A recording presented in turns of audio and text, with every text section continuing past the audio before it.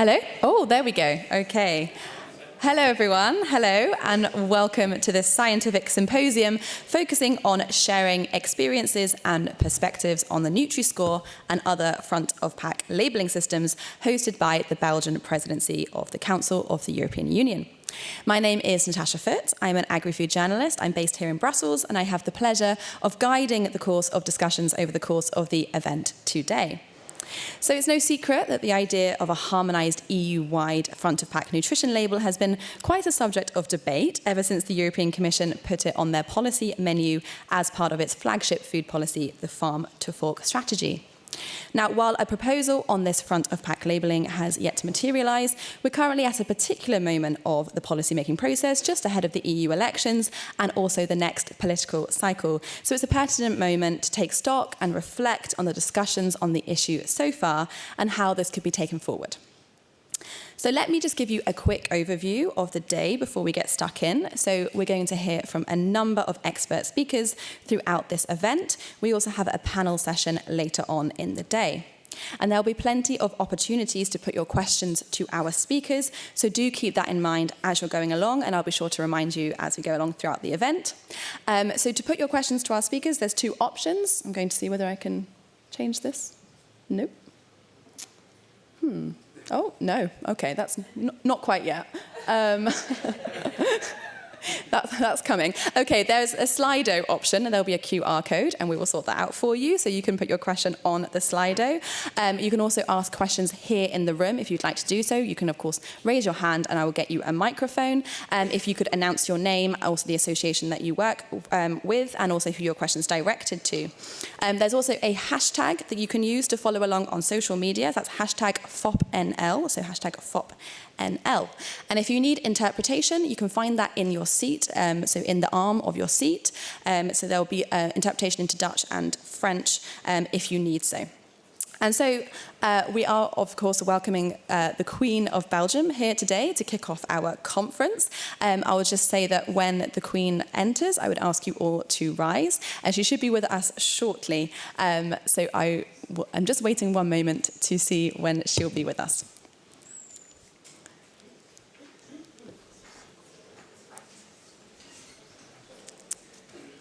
And I'd ask you all to rise, please, for Queen Mathilde of Belgium.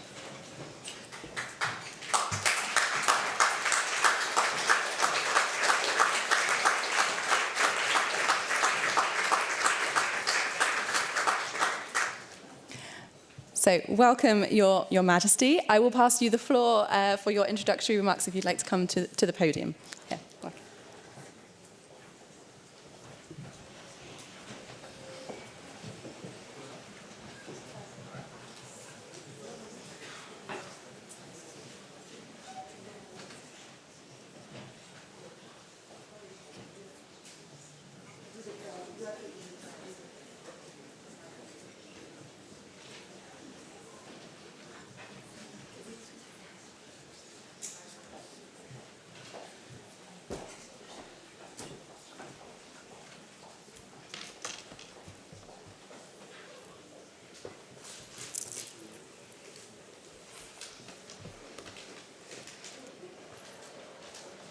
Your Excellencies, ladies and gentlemen, in my capacity as United Nations Sustainable Development Advocate, I should like to address a subject which is of concern to all of us today: nutritional health and ways in which to improve it. Unhealthy eating habits and lack of physical activity have become a major problems today, endangering health and both physical and mental well-being. A recent worldwide study published in The Lancet estimates that 879 million adults and 159 million children and teenagers are now obese. That comes to 12% of the world's population. If current trends continue, by 2035, 1 in 2 people will be overweight or obese. The situation of children and young people is particularly worrying. According to the WHO Europe's latest study, 29% of children aged 7 to 9 are overweight or obese, with a higher prevalence among boys than girls. In Belgium, excess weight affects 19% of children and young people, with even higher levels in those from the most disadvantaged backgrounds. However, overweight and obesity are only the tip of the iceberg of illnesses directly linked to poor diet and lack of exercise. There are also cardiovascular problems, type 2 diabetes, high blood pressure, cholesterol, and certain cancers. All of these diseases have a negative impact on people's quality of life and reduce their healthy life expectancy. In addition, they place a heavier burden on society due to the direct and indirect cost to public health budgets. Unhealthy eating habits are strikingly similar across the world. They are often the result of choices influenced by people's environment, which favor behaviors that are damaging to health. This leads to excessive consumption of foods that are too high in fats, sugars, and salt, encouraged by marketing on social media, which is particularly appealing to children and teenagers and which amplifies the attractiveness of these products. Nonetheless, there are measures that we can take to improve the current situation, and one of these could be an EU food labeling system to complement and summarize the detailed nutritional information already required on packaging by EU regulations. Several international institutions, such as WHO, the OECD, and the International Cancer Research Center, have acknowledged the usefulness of an intuitively comprehensible, color-coded logo like the Nutri-Score as a simple, effective way to help citizens make healthier food choices. A survey shows that the Nutri-Score is correctly interpreted by consumers, and in particular by the most vulnerable, making this tool especially valuable to fight health inequalities. Moreover, it seems that Nutri-Scores are also easy for children to recognize and understand, which makes them a valuable tool to educate youngsters about making healthy food choices. Of course, this type of additional food labeling cannot be expected to solve all the problems around unhealthy eating habits. Other measures are also needed to address rising levels of excess weight and obesity.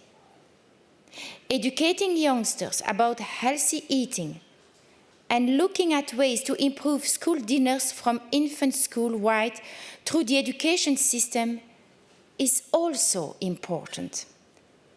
Access to a tasty meal at school with good nutritional value, made with fresh ingredients, coming from local and sustainable sources, could also contribute to the development of healthy, well-balanced eating habits.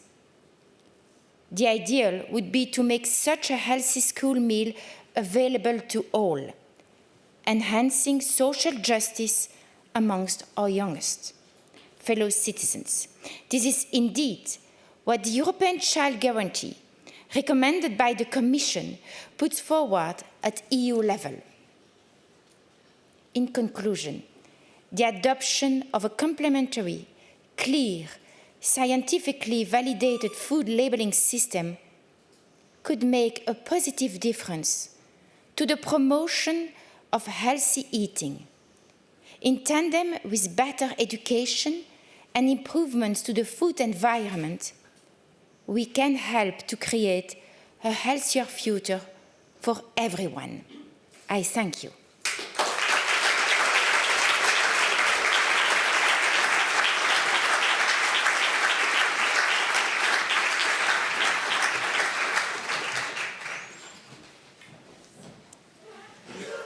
Thank you very much, Your Majesty, for opening this conference here with us today. I would now like to welcome to the floor Belgium's Deputy Prime Minister and Federal Minister of Public Health, and that's Frank Vandenbroucke. So, Minister, the floor is yours for your introductory remarks.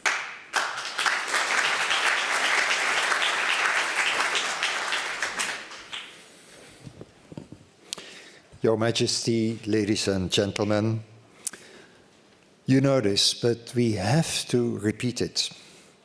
Unbalanced eating habits, physical inactivity are major risk factors for the onset of chronic diseases such as obesity, type 2 diabetes, cardiovascular diseases, hypertension, sometimes of cancer.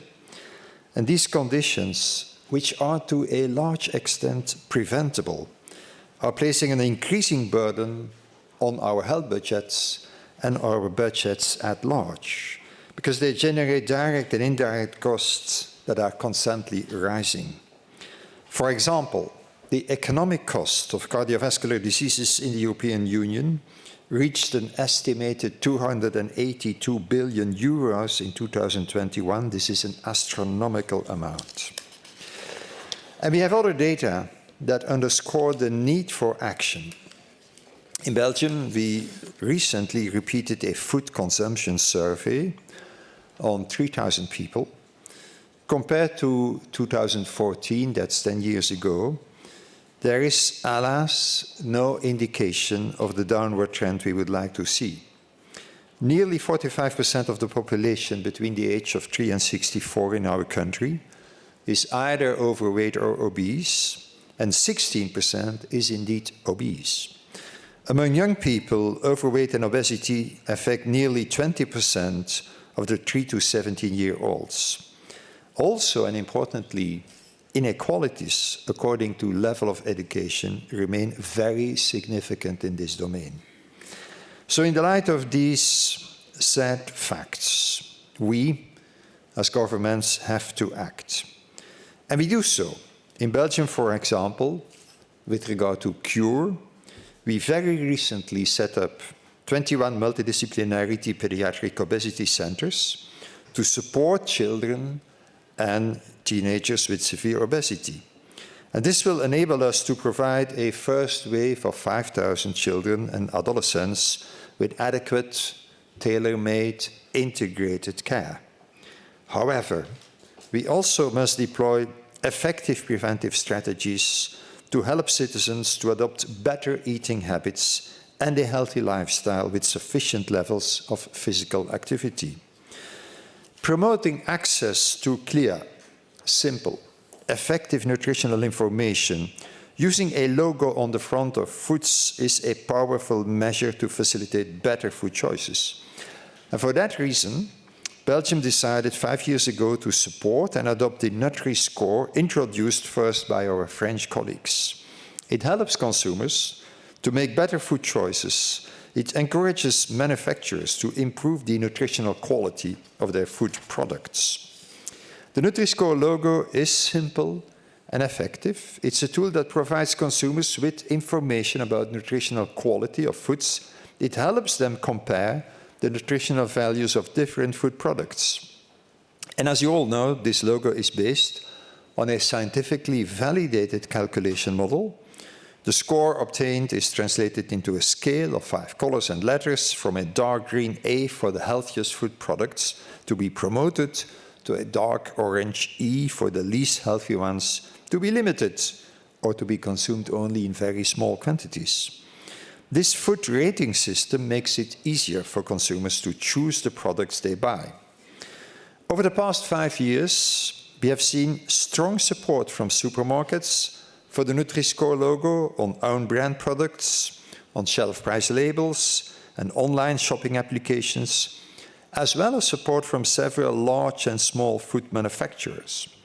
I'm also delighted with the support received from consumer associations, health professionals, the scientific community, and Belgium's federated entities for the Nutri-Score. It is considered a valued complementary information logo for consumers. Belgium is now one of the 8 European countries to have officially adopted the Nutri-Score labeling scheme. We are a member of both the Nutri-Score Steering Committee and the Scientific Committee, which aim is to coordinate the proper implementation of the logo and adapt it when necessary, so that the tool's calculation methods continue to meet scientific recommendations. Other complementary front-of-pack nutrition labeling systems exist in Europe and worldwide, including the keyhole system, the heart symbol, the Nutri-Inform battery, etc. What matters ultimately is that the systems adopted enable true understanding of the nutritional content of foods, and that they really help consumers to make healthy choices. Obviously, national and European nutrition policy strategies should take a broad approach. They should include more measures to create healthy food environments. And such a battery of measures might include the education of young people, the quality of the food offered at school and in the workplace, and indeed, free and healthy lunches offered at school is absolutely key. Limitations on food marketing, tax incentives, the training of healthcare professionals, promotion of breastfeeding.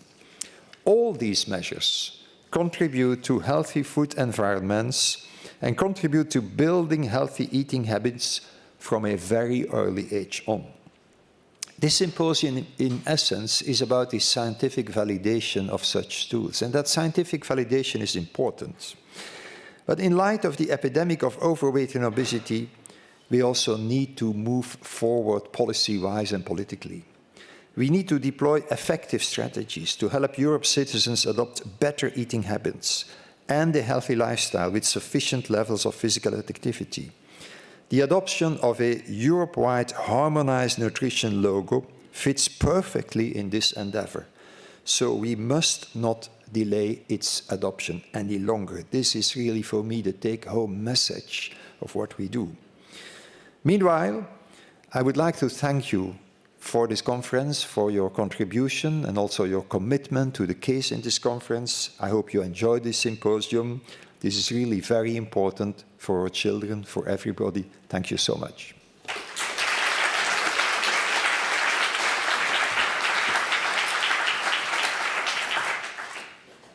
Thank you. Thank you very much for that, Minister. Some quite sobering numbers there, and I think it sets the scene very nicely for the discussions here today. And so I would now like to kick off the first session of today's event, and that is about setting the scene and really looking at 5 years of experience in Belgium with the Nutri-Score. And I'd firstly like to pass the floor to Kremlin Wickramasinghe, who is the Regional Advisor for Nutrition, Physical Activity and Obesity at the WHO's Regional Office for Europe. He's going to give us a little introduction on the situation on non-communicable diseases in Europe. So I pass you the floor.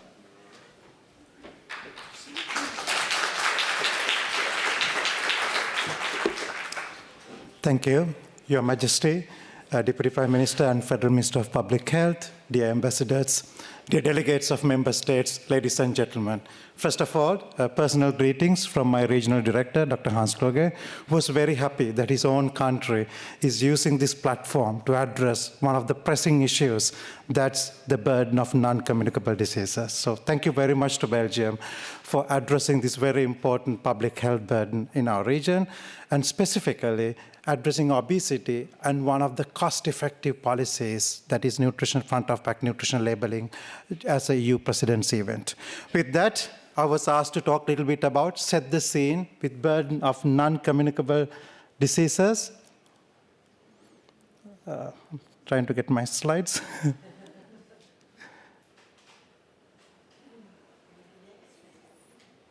Yes, good. Right. So you heard from the speeches of Her Majesty's speech and also the Minister's speech about the burden and some numbers. Just to recap, we are talking about the cardiovascular diseases, cancers, diabetes, chronic lung diseases. In the EU, they account for 90% of deaths. Not only deaths, they also account for 90% of disability or ill health. We have an aging population in the EU, so if we want to improve the health and health status, it's essential that we take measures to reduce the burden of NCDs. What are the main risk factors for these NCDs? And you will see high blood pressure, dietary risk, tobacco, high BMI, body mass index, obesity, or plasma sugar, cholesterol are on top. Except tobacco, everything else has a link with unhealthy diet. So it's very clear, if we want to reduce the burden of non-communicable diseases, promoting healthy diet is essential for EU, and that should be a driving force alongside other things such as tobacco and alcohol. And we cannot avoid unhealthy diet risk factor when we want to reduce the burden of NCDs. Now with this slide, I want to show you a little bit about how we are making progress in the EU to achieve some of the NCD targets that we set globally. We have these kind of figures for each country, but what I'm showing you is the EU average for 27. We have separate targets for high blood pressure, for mortality, for tobacco, alcohol, obesity. If you are in the center, that means we are going to reach the target. There are two types of dots here. The colored dots, that's the EU average, and there's another dot like a circle, which is the WHO European regional average with all 53 countries. For example, you will see on right-hand side for things like high blood pressure, EU average is better than the regional average. You are getting closer to meet the target. You will see for tobacco, EU average is almost on top of WHO regional average. But for alcohol, we are EU is completely off the target. In even 10 years, we will not meet the target. That's because in Eastern Europe, alcohol consumption is coming down heavily from high levels. EU, we have not made any progress in alcohol consumption. And we know Belgium has used this platform to look at alcohol labeling policies. So thank you and congratulations. We thank Belgium for really addressing some of these issues that we need to make progress. Obesity is another topic. None of the countries are on target to meet the obesity. It's in the outer circle. That means off the target by 4 to 10 years. So this clearly shows we are making some progress in areas such as hypertension control, but there are other areas such as alcohol and obesity where we really need to accelerate our progress. We will not be reducing the burden of NCDs by working in 1 or 2 areas. We will only reduce the burden of NCDs by working in all these targets to achieve the Sustainable Development Goal 3.4, that is to reduce the premature mortality by 1/3 by 2030. And WHO has produced several packages to support member states to achieve that. First one is a set of cost-effective policies to reduce NCDs. And front-of-pack nutrition labeling is one of those policies. It's cost-effective because it gives you health benefits and economic benefits, as you already heard. And then we have the salt reduction strategy. Even in the salt reduction strategy, we mentioned front-of-pack labeling should be one of the policies to reduce that. And we have manuals on how to implement front-of-pack labeling. Some of the experts who wrote that manual are in the room. And nutrient profiling, how to use objective scientific measures to classify food healthy and unhealthy.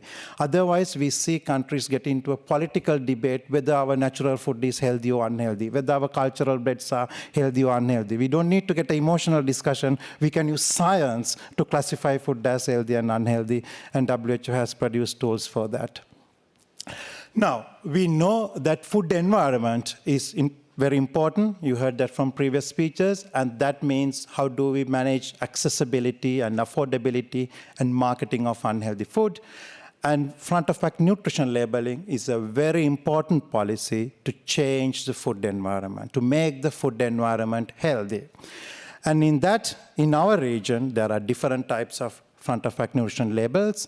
There are endorsement logos. There are summary indicators like the Nutri-Score. There's nutrient-specific labels like the traffic lights in the UK warning label like Israel.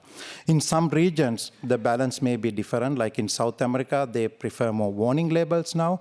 But the important thing is we say a simple one mandatory policy is going to create the public health impact. Voluntary policies do not give the intended public health impact, and we have learned that from evidence. So mandatory for one system is really going to give us the public health impact. Another point is, how can we enable countries to have real-time data on the nutrition composition of food and sales to monitor their policies? At the moment, countries have to buy this data, spending a lot of money, whereas industry have this data access all the time. And if we can come together with the European Commission, member states, WHO, to really give countries access to real-time data by brands, by products, their nutrition composition and sales, ministries are able to monitor and evaluate the impact of these policies, which will have a better databases for us. And coming back, usually we see one of the main barriers is industry opposition when countries try to implement these policies. And I know you're going to hear this throughout the day from EU examples, but I have put some papers from other WHO regions, such as Southeast Asian region and the Americas. Point I'm going to make is the tactics are similar in every region. For example, they will go and tell the governments that this is bad for our economy. Or they will say we can do better things, such as educating the mass media campaigns on healthy food or teaching children how to cook. These are not options. We need to do everything, and we should not delay the implementation of front-of-pack label just because government has a policy on nutrition education or mass media campaigns. Or they would say, oh, this scheme discriminates against one of our culturally touched food. And that's why, again, we need to use science to classify the foods there. And then another issue is they would say that the criteria is too strict and a burden on the industry. That's why WHO want to develop the nutrient profile model. So the criteria is based on the science, not for negotiations with the industry in the policy. And the criteria is set, and then the policy can be what kind of a label, where it goes, and the mandatory nature. So these are some of the challenges we face. But I also want to say these are the similar tactics alcohol industry is using against alcohol labeling. So if we take a step back, what we want to do is not getting in a vicious cycle of arguing every single thing. Just look at that these are common tactics. How do we protect our public health policies from these tactics of the industry? And how can the governments put a better mechanism to protect our policies so we can drive our policies with science to create the better public health impact? And we thank Belgium again on a number of initiatives they have taken to do that, to really raise this topic and the issues during the presidency. And that's a great support for WHO's global health agenda using this platform. So as I said, one of the scientific tools to do that is developing a nutrient profile model to classify the food. So we learned in WHO that when WHO developed a nutrient profile model to classify which food can be marketed to children and cannot be marketed to children, countries could use that to adopt to their national standards. So when industry was trying to say this is too strict, we need to lower the standards, countries could show up to the WHO tool and say this is in line with the global standards and evidence. So keeping in that mind, we are developing nutrient profile models which can be used to different types of front-of-pack labeling, such as the summary indicators of Nutri-Score or warning labels or other types. So for different types, we will be having different nutrient profile models, and as member states, you will get a chance to consultation for that in the next few months. We are also writing a model law on how to implement front-of-pack labels, and this could be for EU or any other country, but one of the main points is this should be a mandatory policy. That's the point I'm trying to mention, and we have seen voluntary policies don't give the intended public health impact. So my key messages: NCDs account for 90% of the disease burden, and we know obesity, none of the countries are on track to meet obesity target in our region, and front-of-pack labeling is one of the key measures, we say part of the package to tackle obesity. You already heard from Her Majesty's speech that 1 on 3 primary school children are living with overweight and obesity in our region, and that means we need to take action now to prevent the NCDs in the next generation. Our recent Lancet Commission and the WHO Commission on NCDs says the cost of inaction on NCDs is huge. If we just delay these actions, that has a huge health cost and economic cost. And Minister yourself has expressed this at many forums, the delays in the implementing some of the policies in EU beating cancer plans, and how we can look at the reasons for that, how we can look at why these policies are delayed and come together and implement these cost-effective policies in our region to give the best public health impact. I hope today's symposium will make a significant progress in that direction for this policy. Congratulations, and thank you to Belgium again for hosting this. Thank you.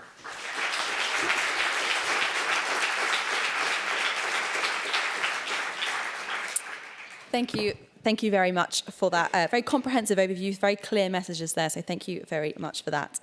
And I would now like to welcome to the stage a name that will be familiar to many of you in the room, I imagine. I would like to welcome Serge Hercberg, who is a professor of nutrition at the Sorbonne Paris Nord University. He's going to give us the keynote speech for today. So Serge, I pass you the floor. Oh, and just to say, Serge will speak in French. If you do need interpretation, again, let me remind you there is interpretation in the arms of your chairs. Thank you, I pass you the floor.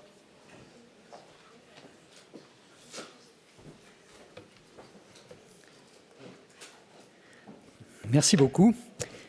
Votre Majesté, Monsieur le Vice-Premier ministre, Messieurs les ambassadeurs, Mesdames, Messieurs, je voudrais à mon tour remercier la présidence belge du Conseil de l'Union européenne pour son invitation et pour l'opportunité qui m'est donnée de rappeler dans cette conférence introductive en quoi Nutri-Score constitue un outil de santé publique basé sur la science, efficace et utile aux consommateurs européens. Alors pour mémoire, Nutri-Score a été développé il y a un peu plus de 10 ans par une équipe de recherche académique composée de scientifiques experts dans le domaine de la nutrition, de l'épidémiologie et de la santé publique, sans lien d'intérêt, avec 2 objectifs. Le premier objectif, c'est d'informer les consommateurs d'une façon simple et compréhensible pour tous sur la qualité nutritionnelle globale des aliments, permettant ainsi d'un simple coup d'œil de comparer la qualité nutritionnelle des différents aliments et d'orienter ainsi leur choix, s'ils le souhaitent, vers des aliments de meilleure qualité nutritionnelle, plus favorables à leur santé. Le deuxième objectif pousse à inciter les industriels à améliorer la composition nutritionnelle des aliments qu'ils produisent par des reformulations et des innovations au bénéfice du consommateur, tout en leur permettant également de valoriser leurs efforts sur l'échelle du Nutri-Score par rapport notamment à leurs concurrents qui ne feraient pas le même type d'effort. Alors, les arguments qui soutiennent la mise en place du Nutri-Score sont des arguments de santé publique. Le précédent orateur a rappelé les grands enjeux de santé publique auxquels l'Europe est confrontée, l'obésité, cancer, maladies cardiovasculaires, diabète, dans lesquels nous savons que la nutrition joue un rôle majeur, et ceci a amené la plupart des pays européens à mettre en place des politiques nutritionnelles de santé publique visant à améliorer les apports alimentaires de la population. Alors, toutes ces politiques nutritionnelles de santé publique reposent sur des recommandations générales qui sont diffusées au travers de guides alimentaires qui sont à peu près les mêmes dans tous les pays, incitant la population à consommer plus de fruits et légumes, plus de légumineuses, plus d'aliments riches en fibres, moins d'aliments qui sont gras, sucrés et salés.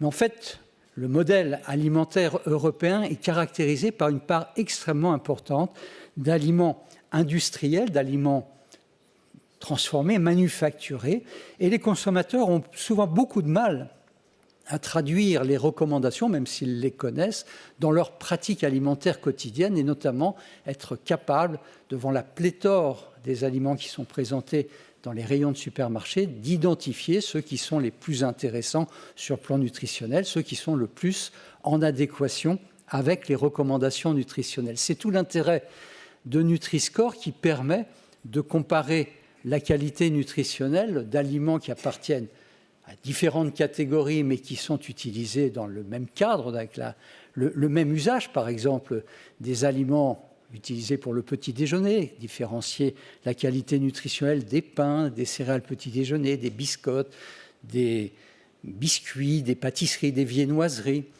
Différencier les aliments en termes de qualité nutritionnelle au sein d'une même catégorie, entre différentes pizzas, différentes crèmes dessert, différentes boissons, ou ici, différentes céréales petit déjeuner, ou pour un même aliment qui porte le même nom, être capable d'objectiver des différences de qualité nutritionnelle entre les marques. Ici, vous avez 8 types de céréales qui ont le même nom, la même dénomination, céréales croustillantes ou pépites de chocolat, et selon la marque, il peut y avoir des variations considérables de qualité nutritionnelle que le fait d'avoir la même dénomination ne laisse pas aux consommateurs la capacité de préjuger.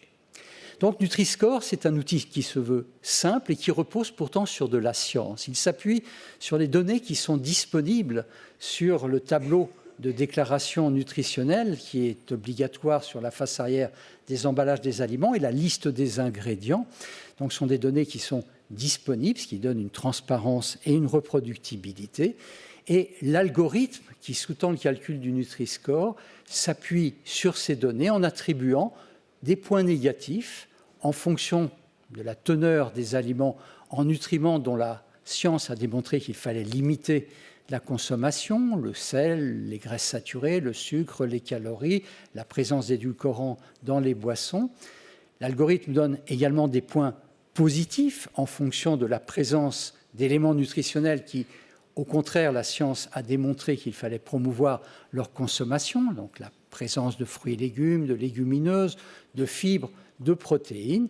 Et la somme des points positifs et des points négatifs aboutit à une note finale pour laquelle, scientifiquement, des seuils ont été définis, 4 seuils, pour définir 5 catégories qui représentent les 5 classes du Nutri-Score, du vert au rouge, de A à E, de la meilleure qualité nutritionnelle à la moins bonne qualité nutritionnelle. Bien évidemment, cet algorithme a fait l'objet d'un processus scientifique extrêmement rigoureux, avec de très nombreuses études qui ont permis de qualifier les éléments nutritionnels à retenir, grâce à des études de sensibilité, limiter leur nombre et éviter également les redondances. Par exemple, si dans le calcul du Nutri-Score, il y a les fruits et légumes, c'est intéressant en tant que tel, mais également les fruits et légumes constituent un excellent proxy, un indicateur de la teneur en certaines vitamines, comme la vitamine C, le bêta-carotène, l'acide folique, la vitamine B9. De la même façon, la présence des protéines, en dehors de leur intérêt pour le calcul du Nutri-Score, représente également un bon proxy de l'apport en certains minéraux, comme le fer ou le calcium, de telle façon que par la présence de ces proxys, on peut comprendre que le nombre d'éléments nutritionnels qui sont retenus dans l'algorithme est beaucoup plus large que ne le laisse entendre la liste des éléments qui sont affichés pour le calcul de l'algorithme. Donc un algorithme scientifique qui explique que Nutri-Score est construit sur des bases scientifiques, mais également Nutri-Score est un logo nutritionnel qui a été scientifiquement validé, c'est-à-dire qu'il a suivi la méthodologie scientifique et les schémas conceptuels de la littérature scientifique qui ont permis, au travers de plus de 130 études scientifiques réalisées dans plus de 20 pays, à la fois valider le profil nutritionnel, l'algorithme qui sous-tend le calcul du Nutri-Score, et également valider son format graphique pour démontrer à la fois l'efficacité du logo et également sa supériorité par rapport à d'autres logos nutritionnels. Alors, par exemple, parmi les différentes façons de valider le logo, l'analyse de bases alimentaires, de données de composition alimentaire dans différents pays, ça a été fait dans une quinzaine de pays, a permis d'objectiver la capacité du Nutri-Score de prendre en compte la grande variabilité qui existe au sein des familles d'aliments et donc de pouvoir discriminer entre différentes classes de Nutri-Score au sein des différentes catégories d'aliments. D'autre part, il a été démontré au travers de l'analyse de ces bases de données que la classification des aliments est globalement consistante, cohérente avec les recommandations nutritionnelles. Il y a un bon alignement en moyenne entre les recommandations nutritionnelles et le Nutri-Score. Ça a été même amélioré avec la mise à jour du Nutri-Score en 2023 qui rentrera en vigueur en 2024. Et si l'on regarde, on peut voir que par exemple les fruits et légumes ou les aliments à base de fruits et légumes sont plutôt classés dans les meilleures catégories du Nutri-Score, alors que les produits plutôt sucrés, salés, riches en graisses saturées, en graisses animales, sont plutôt classés dans les moins bonnes catégories du Nutri-Score. De la même façon, on peut comprendre à ce moment-là en quoi Nutri-Score vient en complément des recommandations nutritionnelles qui sont deux expressions d'informations nutritionnelles différentes. Les recommandations nutritionnelles portent sur des grands groupes d'aliments, les fruits et légumes, les produits laitiers, les produits gras, sucrés, salés, le poisson. Mais à l'intérieur de ces grands groupes alimentaires, il existe une très grande variabilité de produits, surtout si on prend en considération les multiples formes industrielles qui sont mises à la disposition du consommateur. Par exemple, si l'on prend le poisson, il est recommandé d'en consommer au moins 2 fois par semaine et de privilégier les poissons gras. Mais parmi les poissons gras, par exemple le saumon fumé, selon sa forme de commercialisation, peut ne pas contenir de sel lorsqu'il est frais, nature, brut. Il peut contenir un peu de sel quand il est en conserve et il peut contenir des quantités importantes de sel lorsqu'il est fumé, jusqu'à 3 à 4 grammes de sel, ce qui fait que cette information est importante pour le consommateur pour à la fois consommer du poisson et répondre à la recommandation de santé publique sur le poisson, tout en évitant d'être en contradiction avec un apport trop élevé de sel qui ne se permettrait pas d'adhérer à la recommandation de limiter la quantité de sel. Donc, les logos nutritionnels comme Nutri-Score et les guides alimentaires qui véhiculent les recommandations de santé publique sont deux modes d'expression qui sont synergiques et complémentaires. Un autre élément de la validation du Nutri-Score, c'est la démonstration dans des études épidémiologiques, dans des études nutritionnelles réalisées dans différents pays sur des milliers de personnes, la démonstration que la consommation d'aliments qui sont bien classés sur l'échelle du Nutri-Score sont associés avec une meilleure adhésion au niveau individuel avec les recommandations de santé publique, c'est-à-dire que les gens qui mangent des aliments mieux classés sur l'échelle du Nutri-Score consomment d'une façon globale moins de calories, moins de graisses saturées, moins de sucre ajouté, consomment plus d'acides gras polyinsaturés, de fibres, de vitamines et de minéraux. De la même façon, il a été démontré dans ces études que le fait de manger donc des aliments bien classés sur l'échelle du Nutri-Score était associé avec des biomarqueurs mesurés au niveau sanguin qui sont des critères intermédiaires de risque pour la santé, avec un meilleur statut en antioxydants, donc des dosages sanguins de sélénium, de vitamine C ou de bêta-carotène, des meilleurs indicateurs du système cardio-métabolique, et également des biomarqueurs plus favorables sur le plan de l'inflammation. Ce sont tous des biomarqueurs qui sont vraiment des critères intermédiaires du risque de maladie. D'ailleurs, plusieurs études épidémiologiques portant sur des très larges populations, des milliers, des dizaines de milliers, des centaines de milliers de sujets suivis pendant de nombreuses années, 5, 10, 15 ans, au niveau de différents pays, en France, en Espagne, et dans la cohorte épique au niveau de 10 pays européens. Ces études ont montré de façon convergente que, là encore, manger des aliments qui sont bien classés sur l'échelle du Nutri-Score était associé à un moindre risque de cancer, de maladies cardiovasculaires, de prise de poids, d'obésité, notamment d'obésité abdominale, de syndrome métabolique, de beaucoup d'autres pathologies et une moindre mortalité par cancer, par maladie cardiovasculaire et globale. Donc ces études sont extrêmement robustes, convergentes pour à la fois valider l'intérêt de l'algorithme, de son mode de calcul, des éléments qui sont retenus dans son calcul, et pour accréditer donc l'intérêt en termes de santé publique du Nutri-Score.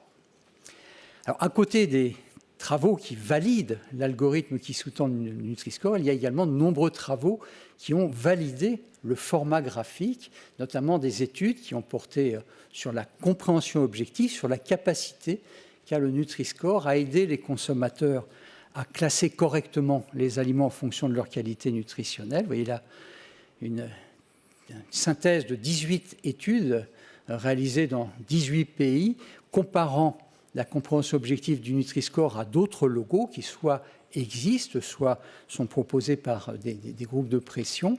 Et dans ces 18 études, dans ces 18 pays, le Nutri-Score est le logo qui est le plus utile pour aider le consommateur à caractériser la qualité nutritionnelle en valeur relative des aliments, et il est particulièrement plus efficace que les autres logos qui existent, comme les traffic lights anglais, le système australien des étoiles, les warnings de l'Amérique latine ou les GDA Reference Intake proposés à une époque par l'industrie. Ce qui est encore plus intéressant, c'est bien sûr de regarder l'impact que peut avoir l'exposition du Nutri-Score sur les pratiques d'achat. Il y a beaucoup d'études qui ont porté sur les intentions d'achat, qui ont été réalisées dans différents pays avec des supermarchés virtuels en ligne, mais il y a également des études qui ont été réalisées grandeur nature, soit en magasin expérimental, soit en supermarché. Là, vous avez la synthèse de 2 études qui ont été réalisées dans les conditions réelles en France, dans une étude portant sur 60 supermarchés, près d'1 million, un peu plus d'1 700 000 tickets de caisse analysés, différents logos nutritionnels sélectionnés et testés, et vous pouvez voir que ces études mettent en évidence, comme les études réalisées en supermarché virtuel, le Nutri-Score est associé avec la meilleure amélioration de la qualité nutritionnelle du panier d'achat. Et ce qui est extrêmement intéressant, c'est que dans ces études, Nutri-Score est particulièrement efficace dans les populations vulnérables, dans les populations les plus défavorisées. D'ailleurs, des études spécifiques ont été réalisées sur ces populations vulnérables, chez des étudiants, chez des populations de faible niveau socio-économique, chez des malades. Et toutes ces études mettent en évidence que Nutri-Score est le plus efficace pour améliorer la qualité nutritionnelle du panier d'achat avec des apports plus faibles ou des achats plus faibles en termes de calories, de graisses saturées et de sel. Et là encore, ce qui est particulièrement intéressant dans ces études, c'est que Nutri-Score améliore à la fois la qualité nutritionnelle du panier d'achat, mais entraîne un transfert des achats vers des aliments plutôt bruts, notamment des fruits frais ou des viandes non transformées.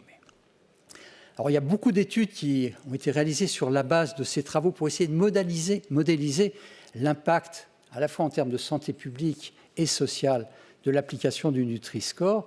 Je vous cite une étude réalisée par des scientifiques de l'OCDE, publiée tout récemment, qui a montré que l'adoption volontaire du Nutri-Score dans les 27 pays de l'Union européenne permettrait de prévenir plus de 70 000 maladies chroniques chaque année. Ça représente plus de 2 millions de cas de maladies chroniques entre 2023 et 2050, que l'adoption du Nutri-Score permettrait d'avoir un effet direct sur les dépenses annuelles de santé, et on le voit uniquement avec le Nutri-Score.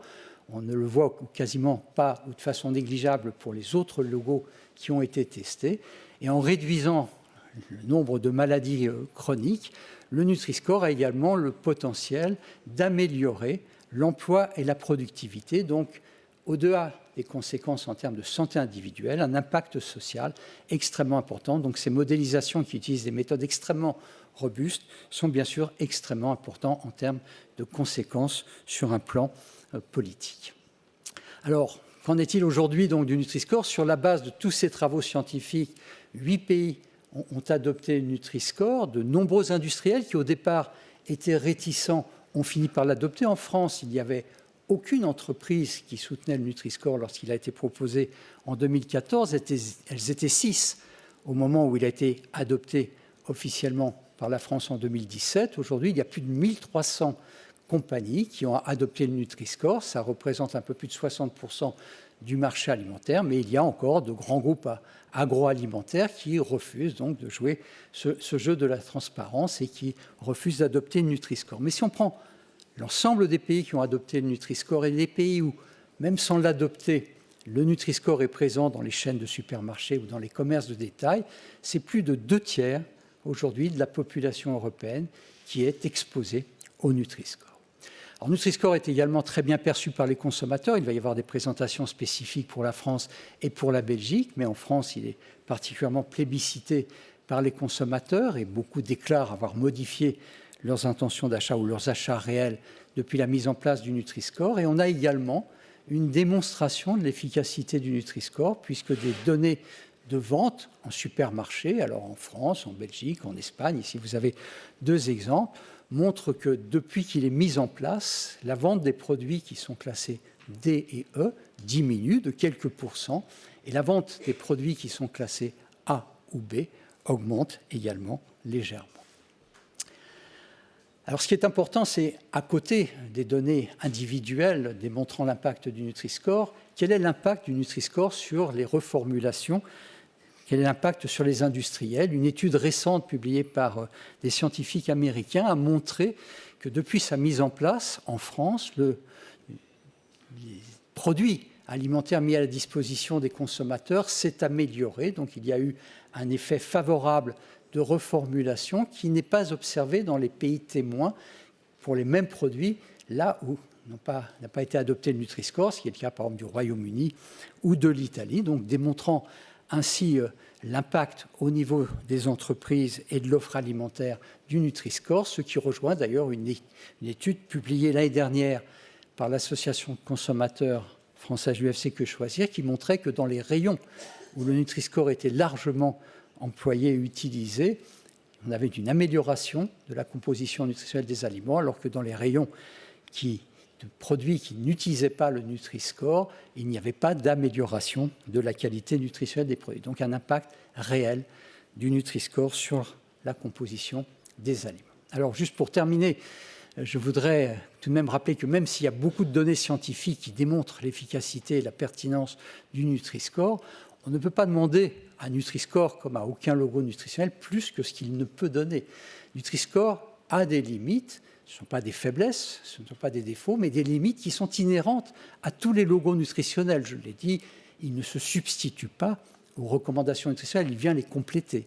Mais il ne prend pas non plus toutes les dimensions santé des aliments, la présence d'additifs, le fait que l'aliment soit ultra transformé, la présence de pesticides, ce sont des dimensions extrêmement importantes, mais qu'on ne peut pas agréger scientifiquement dans un algorithme unique. Donc, même s'il y a parfois chevauchement dans ces dimensions, par exemple, depuis la mise à jour du Nutri-Score, 87% des produits ultra transformés sont classés C, D ou E, il est quand même nécessaire de rajouter une information complémentaire au Nutri-Score pour informer sur le fait qu'un produit soit ultra transformé, comme le label AB fournit une information sur la présence potentielle de résidus de pesticides. Donc il faut informer les consommateurs sur toutes ces dimensions, mais on ne peut pas les mélanger ensemble. L'autre élément important à se rappeler, c'est que Nutri-Score, ça n'est pas un logo binaire qui classe les aliments entre sains et malsains. Il donne une information sur une base relative permettant de comparer les qualités nutritionnelles. On est vraiment sur une base relative, mais tous ces éléments peuvent faire l'objet d'une communication qui, pédagogiquement, peut permettre d'informer le consommateur sur la façon d'utiliser le Nutri-Score. Alors, en conclusion, je voudrais rappeler que la masse des données scientifiques qui valident l'intérêt du Nutri-Score et sa supériorité par rapport à d'autres logos, son impact au niveau individuel et au niveau également de l'offre alimentaire, sa faisabilité démontrée par le fait qu'il est adopté par déjà 8 pays, le fait qu'il soit également mis en place par un certain nombre d'industriels, même si tous ne l'ont pas encore adapté, le fait également qu'il soit soutenu par la communauté scientifique, par les experts en santé publique, les professionnels de santé, de très nombreuses associations de consommateurs et de patients, sa capacité également à être mise à jour régulièrement en fonction du progrès des connaissances et de l'évolution du marché fait que Nutri-Score est un outil de santé publique permettant d'améliorer l'état nutritionnel de la population, donc son état de santé, ce qui justifie le souhait qu'il soit généralisé de façon obligatoire au niveau européen. Et vous me permettrez, puisqu'on est dans une interface entre la politique et la science, de rappeler une maxime d'un écrivain, homme politique, grand juriste, qui avait fait aussi des études de médecine français et il y a 200 ans, qui rappelait que la destinée des nations dépend de la manière dont elles se nourrissent. Alors le Nutri-Score, à lui seul, ne va pas changer la destinée de l'Europe, mais peut contribuer à l'amélioration des apports alimentaires de notre population européenne au bénéfice de la santé de tous. Merci de votre attention.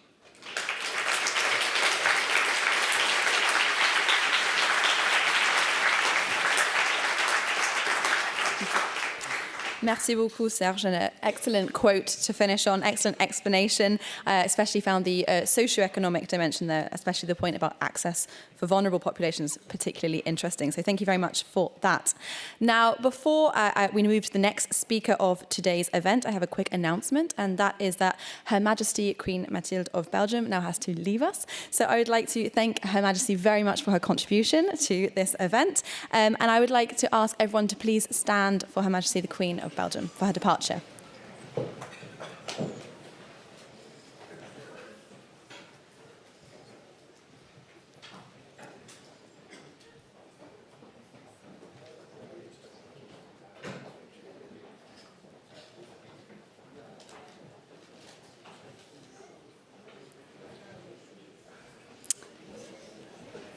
All right. Thank you very much, everyone.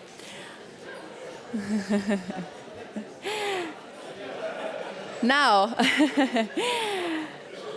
we're all quite excited here, but now we're going to actually have something a bit special in the middle of this event today. We're going to have a quick health break to help wake everyone up, get the blood pumping. So I'm going to pass the floor over to our specialist today, who's going to guide us for a short 5-minute health break. So I pass you the floor.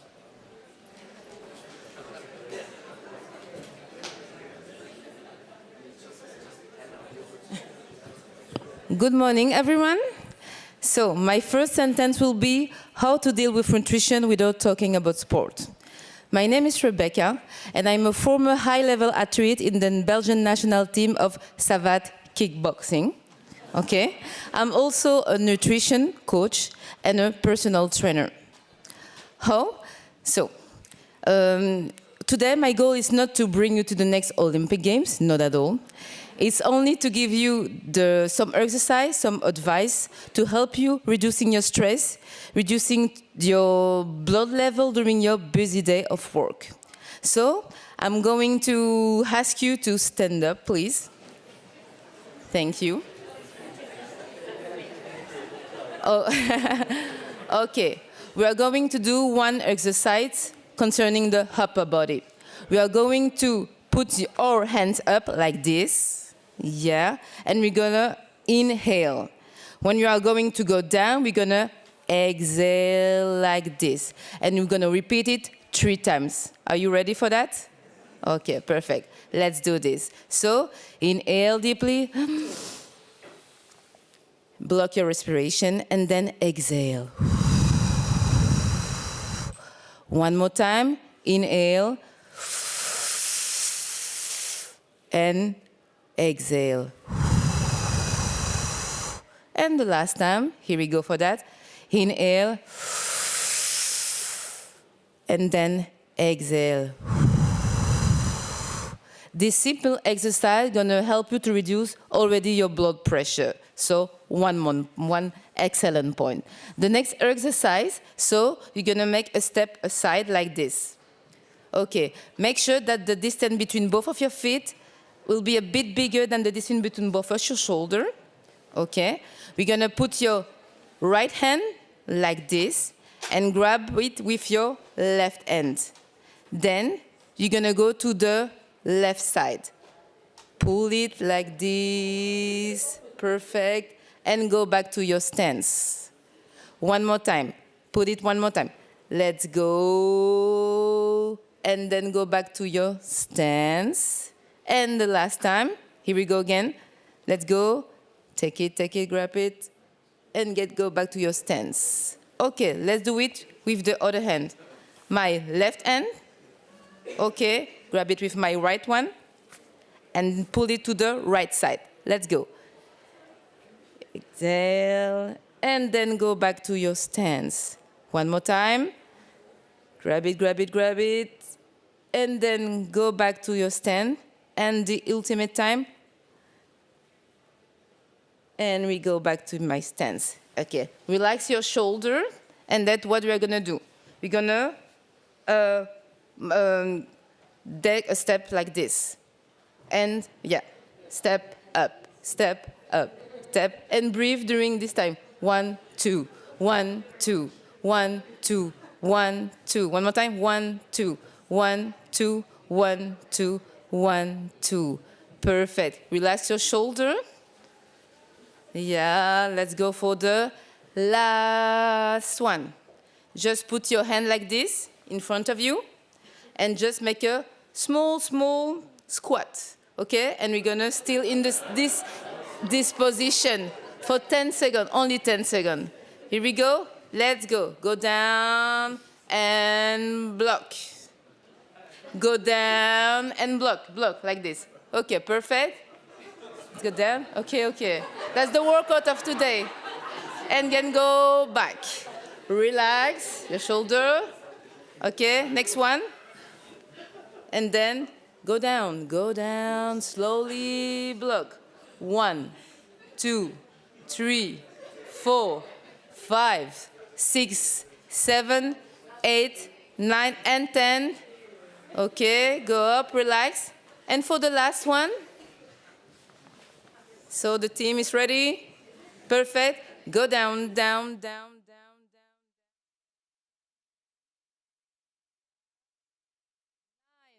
8, 7, 6, 5, 4, 3, 2, 1, and stand up. Thank you, everybody. I think we are all ready for the Olympic game. Thank you. Bye. See you.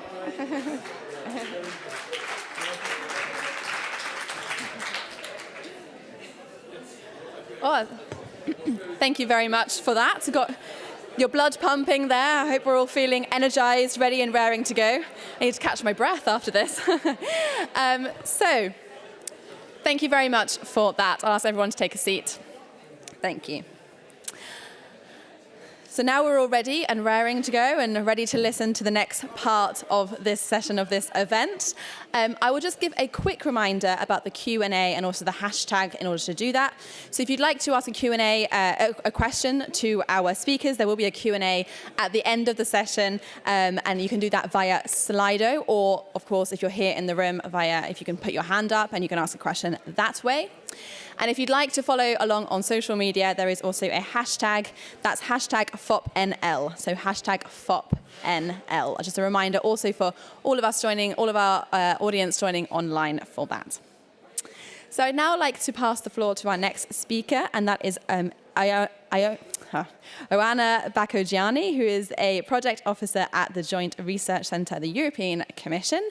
She's going to speak to us a little bit about the JRC's report on FOPNL. So I pass you the floor. Thank you very much.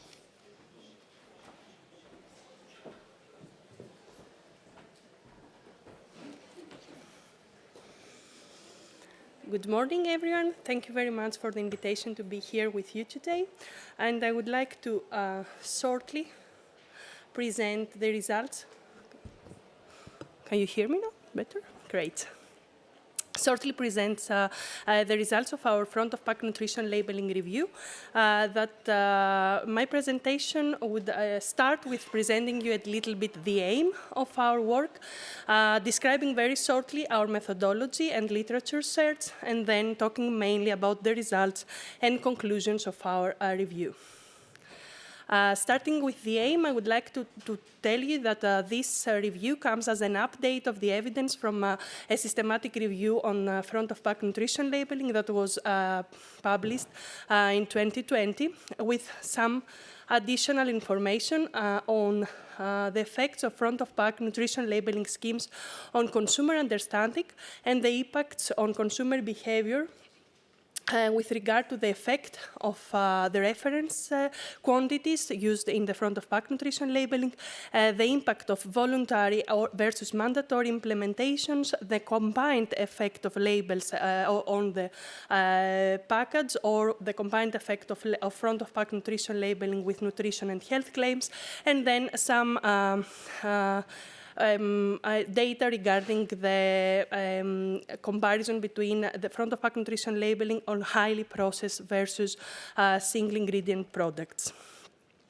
Moreover, during our review, we updated the evidence of the previous review on consumer awareness, acceptance, understanding, and behavior, on the effects on diet and health, and then on food reformulation and innovation, as well as the understanding of the labels from populations of lower socioeconomic status.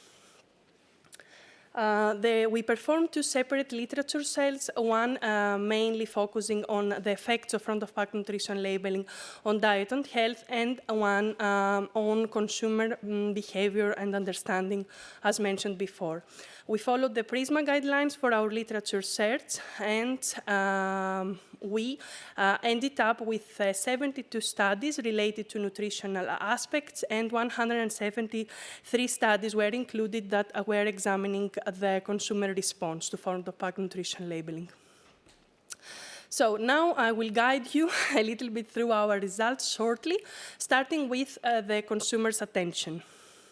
So what we found is that when comparing front-of-pack nutrition labeling with the information on the back of the package, front-of-pack seems to be getting more attention by the consumer. Moreover, the presence of color, as well as a high contrast with the package or a specific place of the label on the package helps the consumer notice it better. When there is not so much information on the package, a consumer seems to be seeing and understanding the label better, and less complex labels that are colored seem to get more attention. When it comes to consumers' preference and acceptance, we saw that most of consumers are positively predisposed towards the presence of front-of-pack nutrition labeling, and they seem to find it useful. What we also noticed is that if the label is not accepted by the audience, then it's most possibly ignored. Consumers, again, seem to prefer as well simple, colorful, and directive front-of-pack nutrition labeling schemes, and semi-directive schemes are seen as trustworthy in order to guide the nutritional choices. Directive schemes seem to be the easiest to understand by the consumers.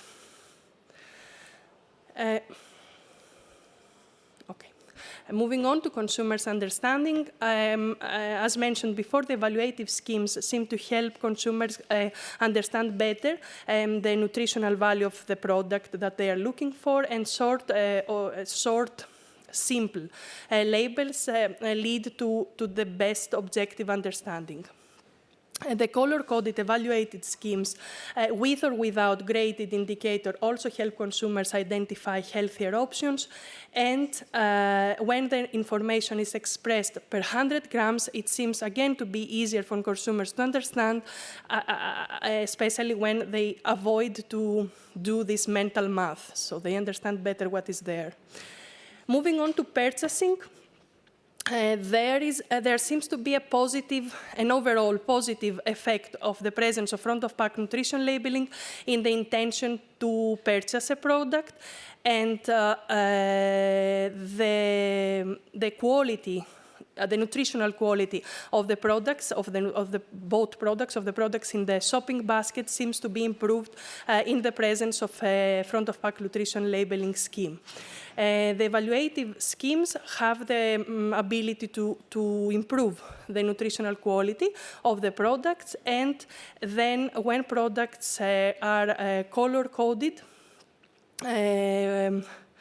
in combination with a graded indicator, seem to be most promising in terms of understanding and purchasing more nutrient, let's say, food products. moving on, the front-of-pack nutrition labeling schemes seem to be effective when supporting consumers that are already health conscious and have some knowledge related to nutrition and health. And this effect seems to be more important when it comes to healthy and what we call utilitarian foods, rather than in foods that are the hedonic ones. It seems also that in order to improve further the effectiveness of front-of-pack nutrition labeling, it is better to be accompanied with an information or education campaigns, and that when the consumer is more familiar with those schemes, their use is even more improved. When talking about all those parameters that we mentioned now for specific population groups, we saw that women seem to be using front-of-pack nutrition labeling schemes more than men, and higher income and higher education levels are also associated with better understanding of better understanding and use of the information on the package. The knowledge, the nutritional knowledge of the consumer, as well as understanding of the relationships between nutrition and disease, help in the better use of the label. And we do not have, we did not see any particular evidence regarding the effect of age on the use of labels.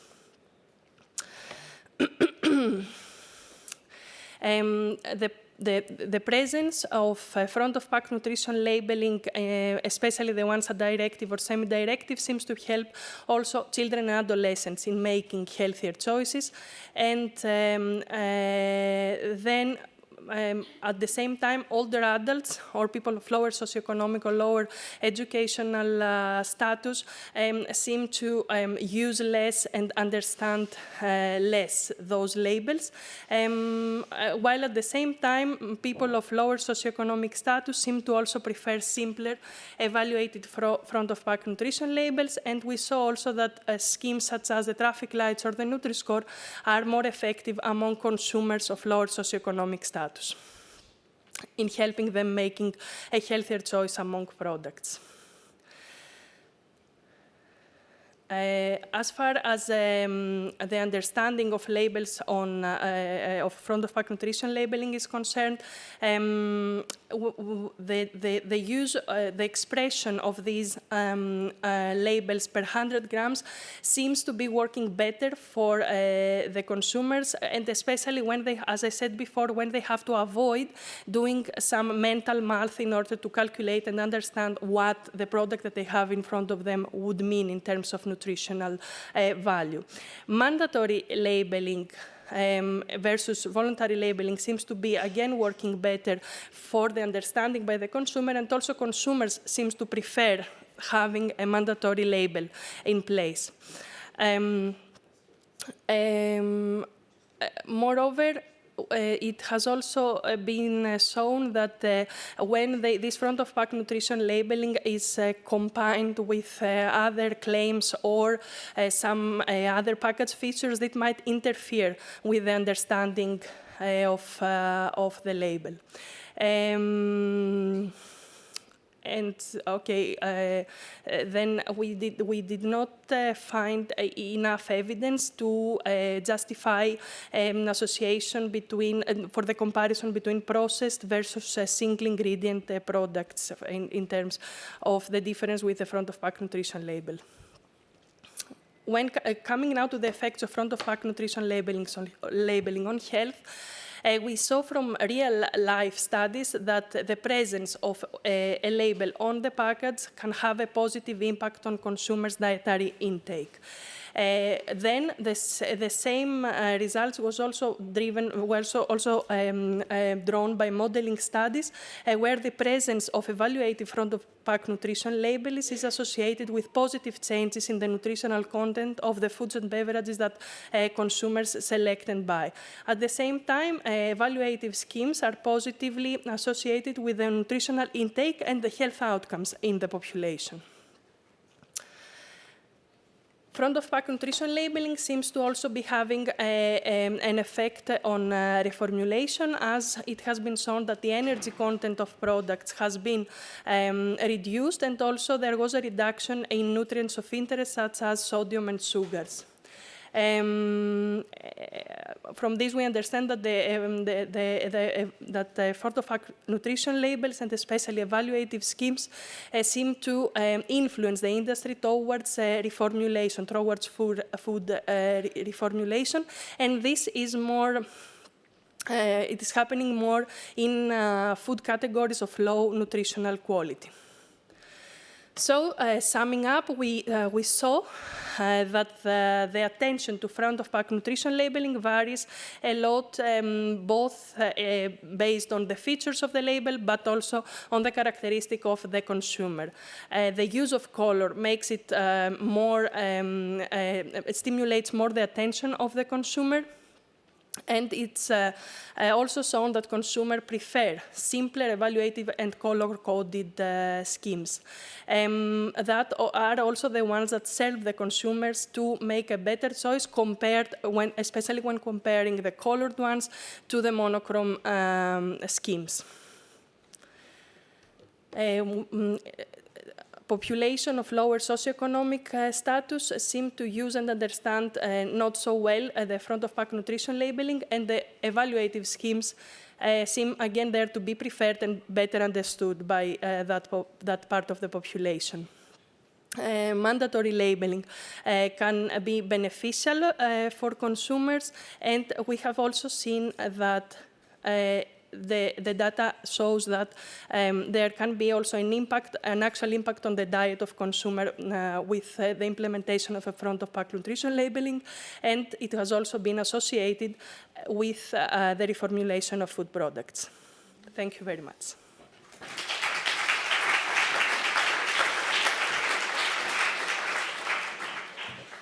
Thank you very much for that, Ioanna. I especially found the disparities there between women and men, the educational levels, very interesting. So thank you for this. We're going to stay on a similar theme, on the consumer theme here. We're going to explore now the main results of a consumer's study on Nutri-Score, and to help us do so, I would like to welcome to the stage Stefanie Vandevijvere, who is a senior scientist of nutrition and health at Science Sano, which is a research and public health institute of Belgium, and will be also followed by Pauline Ducrot afterwards, which is from Santé Publique France, and I will pass you both the floor.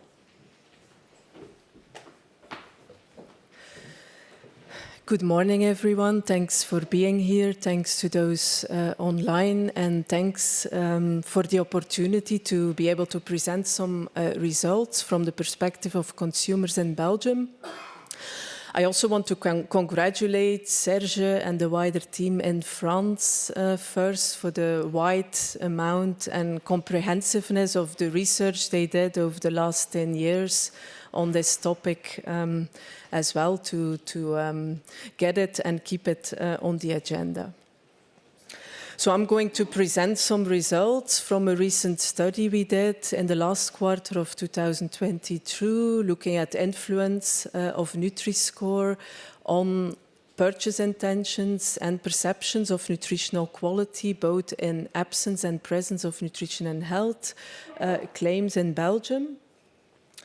So first, the Nutri-Score was implemented already in April 2019, and in 2020 we did a first consumer study. It was also highlighted by Serge, as this type of study was done across a range of European countries, where we had 1,000 Belgian participants participating in an online experiment where, for 3 categories of foods, they had to pick which product they would buy, and then also rank it according to nutritional quality, both without front-of-pack label and then also with the front-of-pack label. And we looked at 5 different labeling systems, among which Nutri-Score. And this study indeed showed that compared to reference intakes, Nutri-Score was the most effective front-of-pack label to help consumers to evaluate nutritional quality of food and beverage products. So in this new study, we wanted to look at Nutri-Score itself and also the influence in absence and presence of nutrition and health claims, so both on consumer perceptions of nutritional quality and then also on their purchase intentions. And we focused on the groups of breakfast cereals, juices and dairy products. And we then also had a look at the results in connection to education level of participants, nutrition knowledge, and awareness and use of the Nutri-Score. So it was an online experiment. We organized it as part of the International Food Policy Study, which we are participating in since last year for Belgium. So the products were presented to participants as they are in an online retail shopping environment.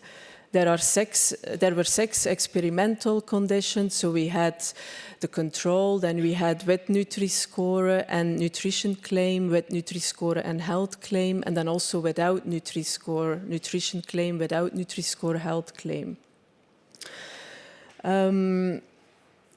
So we, in the 3 categories, we had some healthier products with Nutri-Score A and B and some less healthy products with D and E. And we had the nutrition and health claims differed by food category, and they were presented in written form. So basically the products were presented like that to participants without price and brand, but then having the Nutri-Score and the claims printed alongside. And so we had 6 different conditions with claims, without claims, with and without Nutri-Score. And then we asked participants whether they thought this product is very healthy, neither healthy or unhealthy, or very healthy or very healthy, and also how likely they were to purchase the product.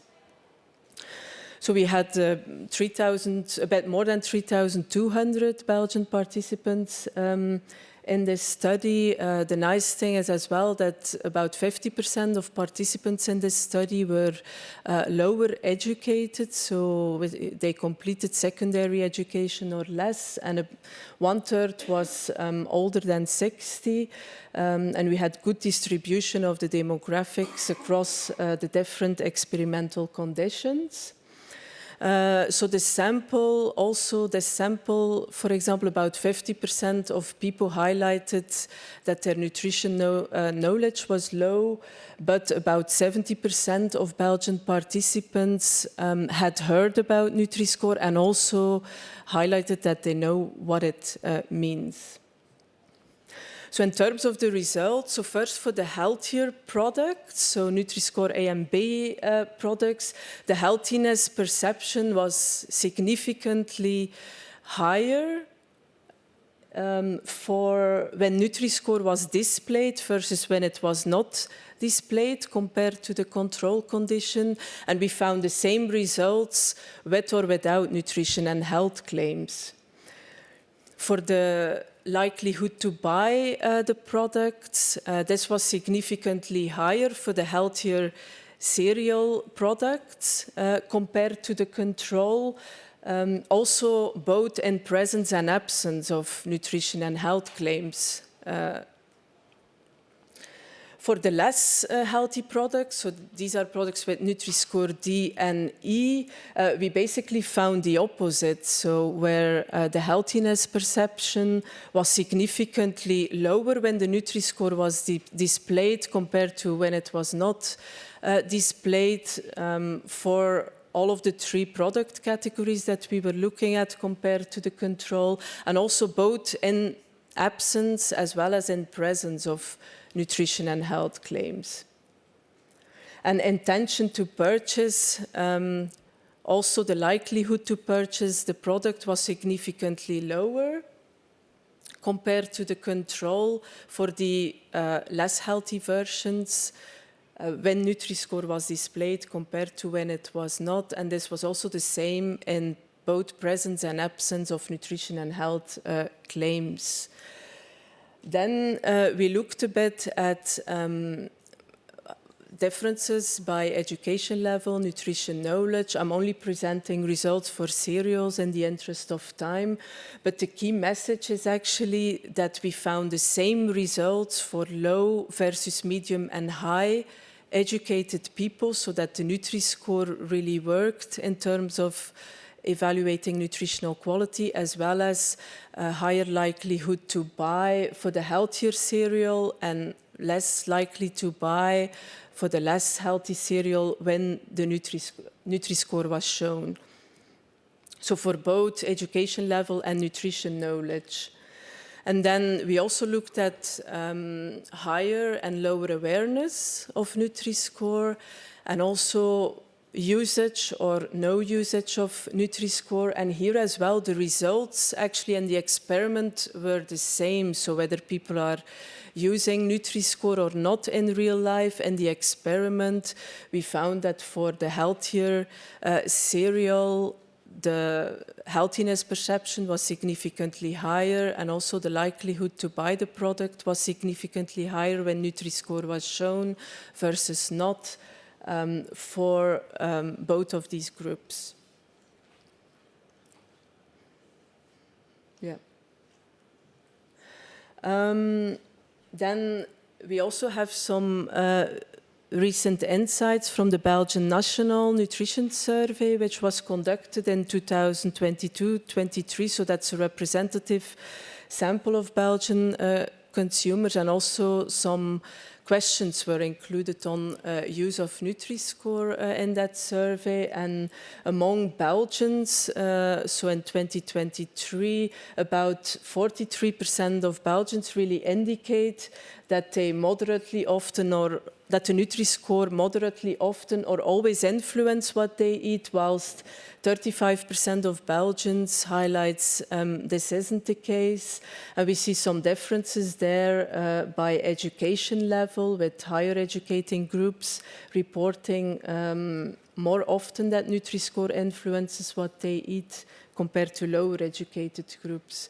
Also in terms of usage, we see similar results, with about 43% of Belgians indicating that they use Nutri-Score sometimes, often or always when deciding which products to buy, whilst 39% of Belgium at the moment doesn't use it, and there are also some similar differences by education level. Then, interestingly, for people who do use the Nutri-Score in Belgium, we were also interested in the main reasons for that. So the most common reason was that people bought the product because it had a healthy Nutri-Score. So a bit more than a quarter of the population is using Nutri-Score for that purpose, whilst 15% of people didn't buy products because it has an unhealthy Nutri-Score. And then about 20% of people in response to Nutri-Score also started looking more at labels in general. And then also an interesting question for today is, what is the support in terms of making it mandatory? As it's currently voluntary in Belgium. And here about 2/3 of consumers in Belgium are in favor of having the Nutri-Score implemented in a mandatory manner. A bit higher percentages in higher education groups here as well. So in conclusion, in Belgium, for consumers, the Nutri-Score works in terms of helping them to evaluate nutritional quality of products, and also the Nutri-Score has influence on their intention to purchase certain food products. 2/3 of consumers is in favor of mandatory labeling of Nutri-Score, and a bit more than half of Belgium really regularly uses Nutri-Score to decide which products to buy. So we have some other studies also ongoing on the impact on reformulation in Belgium. So I want to thank also my colleagues from the food consumption survey, Nicolas and Isabelle, and also the team in Canada for help with programming of the food policy study. Thank you.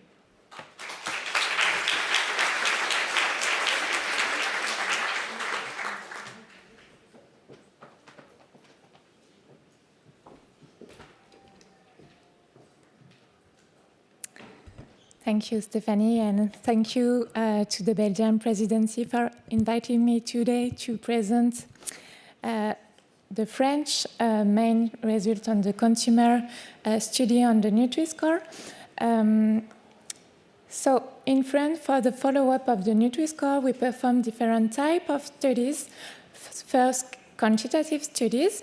One part is conducted by the OCALI, which is the French Food Observatory, and they monitor the evolution of the market share of brand with the Nutri-Score since 2018, and I will share with you some data of 2023.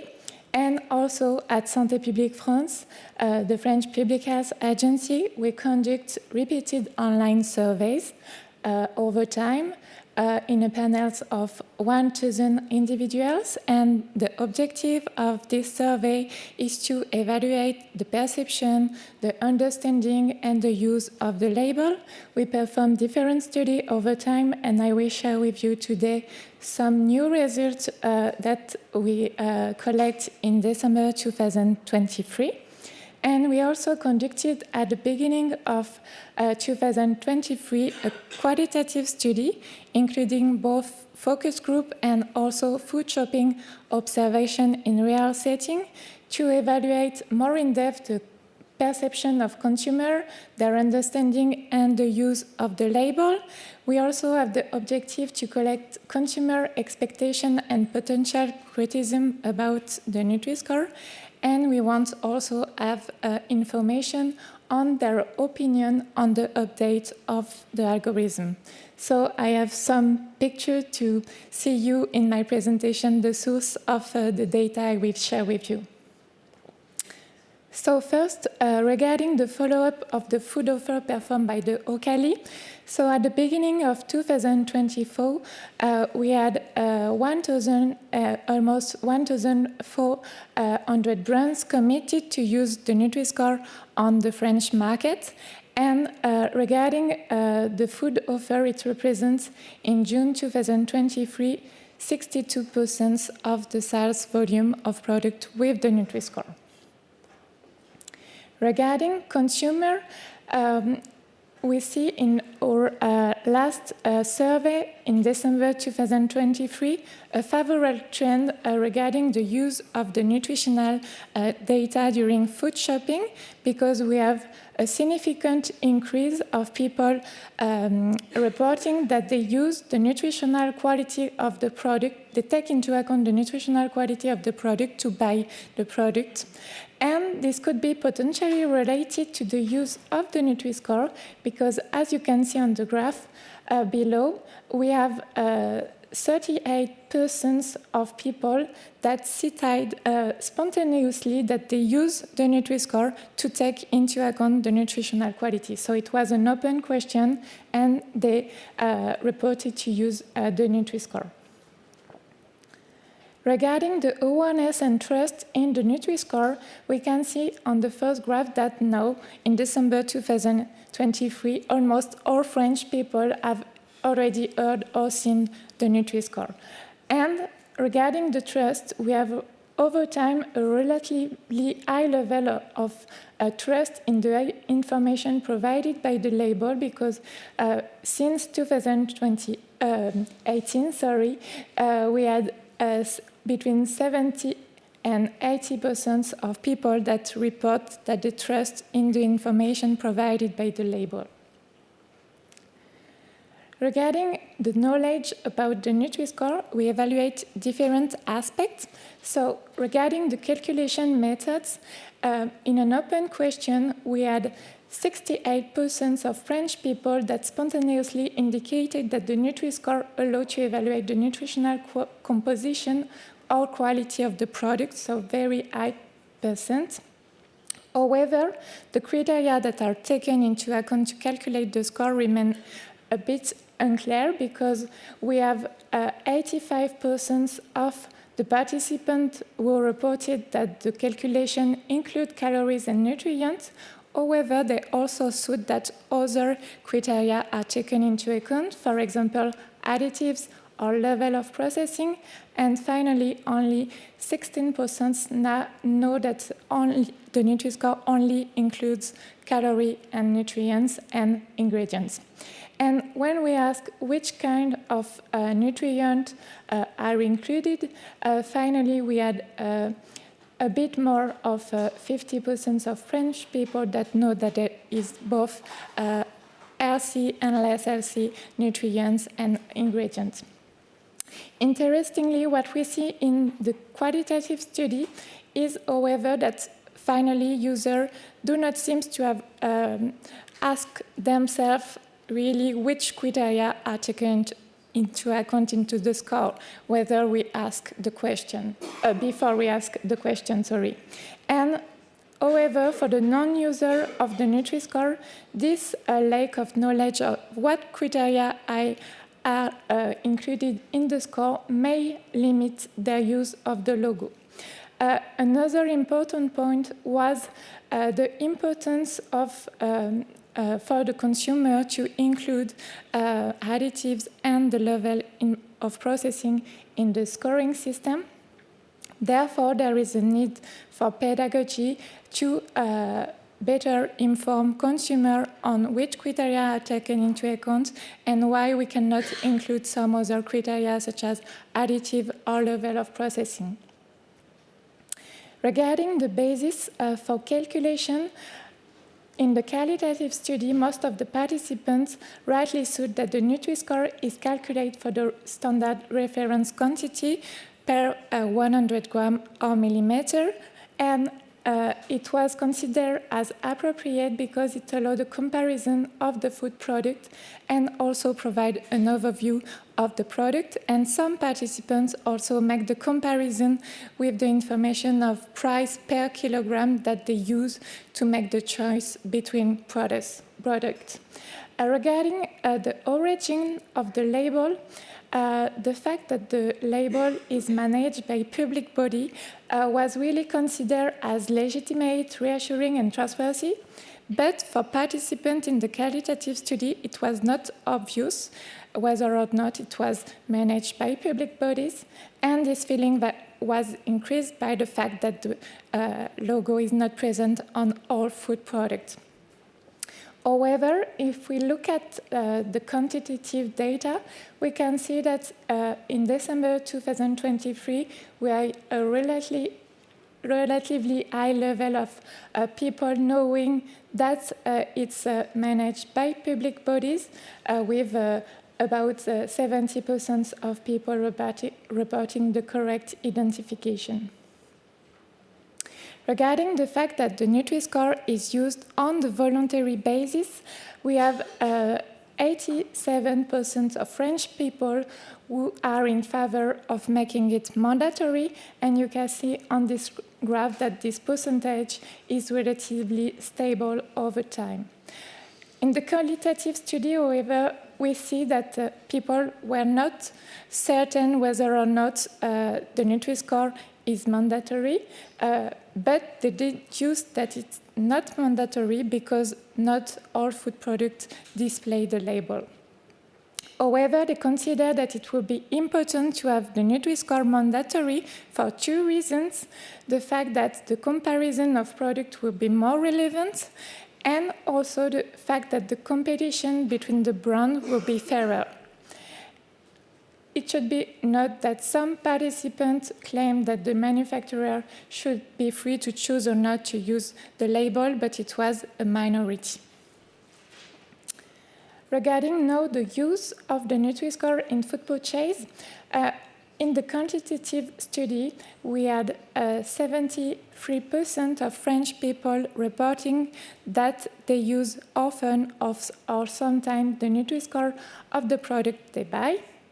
And however, in the qualitative study, we observed in the food observation purchase that the importance of other criteria, such as the price or the food habits, may limit the use of the Nutri-Score, which is used in a secondary way, and also more specifically for certain products, such as new products or also processed products.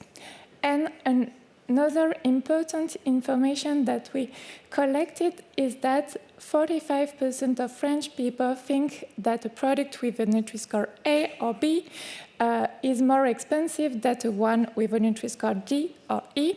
And to our knowledge, there is no study on this data, so it will be really important to have more data on this assumption to reassure or not the consumer, and to be sure that the consumer not increase inequalities. Regarding the impact on the different behavior, we can see here that between 60 and 68% of French people reported to have an impact on the consumer, often or sometimes in different types of behavior, such as changing brand for the same food product, for example, for lasagna, to help them to limit the purchase of food products with poorer score, so E or D, to help them to change their eating habit for the long term, or to make them change a product within the same department, for example, plain yogurt instead of flavor yogurts. And the absence of logo have less impact, but for 40% of participants, it can make them decide not to buy the product. Finally, the opinion regarding the evolution of the algorithm were really good, because the evolution was perceived as normal and showing progress, so it gives credibility to the Nutri-Score. And for a minority, the fact to change the algorithm cast doubt on the initial readability, but it was really few participants. And regarding their expectation, the consumer want to be informed about the change in the algorithm by an information campaign, and this campaign should first revisit the fundamentals of the Nutri-Score with explanation about the calcul method, the standard reference quantity, the criteria taken into account, and also the reason why additive or level of processing are not taken into account. Then the campaign should introduce the update of the algorithm. Consumers want also to have more information on how to read and to use the Nutri-Score and which organization manage the Nutri-Score, and also to have a reminder of the fact that it's used on a voluntary basis. And finally, it will give a greater visibility to the label. So to conclude, in 2023, all French consumers know the Nutri-Score, and 3 out of 4 declare to use it sometimes or often during their food purchase, even if some criteria are also important. The algorithm evolution is considered as relevant, and in France, we plan to do a communication campaign in June, and this will be the opportunity to come back on the basis of the Nutri-Score, the calculation method, the public support, the voluntary initiative, and to reinforce the trust and the use of the Nutri-Score. And also beyond these consumer studies, in the future, it will be interesting to have more data on the impact on sales. Serge gave us some data from panel studies, and it showed promising results, but it could be interesting to have more detail on that, and also to evaluate the food business operator strategies, such as reformulation or increase or decrease of price according to the Nutri-Score of the product. We have a small presentation by Serge of a recent study from Bonner and colleagues showing an improvement of the nutritional composition of food products on the French market. And we will also, we would like also to have more data on the impact on the purchase of consumer, and we will work on that with Stefanie on the framework of the GIA Prevent and CDs. Thank you for your attention.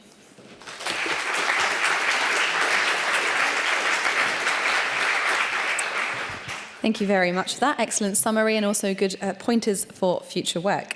So I'd now like to open the floor to questions, and so to do so I'd like to welcome back our speakers from our first session. If you'd like to take a place here on the stage for questions. Now we've had a few come through on the Slido, but I will open the floor to questions here in the room first before I move to that.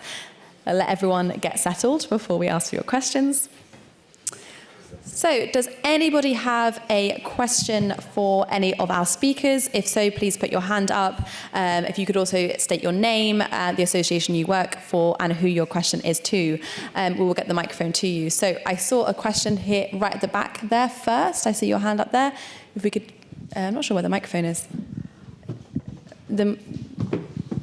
We lost the microphone. We're going to find you a microphone now. Thank you. Okay.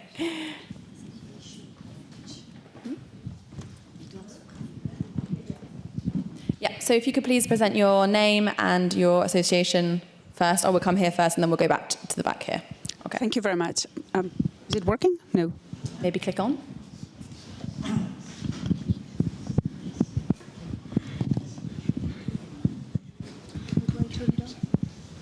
Maybe try now.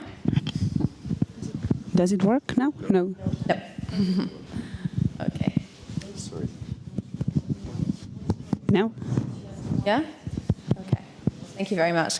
Thank you, Kremlin. Thank you. Hello. Yes? Yes, there we go. Sorry.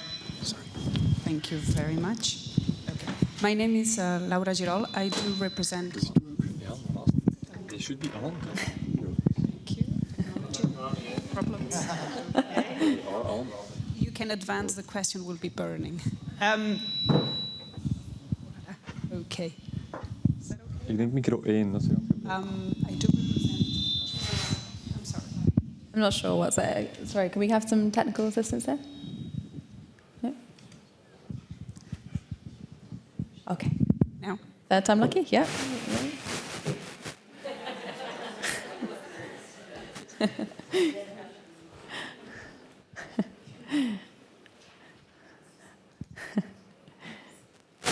Test. Voilà. Ça marche. Okay.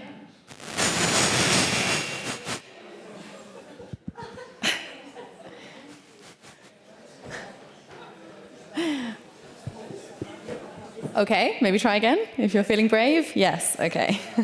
Thank you very much. My name is Laura Girol. I represent the ENSA, Plant-Based Food Industry Association in Europe. I have a question regarding the update of the algorithm in 2023, where plant-based drinks along with dairy products were recategorized as beverages and no longer as food. That has an impact on the categorization of calculation on the plant-based products, especially because they are not granted any more positive points because of their low saturated fat content. However, they are penalized and they are compared. I would say they're put in the same category as soft drinks, and that should not be the case because of their inherent nutritional profile. So I'm wondering why the recategorization of these products does not follow the nutritional guidelines that we all have here in Europe, and what can be done to actually reverse this situation. Thank you. Okay, thank you. You didn't say who your question was directed to, but I saw you looking at Serge, or anyone that'd like to come in on this point. Normally it should work. Okay, merci. The other one?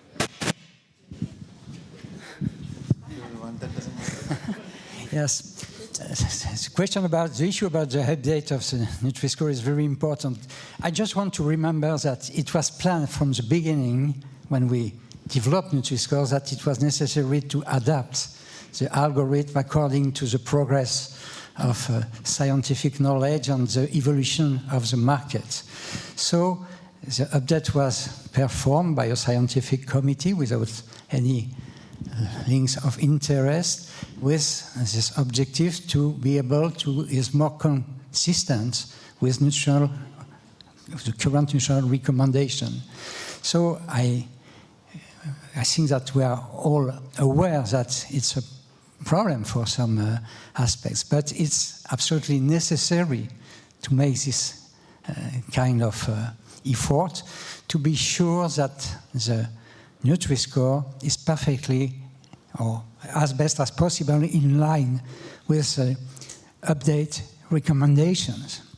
So I understand that for the industry it's a real issue, but it was planned that industry will have 2 years to adapt to their products, to develop new labels on the products, and it's a very important issue that was planned, and when we developed Nutri-Score, we highlighted this point that it will be necessary to adapt Nutri-Score regularly.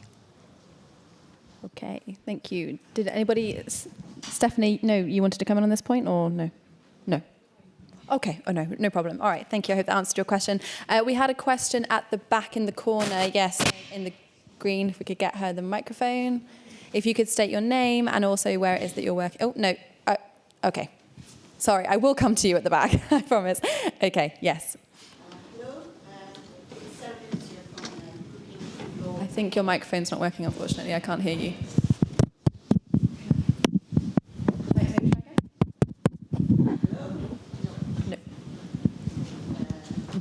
How loud can you shout? It's Sarah Lewis from European Food Law, S&P Global. It's a question more or less for Serge. As you know, I've been writing about the Nutri-Score for quite a few years. And one thing I haven't quite understood. I'm not sure that works. What is the big difference between A and B? And what is the big difference between D and E?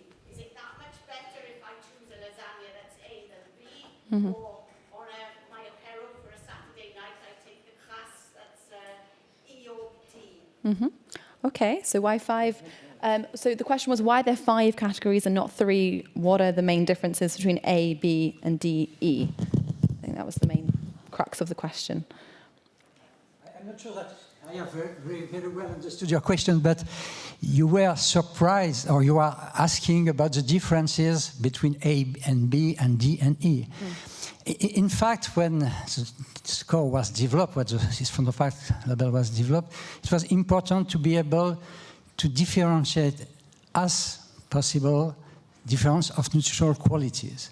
And there is a large variability in some food categories, and it's a chance for the consumer to have the opportunity to discriminate very finely between products which have small differences of nutritional quality. It's not too much important. A and B are good nutritional quality products. D and E are the worst nutritional quality categories.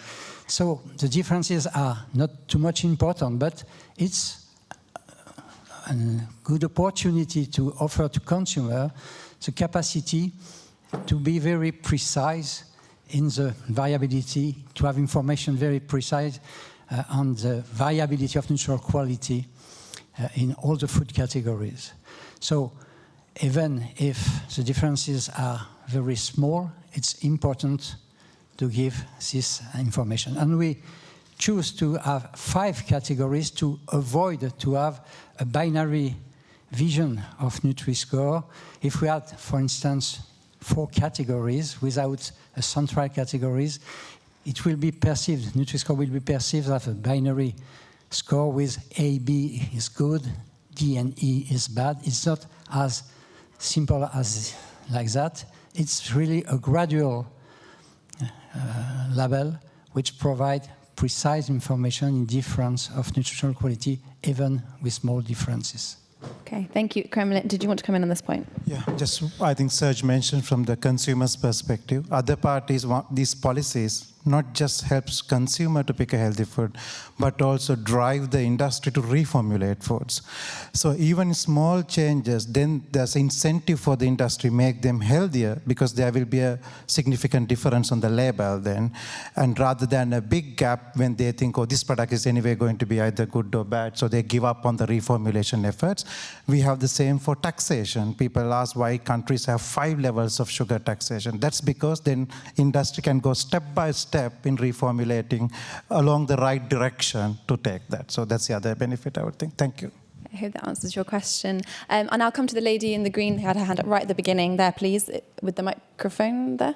There. Yes, thank you. Hopefully it works, because it's far to shout from. We'll try. There we go. I think it works. Hello, I'm Sarah. I'm from the Flemish Institute of Healthy Living. And I think my question is mainly for Serge. Which are the main adjustments you did this time with the algorithm? And which one do you have planned for the future?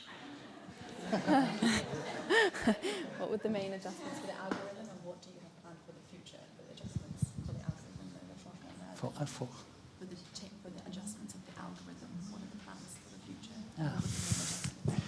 Sorry. The update is planned to be every 3 or 4 years.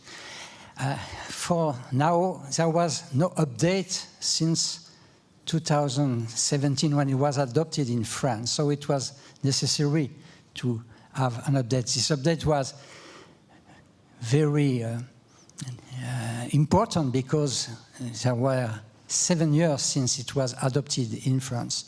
In the future, we can think that even if it is in 3 or 4 years, the changes will be very smaller.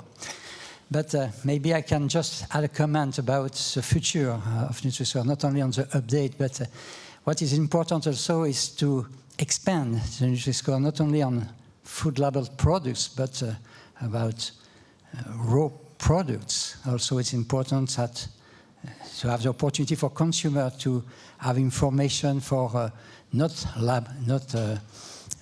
pre-packed foods. It's important also to expand Nutri-Score to catering, and it's very important also to expand Nutri-Score for advertisement regulation. And a recent paper published by some French colleagues have demonstrated that to displaying Nutri-Score on food ads, it's very useful to help consumers to change their food habits.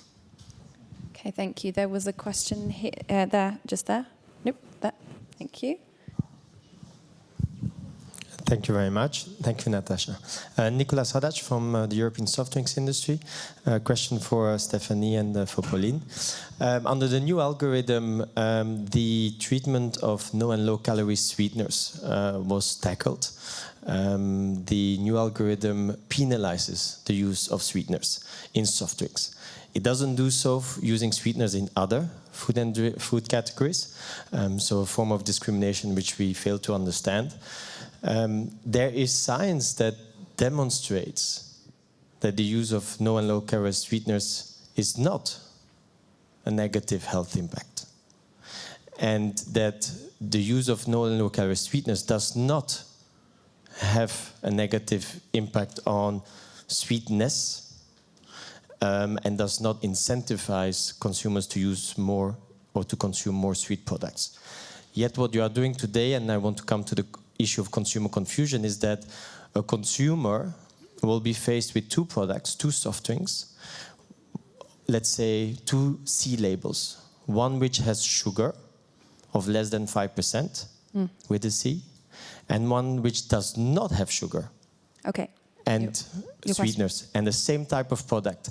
Doesn't this create consumer confusion that you're actually not giving the right information and therefore not also giving the incentive for reformulation? Because why should I reduce sugar if I do not get incentivized with a better label? Thank you. Right, thank you. Question there about consumer confusion. Yes. No. Is it? Oh, yes. Okay. So the sweeteners were included in the new algorithm for beverages for different reasons. So first, we reviewed the literature, and we see that sweeteners can have a potential adverse effect on health. We have the recent report of the WHO showing that there is no preventing effect of using sweeteners for weight gain, and also that the fact that there is potentially adverse effect on health. And then we had also some confusing between consumers, showing beverages with sweeteners better classified than certain other products. And also we included sweeteners in beverages and not for other food, because we look at the data of the food market, and we see that the sweeteners are mainly used for beverages and not for other food. But the scientific committee states that we will be cautious regarding the use of sweeteners in other food, and if needed, we can later in the future take into account sweeteners for food. And also the inclusion of sweeteners in beverages were taken into account to avoid that manufacturers reformulate products using sweeteners instead of decreasing the use of sugars, because there is some publication showing in other countries that the label can incentive the use of sweeteners instead of reducing the amount of sugar in the product, and the Nutri-Score aims to reduce the level of sugars in the products. Okay, thank you. I hope that answered your questions. We're just coming to the end of time, but I will take one question at the back there. The lady in black, please. Yes, thank you. Thank you so much. The last question. Yes, if you could keep it nice. But I have a couple of them, so I'll try to be very precise. If you could choose your favourite and keep it nice and short, that would be great. Thank you. If possible. Well, it's going to be difficult, but yes. Then it's for the creator of the Nutri-Score. Thank you very much for your presentation. It was very interesting to see that, the scientific evidence behind, and of course we fully agree. By the way, I'm Eva Sali, representing working for Copa Cogeca, representing farmers and agri-cooperatives, and we fully agree on the need to have robust scientific evidence behind any scheme that would be chosen at EU level. So my question for you is basically, how do you deal with criticism? Because last year there was a study that was published by Dr. Peters, and it showed that the vast majority of the positive reviews of your Nutri-Score scheme was by scientists affiliated to Irene or to you, and the ones that were negative were mostly carried out by independent scientists. So how do you explain this? And of course, I wondered also how do you take into consideration the personal needs and in terms of personalized diets and the different needs of the consumers. Me, I have a low blood pressure, probably need more salt than the health break, the athlete that we saw during the health break. Thank you so much. Okay, did you catch that? No.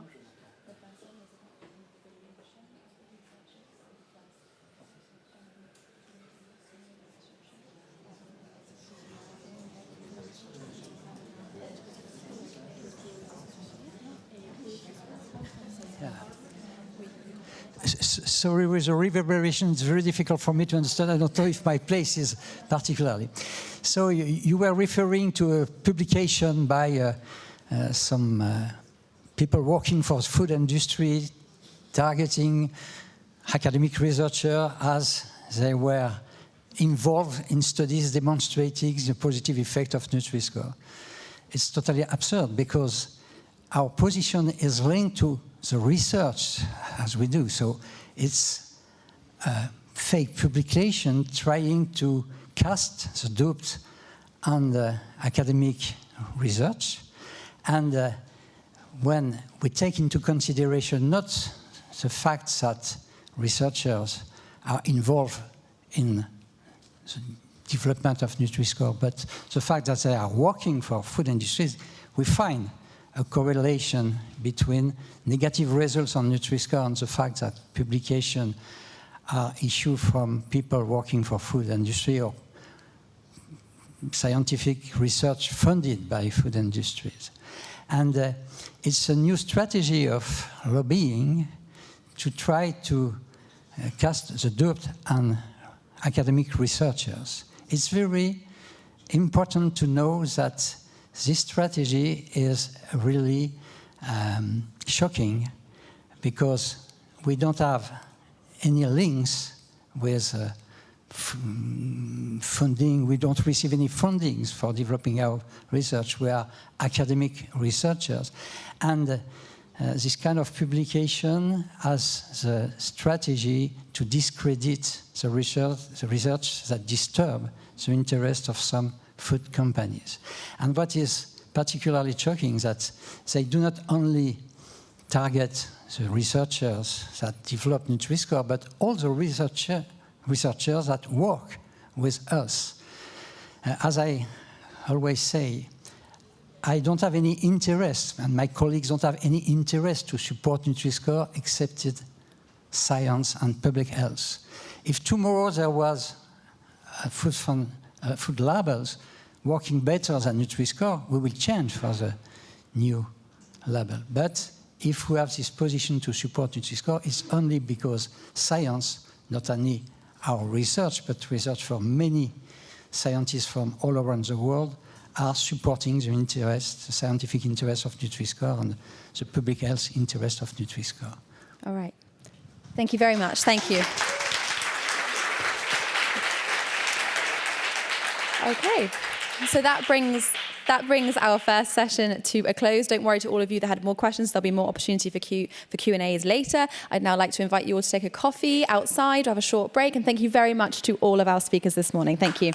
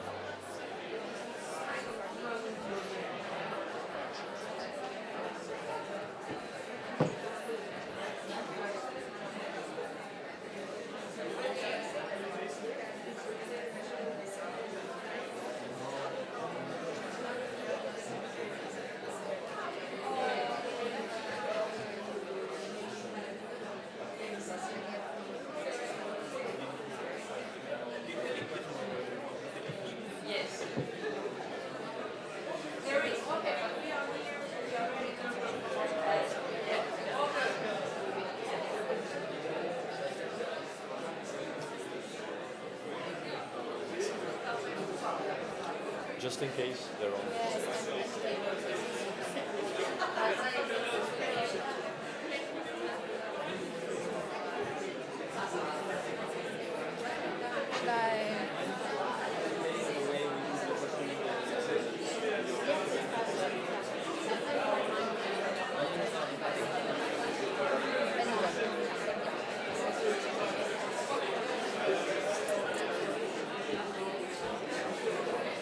Okay. Hello, everyone, and welcome back. If I could ask you all to start making your way to your seats, we're just about to kick off the second part of today's event. Excellent. So I hope you're all caffeinated and ready to go for this next part of the event. So this session is going to be digging into sharing the perspectives of other member states on nutrition labelling. And we're firstly going to go to Finland for their perspective on this. And for this, I would like to firstly welcome to the stage Minna Huttunen. There's also Sebastian who will take the floor afterwards. Both are ministerial advisors from the Finnish Ministry of Agriculture and Forestry. So I will pass you the floor, Minna.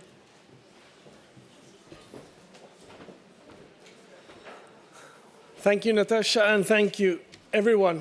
It's a great honor to be here and starting this part of the day, since we are not even officially Nutri-Score countries, part of the Nutri-Score countries yet, so we're happy to be here and sharing our perspectives.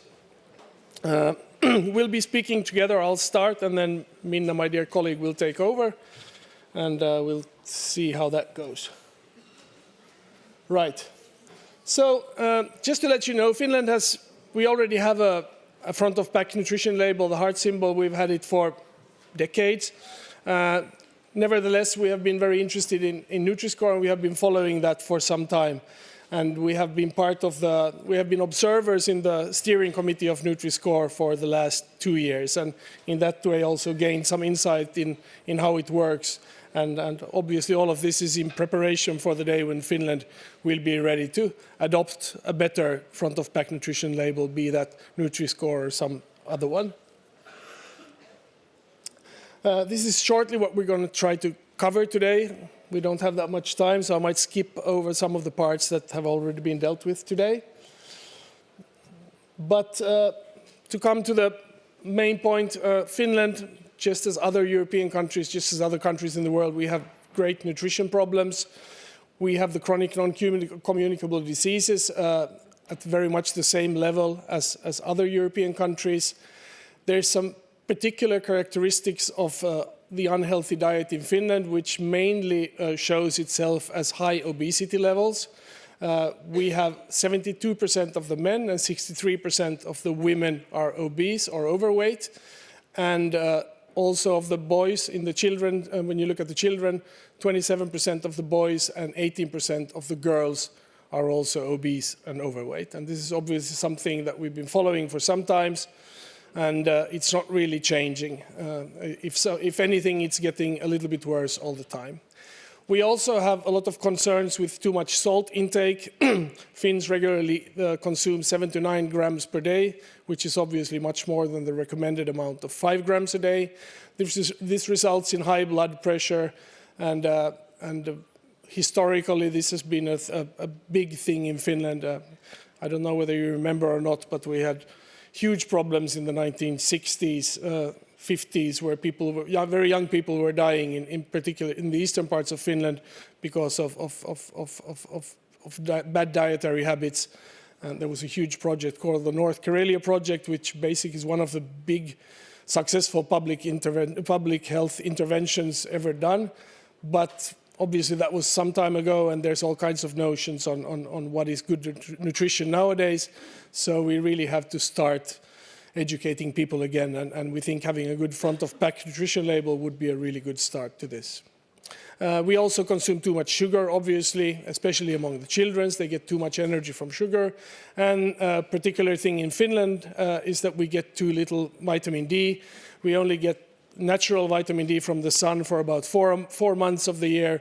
The rest of the time it's too dark in Finland, so we have to add vitamin D to our food. We're doing quite a lot in Finland when it comes to policy tools. We have a lot of policy options. I wouldn't say that we're in that sense conservative. We have good experiences of interventions, but at the same time we have lobby groups pushing against us doing more, and that now shows itself in a reluctance, for instance, in sort of whether we should take up better front-of-pack nutrition labels or not. But if we look at sort of from the bottom of that list, things that we're doing already together with stakeholders, that's the one FOP we have is the heart symbol, which is very much like the keyhole symbol, which is in use in the other Nordic countries. It's a positive FOP. In that sense, it does work, but it only gives half the truth. It doesn't warn consumers of unhealthy foods. So in that sense, me and Minna at least feel that moving into Nutri-Score, maybe along the heart symbol or instead of having the heart symbol, would probably be beneficial for the public health in Finland.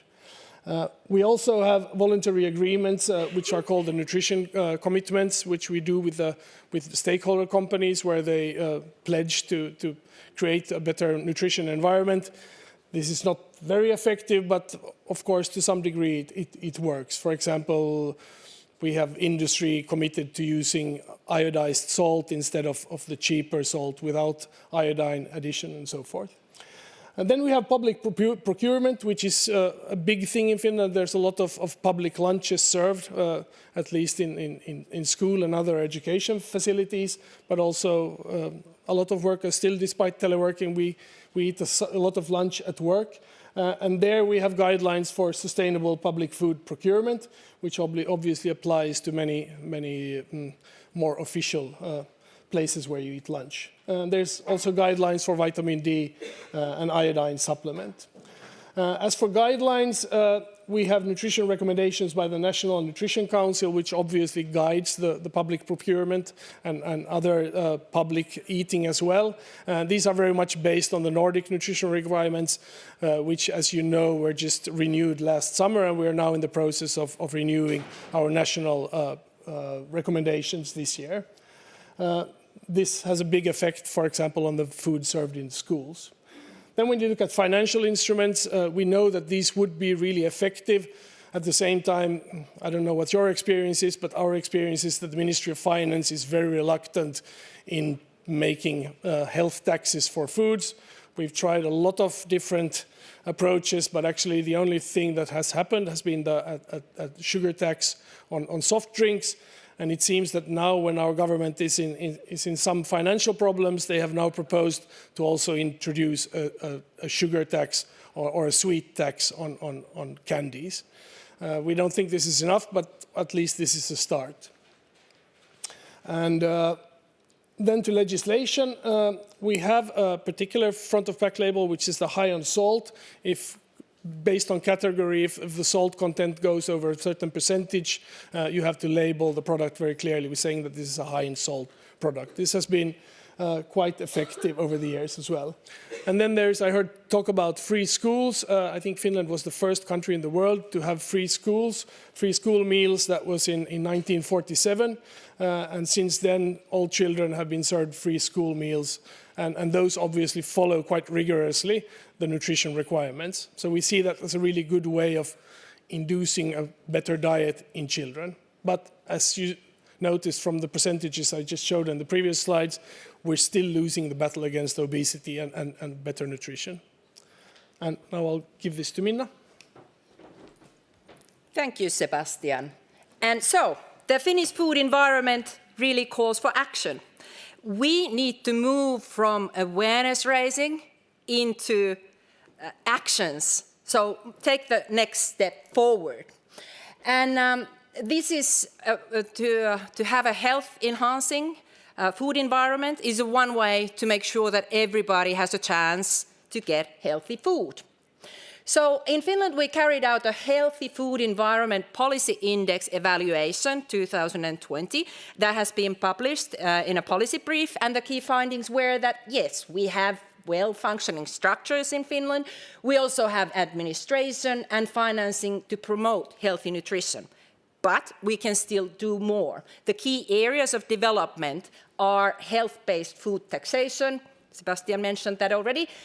Restricting the marketing of unhealthy foods to children. That has been addressed today several times already. And then labeling of foodstuffs so that we should further develop the nutritional quality labeling system in Finland. And this is what I will tell you a little bit more about.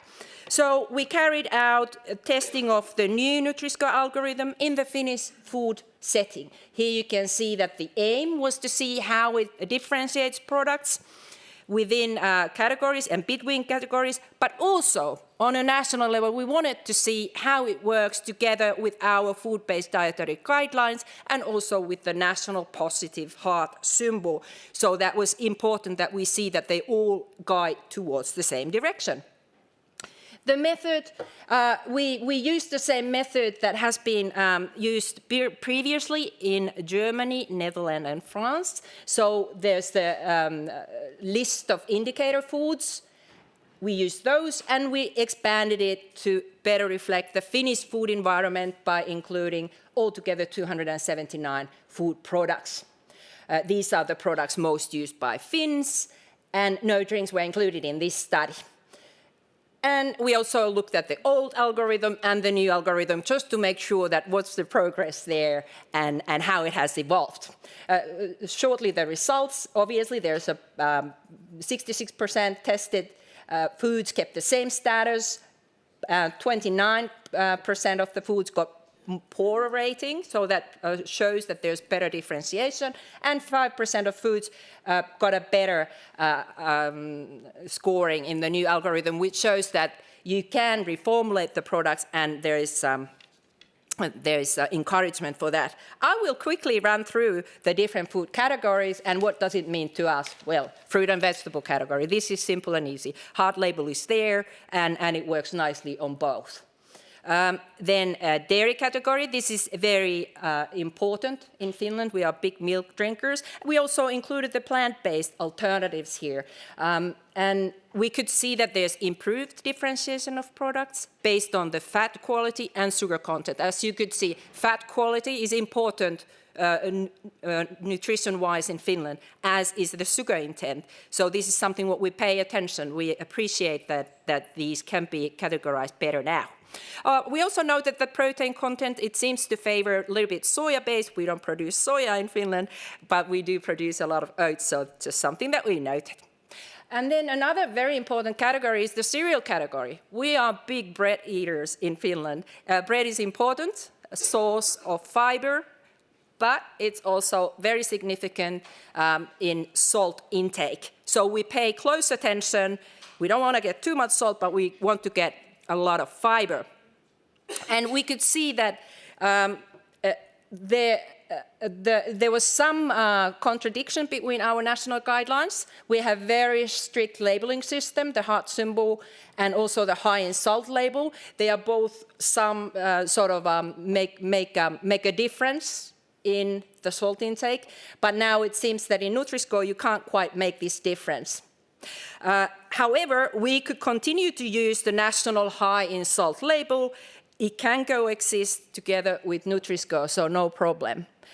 And breads vary in salt intake quite a lot, so that's important for us. To go further with the fat, oil, nut and seed category, this is another category that has improved in the new algorithm, and this is also important for us. We don't use olive oil so much in Finland. We use the national plant-based oil. And another significant thing is that we use spreads on bread. And our national guidelines say that you should recommend that you should have 60% of fat. So quite a lot of fat in the spread, but it has to be of good quality.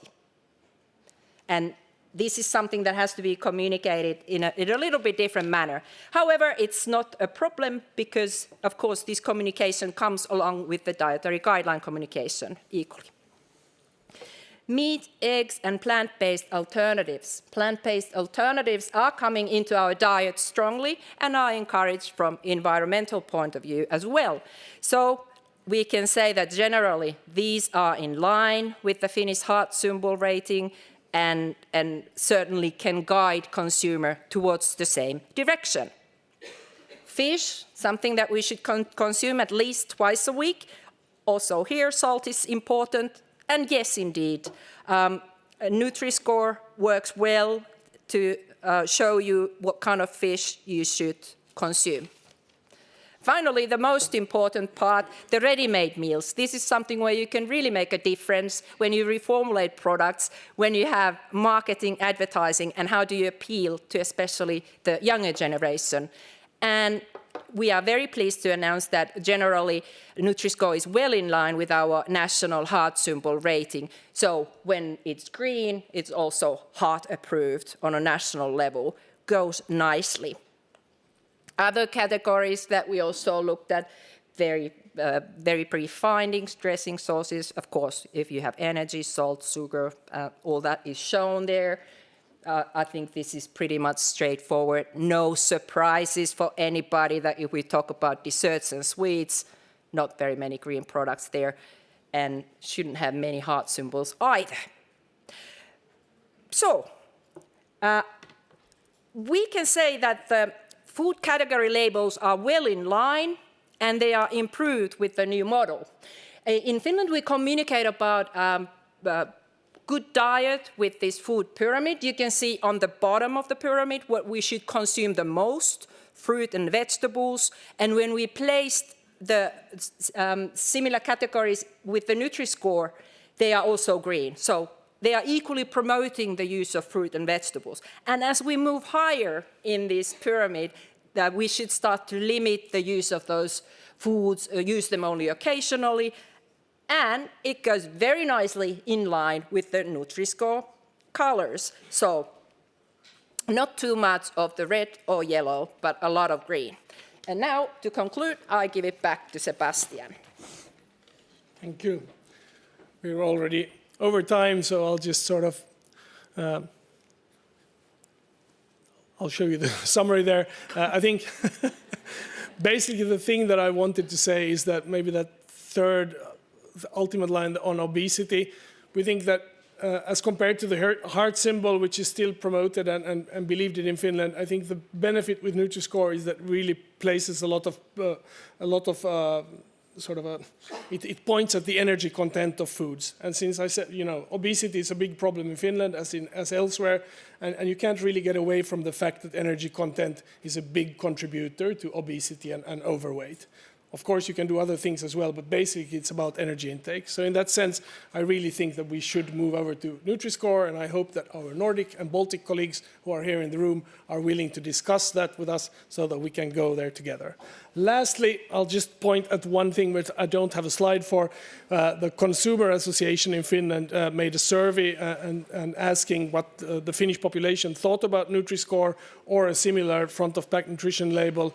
And it was an overwhelming 70% of Finns who said that they strongly support a Nutri-Score type of labeling. So we believe we have a really good popular case for promoting Nutri-Score. Thank you very much for your attention.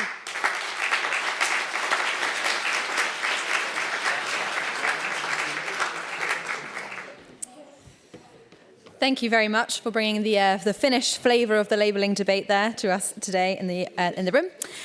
Let's turn now to warmer climates and bring in Portugal's perspective on this. And for this, I'd like to invite Maria João Gregório, who is the director of the National Healthy Eating Promotion Programme in Portugal. I pass you the floor.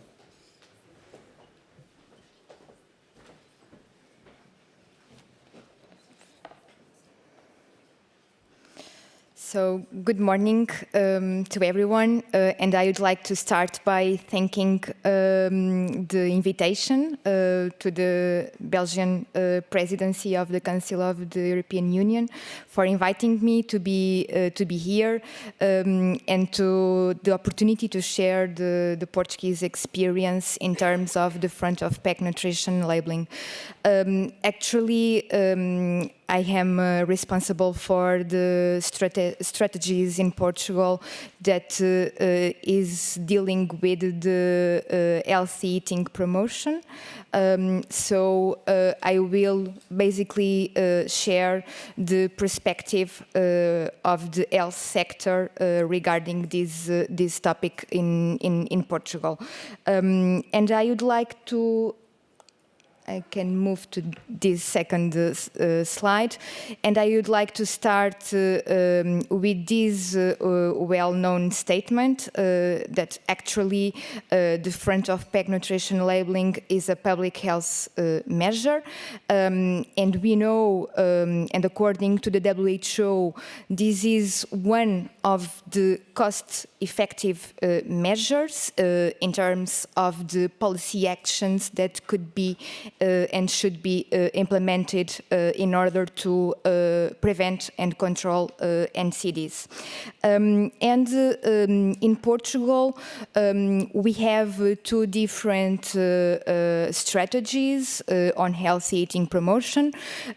One is a national health priority program, and the other one is an integrated strategy that brings brings together in the same strategy different government sectors. So it is not a strategy only of the health sector.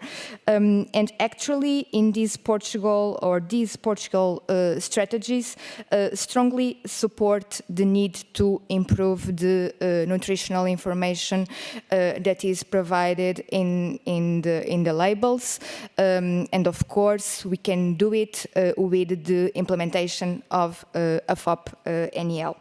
And actually, during my presentation, I will try to provide you an historical perspective of the work that we are trying to do in order to implement FOP-NEL in our country. Actually, during the last 10 years, several steps were taken in Portugal to support the political decision in this area. And we started this process in 2014 with a proposal for the implementation of the traffic light at that moment. And later on, in 2016, we created an intersectoral group with the different government sectors and also with the food industry sector. And again, the proposal is to implement the traffic light. But during these discussions, we faced a lot of challenges. And one of the main arguments that was used against the implementation of this measure is that in Portugal we do not have information in terms of the attitudes of Portuguese consumers related with the understanding of the information that is provided in the nutritional declaration. And what we decided to do was to develop one study with the support of the WHO to provide the needed data to support this decision. And the data obtained by this study showed as we expect that 40% of the Portuguese consumers do not understand the nutrition declaration, and this number is high for the low-income groups of the Portuguese population. So when we look to the Portuguese consumers with the low education level, we can find that about 60% of the Portuguese consumers do not understand the information in the nutrition declaration. And later on, in 2018, two different political parties presented again one proposal to implement the traffic light system in Portugal. And again, these proposals were not approved by the Portuguese Parliament, but it was published a resolution that recommended that the government should evaluate and define a FOP-NEL to add in the food product labels. Following these discussions at the Portuguese Parliament, we decided to develop another study to try to have more information regarding the different schemes that we can use and to find an alternative to the traffic light system, because it seems it will be not the option that we can follow in Portugal. So we did this study again with the support of the WHO and using the health impact assessment methodology.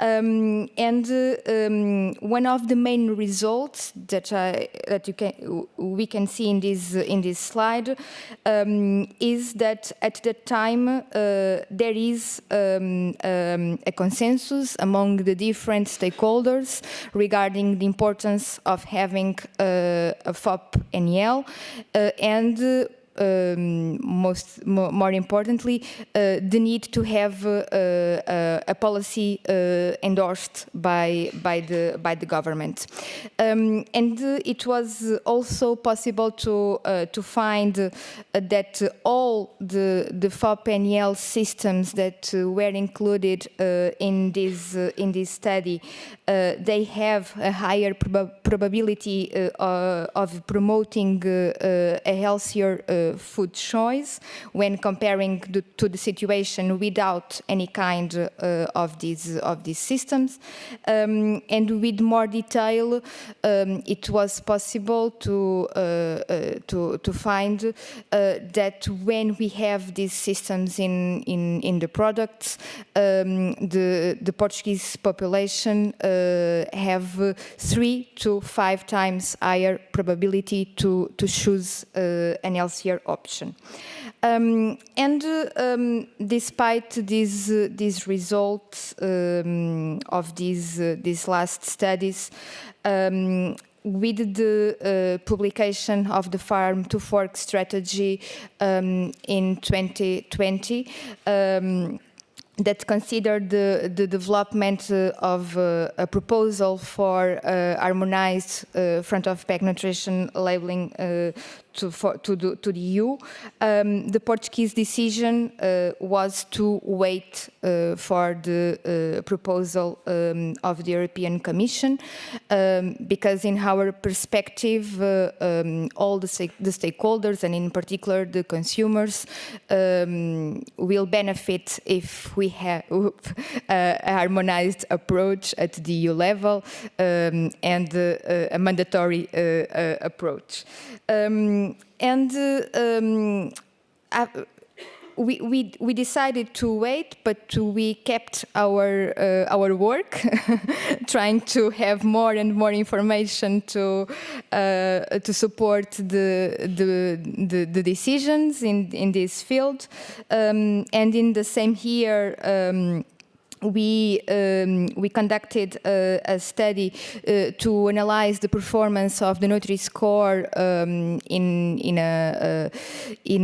different Portuguese food products, and actually, according to these results, we found that there is a good agreement between the classification of Nutri-Score and our recommendations for a healthy diet, but we found some points of concern for some food categories, and I will highlight some of them, in particular the yogurts.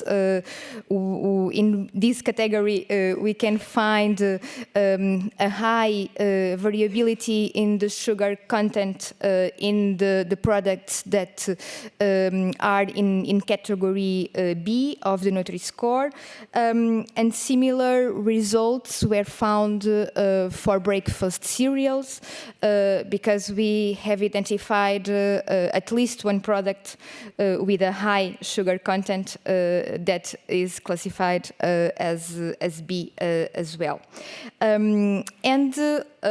Later on, last year, we conducted this analysis again with the new version of the Nutri-Score, and in a larger database.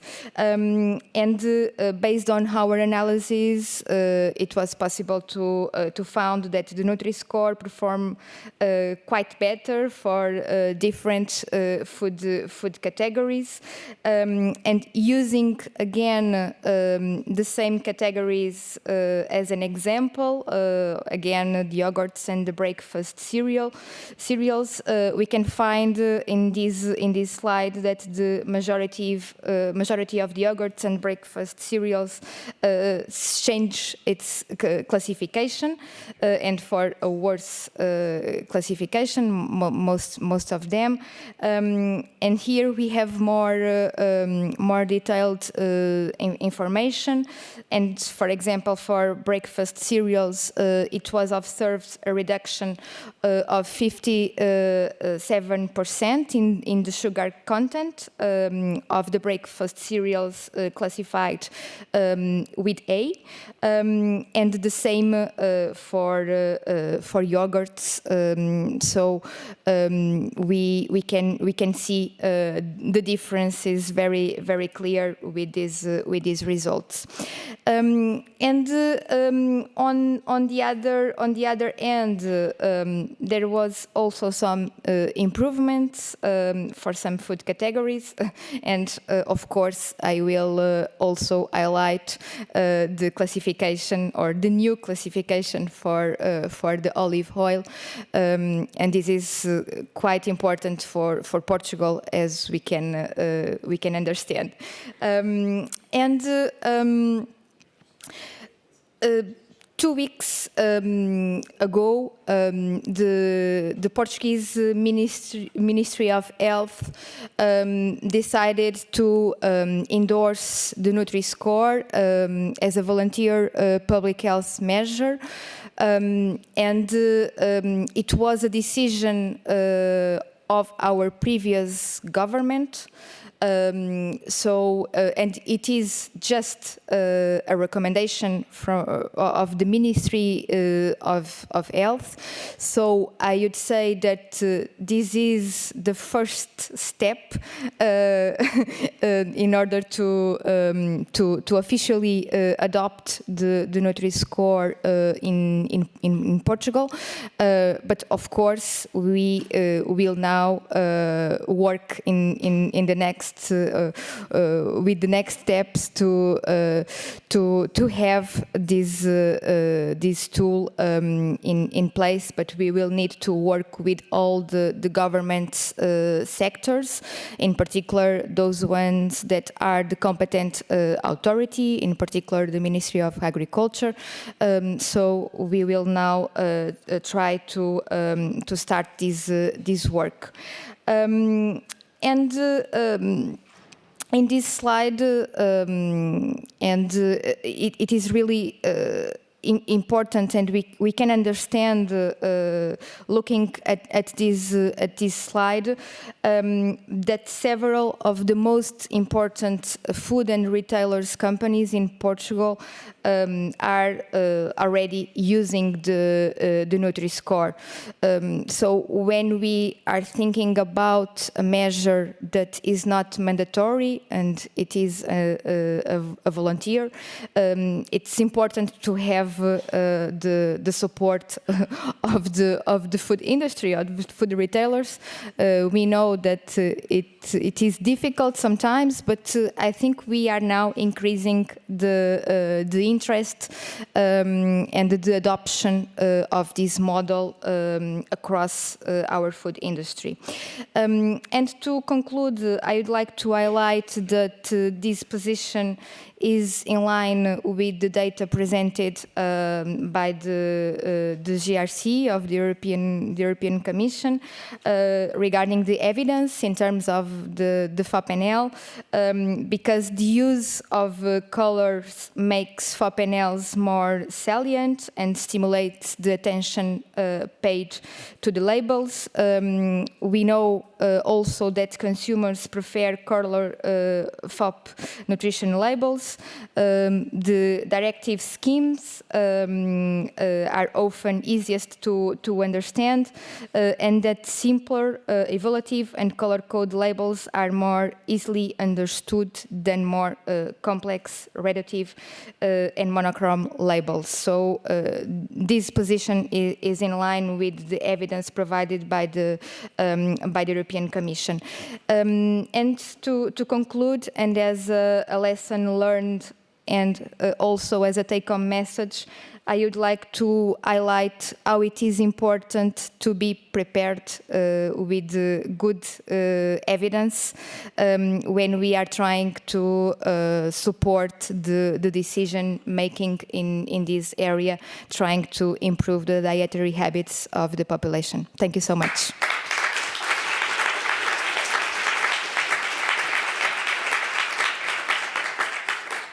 Thank you very much for that, Maria. And actually, thank you especially because I know it is Portuguese National Day today. You're celebrating 50 years of democracy, so thank you for being here to speak at the event today. Yes. Yes, so happy National Day. Just before I pass the floor to our next speaker, I will just remind everyone that there is a short Q&A session after this. So if you have any particular questions for any of the speakers in this session and you want to know a little bit more, there will be an opportunity to ask questions afterwards. So now let me pass the floor to Irene Blom, who is the an advisor at the Swedish Food Agency. We're going to hear a little bit about this Swedish keyhole, offer a bit of an insight to the Swedish perspective. Pass the floor. Thank you, and thank you to the Belgian Presidency for giving us the opportunity to speak here today. My name is Irene Blom, and I work at the Swedish Food Agency. I'm 35 years old, and so is the keyhole, so it's nice to work with a peer. I'll just shortly tell you a little bit about the keyhole today, and then I'll do a comparison between the new updated algorithm of Nutri-Score and the keyhole. So if we look at the keyhole and the development of it, it was launched in 1989. And at that point, it had 13 food groups included. Since then, it's been more food groups have included. So at the moment, we have 32 food groups. We also see in the picture there that we went from 26 to 25 at one point, and that was ice cream getting kicked off the team. So I'll tell you a little bit more about why that is later. You can also see here that Denmark and Norway joined in 2009, not 19, in using the keyhole, and they were then followed by Iceland and Lithuania. And since Iceland joined, we are developing the keyhole together as a multilateral collaboration between the Nordic countries that are using the keyhole. And of course, since this is the label that we have today and we need to update it when new information, new science is available, or when, of course, there's some development in the product market, we actually have an ongoing revision on the keyhole currently due to the new Nordic recommendations coming out last year. But let's have a look at how the keyhole works and how it's used in Sweden. So we have Swedish regulations about how to use a keyhole, both the appearance and placement of the logo itself, but also the criteria, of course. It is voluntary to use. It's also free to use, so you don't have to pay or you don't have to register, and there's no need for any certification. The only thing is that your products, of course, have to adhere to the criteria, and this is monitored by the official control. One of the key things here is also that if the product category can be labeled with the keyhole, then no other nutrition claim can be used. So this is, the keyhole is a nutrition claim. You can say that as well. So a little bit more about the Nordic collaboration. Sweden, Norway, Denmark, and Iceland are working together to both develop the criteria and maintain the consumer and food industry interest. And this is, of course, quite natural since we have some common public health challenges, but we also share the scientific basis for our food-based dietary guidelines, the Nordic nutrition recommendations. And we in Sweden think that we all benefit from sharing the workload on developing the keyhole, as well as exchanging experiences with each other. So we highly recommend any collaboration doing that. But let's... Oh, did the battery go or... Oh, you have to push really hard. Okay. So the aim of the keyhole is, of course, that the criteria are based on the nutrition recommendations. And then the different Nordic countries have their food-based dietary guidelines that are all based on the same science, but they can differ a little bit how we interpret things and how we communicate things. But all in all, the aim of the keyhole is to enable consumers to adhere better to the nutrition recommendations. And that's why we have the criteria for the fat quality and less sugar, less salt, etc. And here I'll come back to the ice cream getting kicked off. So the keyhole is a positive endorsement label, and that means that it indicates a food item or product is healthier than another, and in this case it's within a specific food group. So the keyhole doesn't compare different food groups with each other, so it's always the better option within a food group. And the reason why ice cream got kicked off is that we found that being a positive endorsement label, this would be counterproductive since these kinds of foods may very often contain the nutrients that we don't want to encourage. So that's the reason. And with that said, oh my Lord. Okay. Getting to the general conditions. So in the keyhole, we have general conditions, and then we have specific one for different food groups. And the first one is, as I said, no sweets, soft drinks, or snacks can be labeled. And then we also have the condition that no foodstuffs with sweeteners or plant sterols can be labeled. We also don't label any foods for children up to 3 years of age. And if we go a little bit into the specific criteria, so I said we have 32, and here you see them organized into categories of 12. So for different food groups, there's different criteria. All in all, they're the ones that were in the previous slides. But of course, sometimes a criteria is not relevant for a food group, and then of course they differ a little bit. So for example, we have flour, grain, and rice as a category. And within that, there's, for example, rice and breakfast cereals and muesli. And for these, we have criteria about whole grain, fiber, sugar, fat, and salt. Oh, okay, great.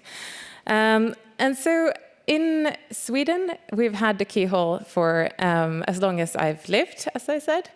And we do have a very high recognition and knowledge of the label. So almost 100% of consumers know about the keyhole, and it's also one of the most trusted logos that we have on the market. The knowledge is also quite even between age groups, so it doesn't matter what age you are, you still know about the keyhole. And we also have around 60% that say that they use the keyhole to make healthier choices.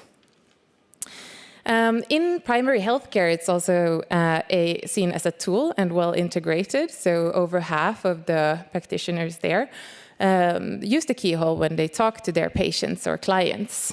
So also reaching the consumer in that way. And in schools, of course, we have a lot of teachers as well, over 70% using the label in their work. So it's quite an integrated part of the Swedish system. And we have a sort of slogan for the keyhole, which is "Don't change your life, change to the keyhole." So it's the message is that it's a really simple way for people to better adhere to the nutrition recommendations. We also see that in a modeling study, we saw that for teenagers, if we would change the products that are in their diet to keyhole labeled products, their adherence to the recommendations would improve, and that would especially be for fat quality and for whole grain intake. We haven't done a similar one on adults.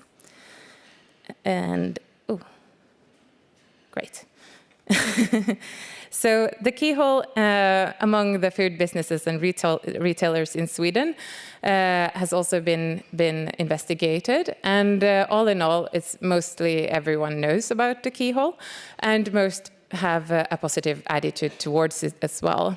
And of course, it's not used only as a tool for getting customers to choose their products, but it's also used as a product development tool, just as I heard Nutri-Score was being used, and retailers see it as a tool for purchasing as well, so when choosing what to purchase for their stores.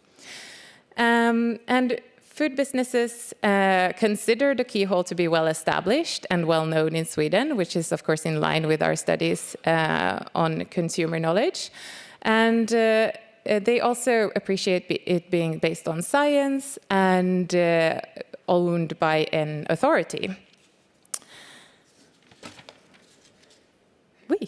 And we did so that was about the keyhole, and we did a comparison with the keyhole and the new version of the Nutri-Score.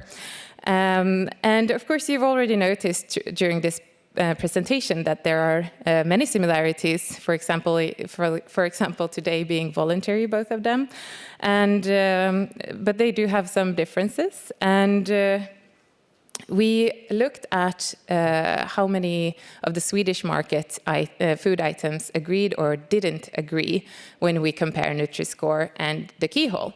And in this picture here, you can see how we decided if there was agreement or disagreement. So if a food item was eligible for being labeled with the keyhole, and it also got an A or B in the Nutri-Score, that was considered an agreement.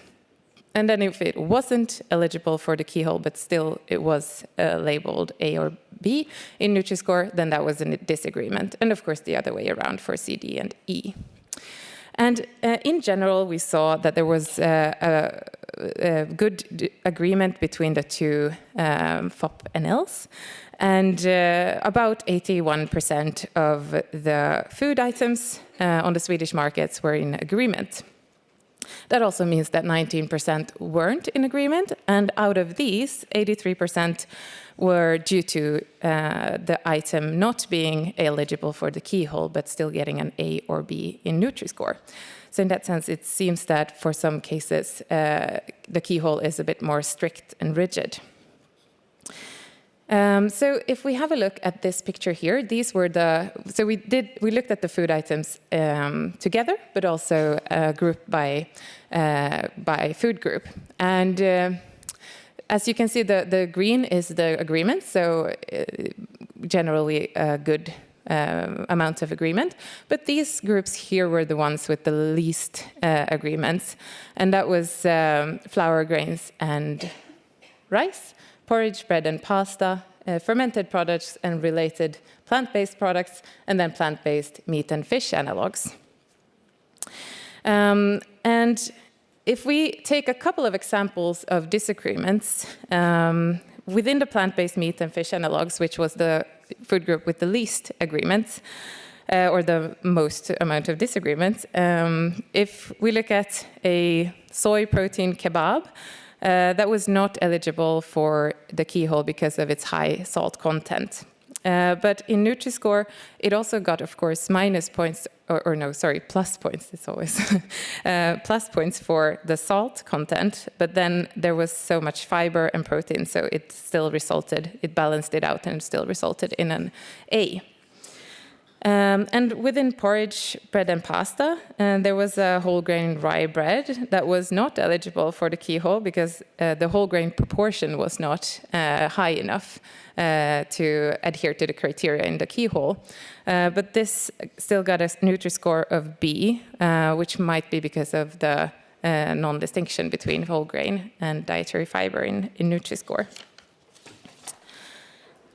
But if we do some concluding remarks, the keyhole is a label that's been around for a while, so we have a lot of experience in developing the criteria for these nutritious foods with a sound scientific basis in the Nordic nutrition recommendations. And also experiencing in creating a label that has a high recognition and is integrated in the different systems that promote healthier eating in Sweden today. Also used by the food system actors in many positive ways.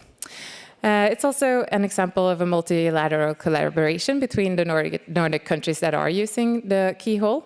And if we compare it to the Nutri-Score, the level of agreements were really high, with some, of course, important exceptions, with low intake of whole grain and high intake of salt being two of the most important risk factors for ill health in Sweden today, according to the Global Burden of Disease. But all in all, Sweden welcomes a harmonized front-of-pack nutrition label within the EU, and we're happy to contribute with our experiences, and we'll be happy to keep working on this together. Thank you.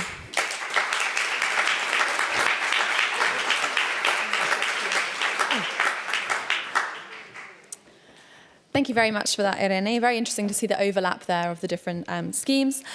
So I am aware that the clock is ticking. We're a little bit over time, but I do want to open the floor to questions from the audience. So I would therefore invite our speakers from this session up onto the stage. If we have any specific questions from any of the presentations that we've just heard over the past hour. Any questions in the room? Don't all jump at once. No questions for our speakers. Everything's crystal clear. No? Oh, well, maybe we can skip it. You get off scot-free, no? Anybody have a question? There are also no questions online. You're quite quiet online. Clearly, you explained everything extremely well, as nobody has any questions in the room. No? Or maybe everyone's just hungry and wants to get to the Nutri-Score A lunch that we have outside. Let me just check the Slido to see if there's anything there. And still everyone's very quiet. No? Nothing. They're afraid of the microphone. They're afraid of the microphones. In which case, do you have anything else that you wanted to add to your presentations? I know we were a little bit tight on time. Is there any concluding remarks that you'd like to offer? Just before we go for the lunch break. No? Yeah? Sebastian? No, I'm just testing the microphone. If I come up with something to say. There is a question. Thank you for being brave enough. Thanks a lot. Does it work? Oh, can you hear me? That one's working, this one's not. Okay. Hello? It doesn't work. Oh.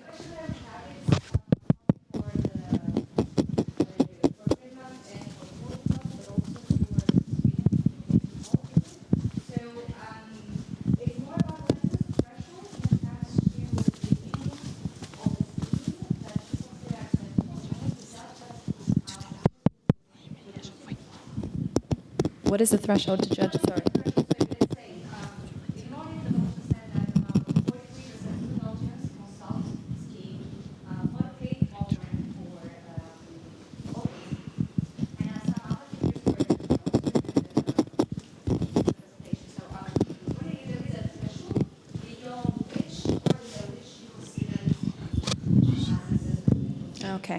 Okay. Did you catch that question? I think I got your... Is this working? Yeah, I think so. If I understood you correctly, you're asking about what the what we would consider a successful implementation of Nutri-Score, of FOP. Okay. I don't think we've thought about it in that way. Just like Portugal, we were expecting to have an EU harmonized label, and we were happy playing along with that, but then shamefully we weren't able to conclude on that one. So I think that's why we are in the situation now where we're thinking of developing something on a national or a regional level instead. So, with that in mind, I think the biggest hurdle is just getting things going, whether we will have 30% of the companies with us or 60% or 90% at the end of the day. I think that's just something that we will have to follow up with. I think for us, the important thing is just to have it out there. And certainly we have Nutri-Score in the retail stores already coming in from the other parts of Europe, but at a very low level. So, and we've been trying to say to people selling foods in Finland or importing foods to Finland that please, you don't have to take off the Nutri-Score labels if you have it there. It's a great way for us to sort of slowly introduce the whole concept of Nutri-Score on the market. But having the mic, I think there was actually something that Maria said about one of the last slides. You had a lot of brands there saying that these are brands already using Nutri-Score in Portugal. But I was wondering, are they actually, do you have Nutri-Score on the market, or are these just brands that are on the Portuguese market that are already using Nutri-Score somewhere else? Okay. So there's a difference there. Maria, maybe you can come on this question, but also the question of the threshold of acceptability, if you'd like to. Yes. Thank you. I think there is no any specific threshold, but what we know is that when we have this kind of schemes with the similar characteristics of the Nutri-Score or traffic light, we can significantly improve the change to choose a better food product. So this is the main issue, and we have enough data showing this importance of these tools and how it could improve the dietary habits of the population.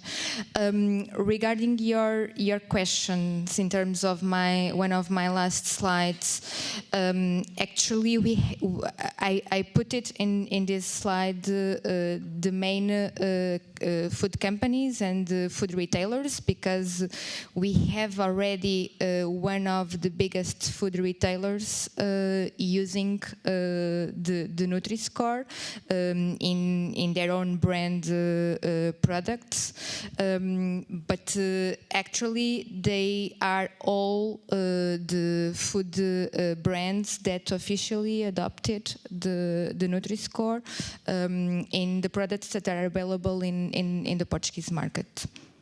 The most of them. That answers your question. Did you want to come in on this point? And then there's a question here. Yep. Just quickly, that I would like to remind that there's no one silver bullet to improve the food environment, and that's why we need to use all the policy tools available, and improving nutritional labeling is one of them, so why not use that as well? Having said that, of course, when we implement a policy measure, we also need to monitor that and see how it works. But these have been implemented in other countries, and why not try it out also in our country or in your country for that matter? Thanks. Okay, excellent. There was a question here, if we could pass the microphone down. Sounds like it's working. Thanks. Yeah. If you could just introduce yourself. Susie Sumner from Foodwatch. I think you've partly answered my question. I put my hand up before you spoke there, Sebastian, and I think it just feels at the moment we've lost 4 vital years when there was a momentum towards adopting a front-of-pack nutritional label, and particularly Nutri-Score across many countries, and then everybody put the brakes on as we waited for the European Commission to produce their proposal. In the situation where we're sitting today, I just wanted to know from each of you what really feels like the next steps to make, considering the NCD crisis that we're facing. I think, Sebastian, you partly answered that already, but I don't think we can afford to wait any longer. Okay, next steps. Who wants to take that? Thank you. Wonderful comment, and I couldn't agree more. I think, as a European, I think it's shameful. I'm ashamed for the Commission. I'm ashamed for all of us member states that we weren't able to deliver even this. I think there was a large agreement back in 2000 that front of pack labels were coming, and then because of some internal resistance, the Commission was cowardly enough not even to put forward a proposition for discussion. And I think that was a horrible experience and something which made, I think, a lot of countries sad. And the way that things are moving now with the new parliament coming in, and people seem to predict that it's going to be even more conservative. Frankly, I'm not holding my breath. I don't think we might see anything in the next 5 years either. So I think that's why we really have to start working on a national or regional level to get somewhere. Okay. Irene, did you want to come in on this point? Your view of the next steps, or Minna? Yeah, I mean, Finland, Europe is the front runner in food exports. We are the front runner in food safety. Why couldn't we be the front runner in healthy food as well?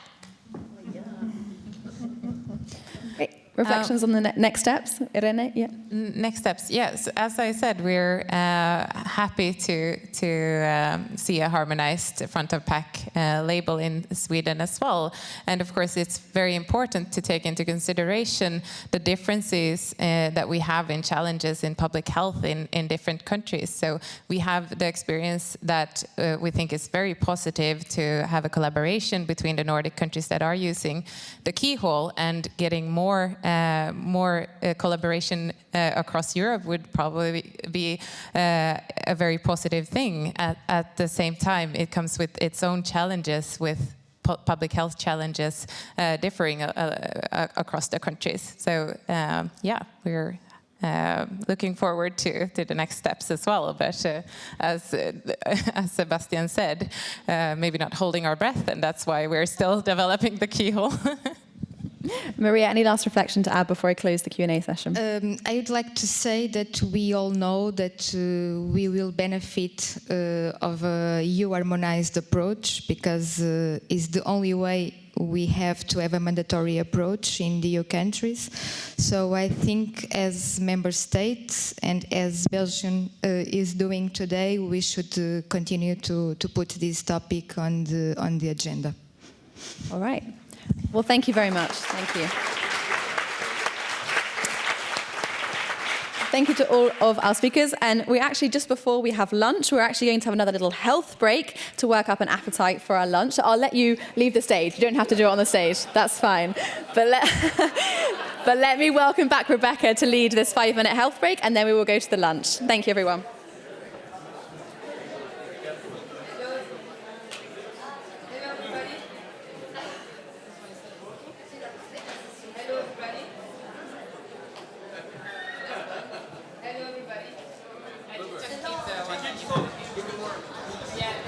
Hello.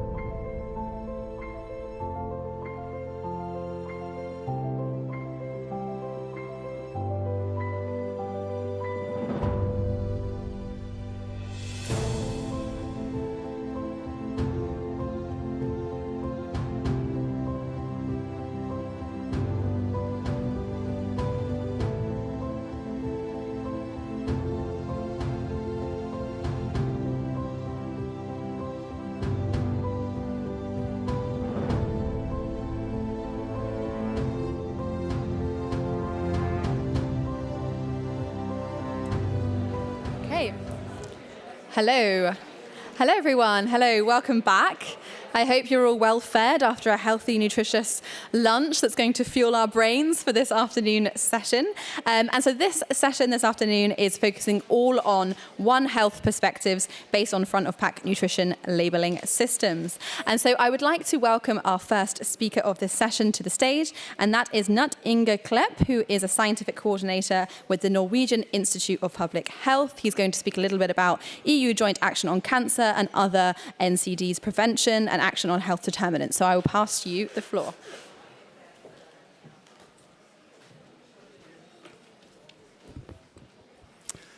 Thank you very much, and thank you very much to the Belgian Presidency for inviting us to present this upcoming or just started project on joint action prevention of cancer and NCD. It was really impressive and interesting this morning to hear the tremendous amount of work and scientific work that has been taking place already related to front-of-pack labeling. And there were strong calls for action, and what we aim to offer then in this project is exactly that, action and joint action. So hopefully this will be a mechanism where some of the work can be taken further, and where it's not a research project, it is exactly a project to try to scale up and implement what has proven to be effective public health measures.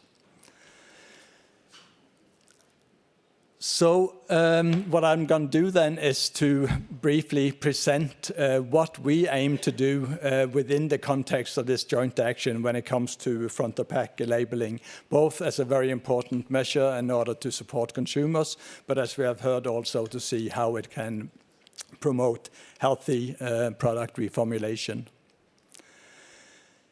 The aim of this joint action is to try to contribute to lower the burden of cancer and other non-communicable diseases across Europe. And we already heard from WHO this morning the scale of the problem and how it is affecting all of Europe across countries and also across population groups. The field of primary prevention, and this project really is about primary prevention, it is often seen as fragmented.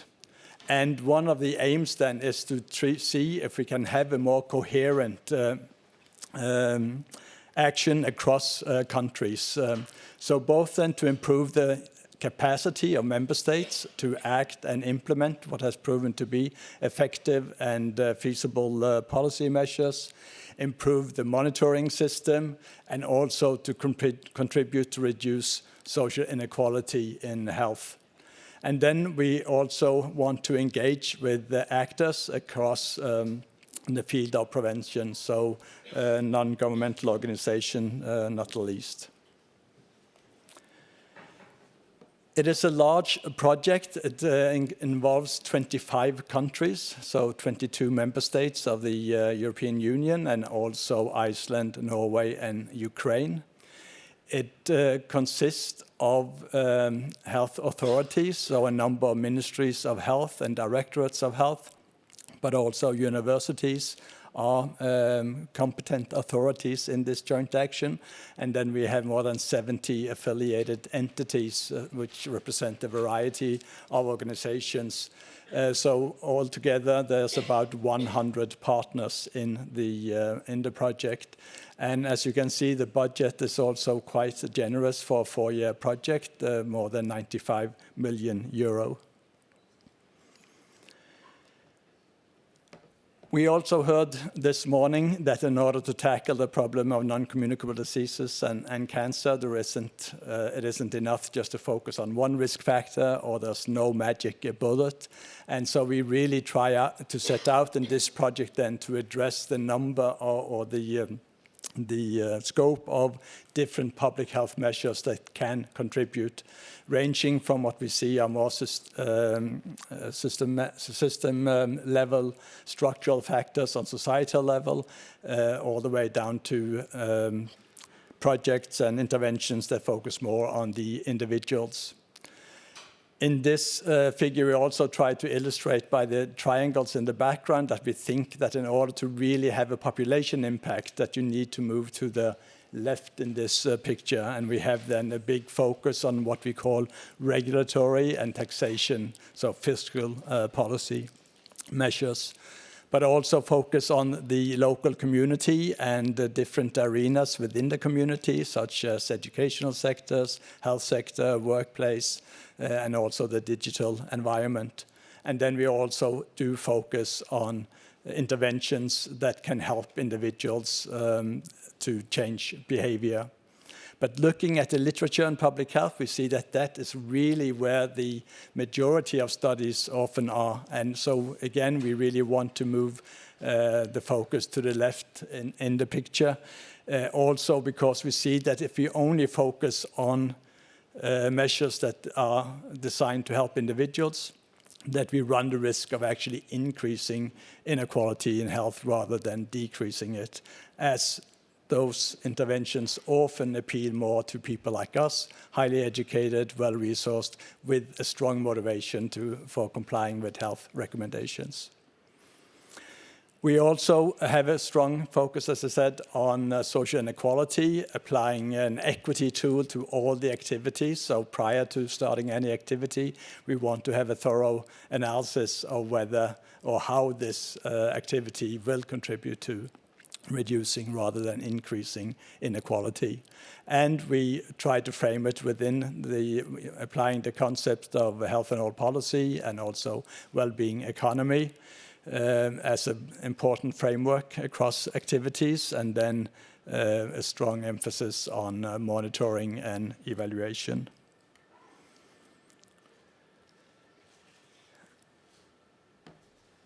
In terms of the work package that we do have on regulation and taxation, the overall objective really is to improve compliance, coherence, and implementation and enforcement of this type of structural measures.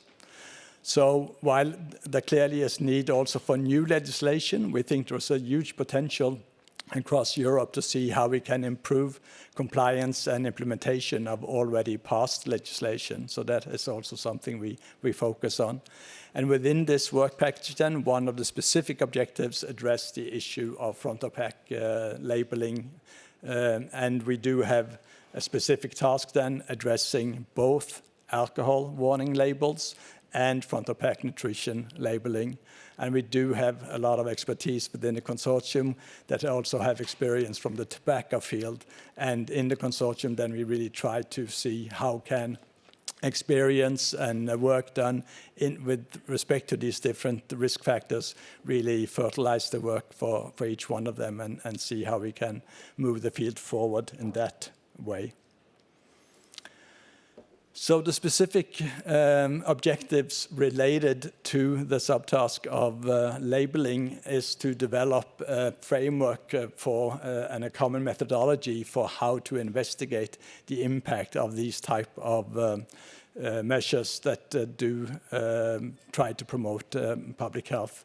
So interventions like front-of-pack labeling is an important aspect to look at.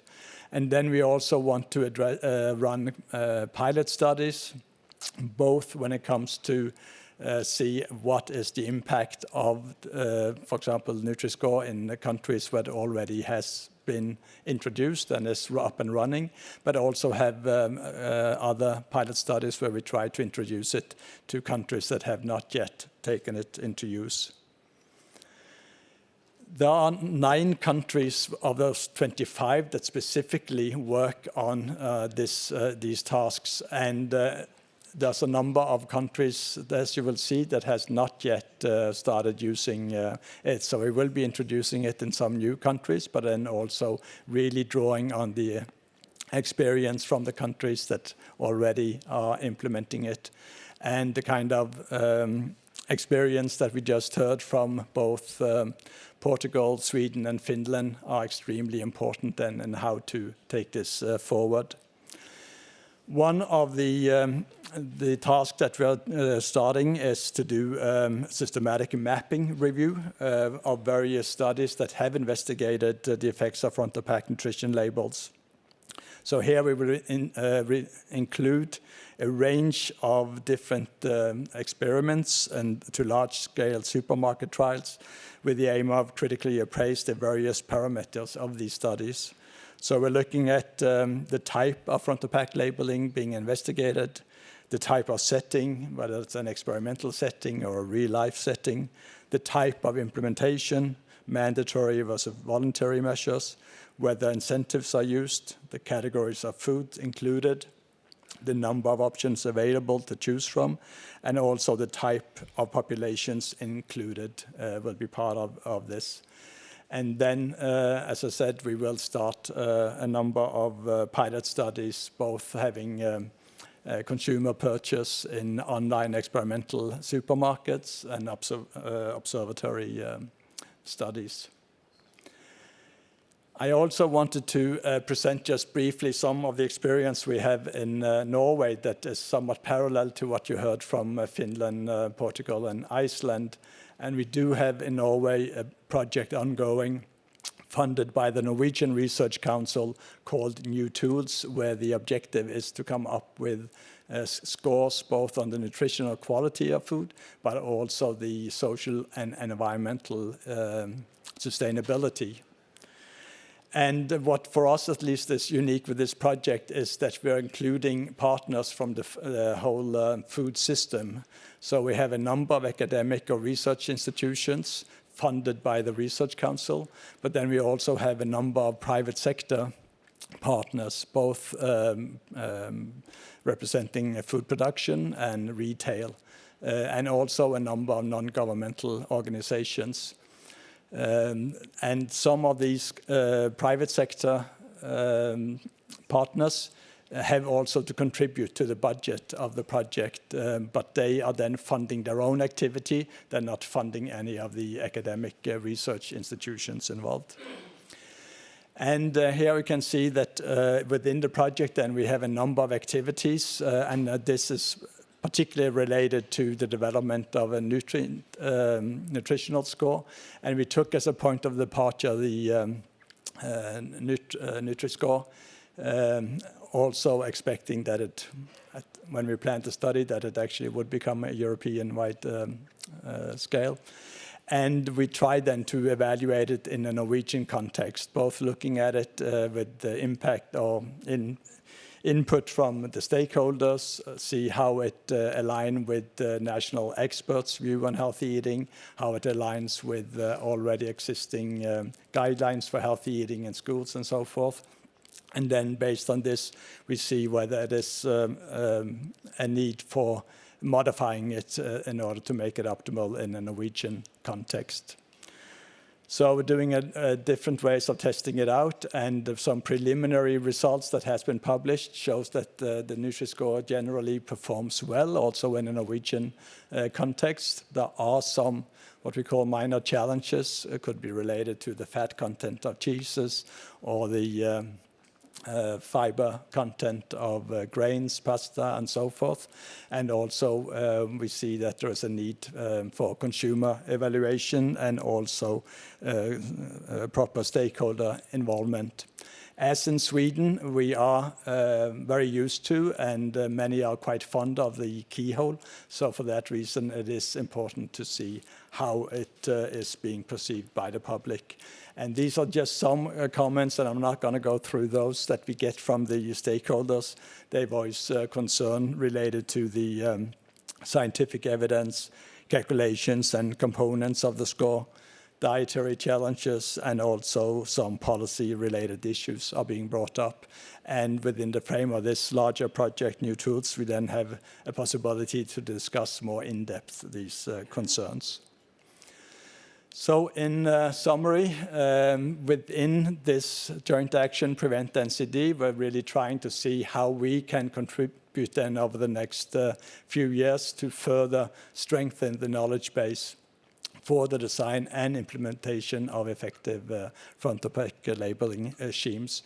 And in particular, we are eager to see how we can contribute then to scale up and strengthen the capacity within the different member state countries to really take on instruments like Nutri-Score and implement it on a large scale. briefly acknowledging some of the key actors in the consortium working on this specific part of the project. And with that, I will say thank you for your attention.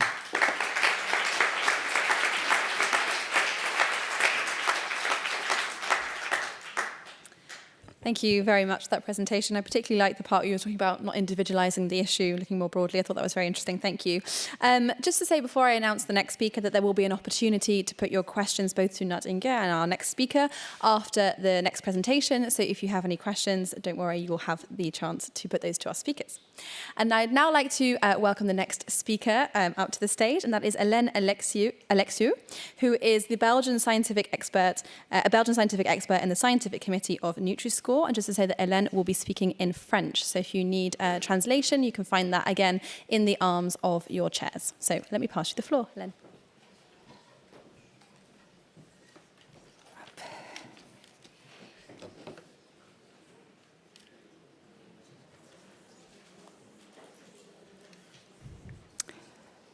Donc, mesdames et messieurs, bonjour. Donc, je remercie déjà également les organisateurs et la présidence belge de l'Union européenne de m'avoir invité à parler aujourd'hui. Alors, ne vous inquiétez pas, on parlera toujours de Nutri-Score, mais dans un contexte un petit peu différent, celui du marketing alimentaire à destination des enfants. Comme vous le savez, l'exposition au marketing alimentaire des aliments malsains des enfants est un réel problème de santé publique. Les enfants sont exposés à un éventail de plus en plus large et efficace de techniques de communication commerciale, axées sur la valorisation des marques et l'établissement de liens avec les jeunes consommateurs. De façon assez inquiétante, les efforts en termes de marketing alimentaire qui visent les enfants sont proportionnellement plus importants que ceux qui sont investis pour les adultes. En effet, les enfants sont les futurs consommateurs et donc de futurs adultes qui consommeront les produits qui les ciblent. Alors, comme je disais, donc, les enfants sont exposés, surexposés, donc via la télévision, bien sûr, les supermarchés, via les emballages, les réseaux sociaux, tout ce qui est communication digitale, les smartphones, le chemin de l'école, les clubs sportifs. Donc, toutes ces dimensions ciblent les enfants. Et à l'ère du numérique, la publicité est plus réfléchie, plus intrusive, voire plus divertissante. Alors, de nombreuses données probantes, et notamment cette étude, montrent que le fait d'exposer les enfants au marketing alimentaire des aliments malsains augmente la consommation alimentaire de ces enfants. Donc, c'est le cas de cette revue systématique et méta-analyse.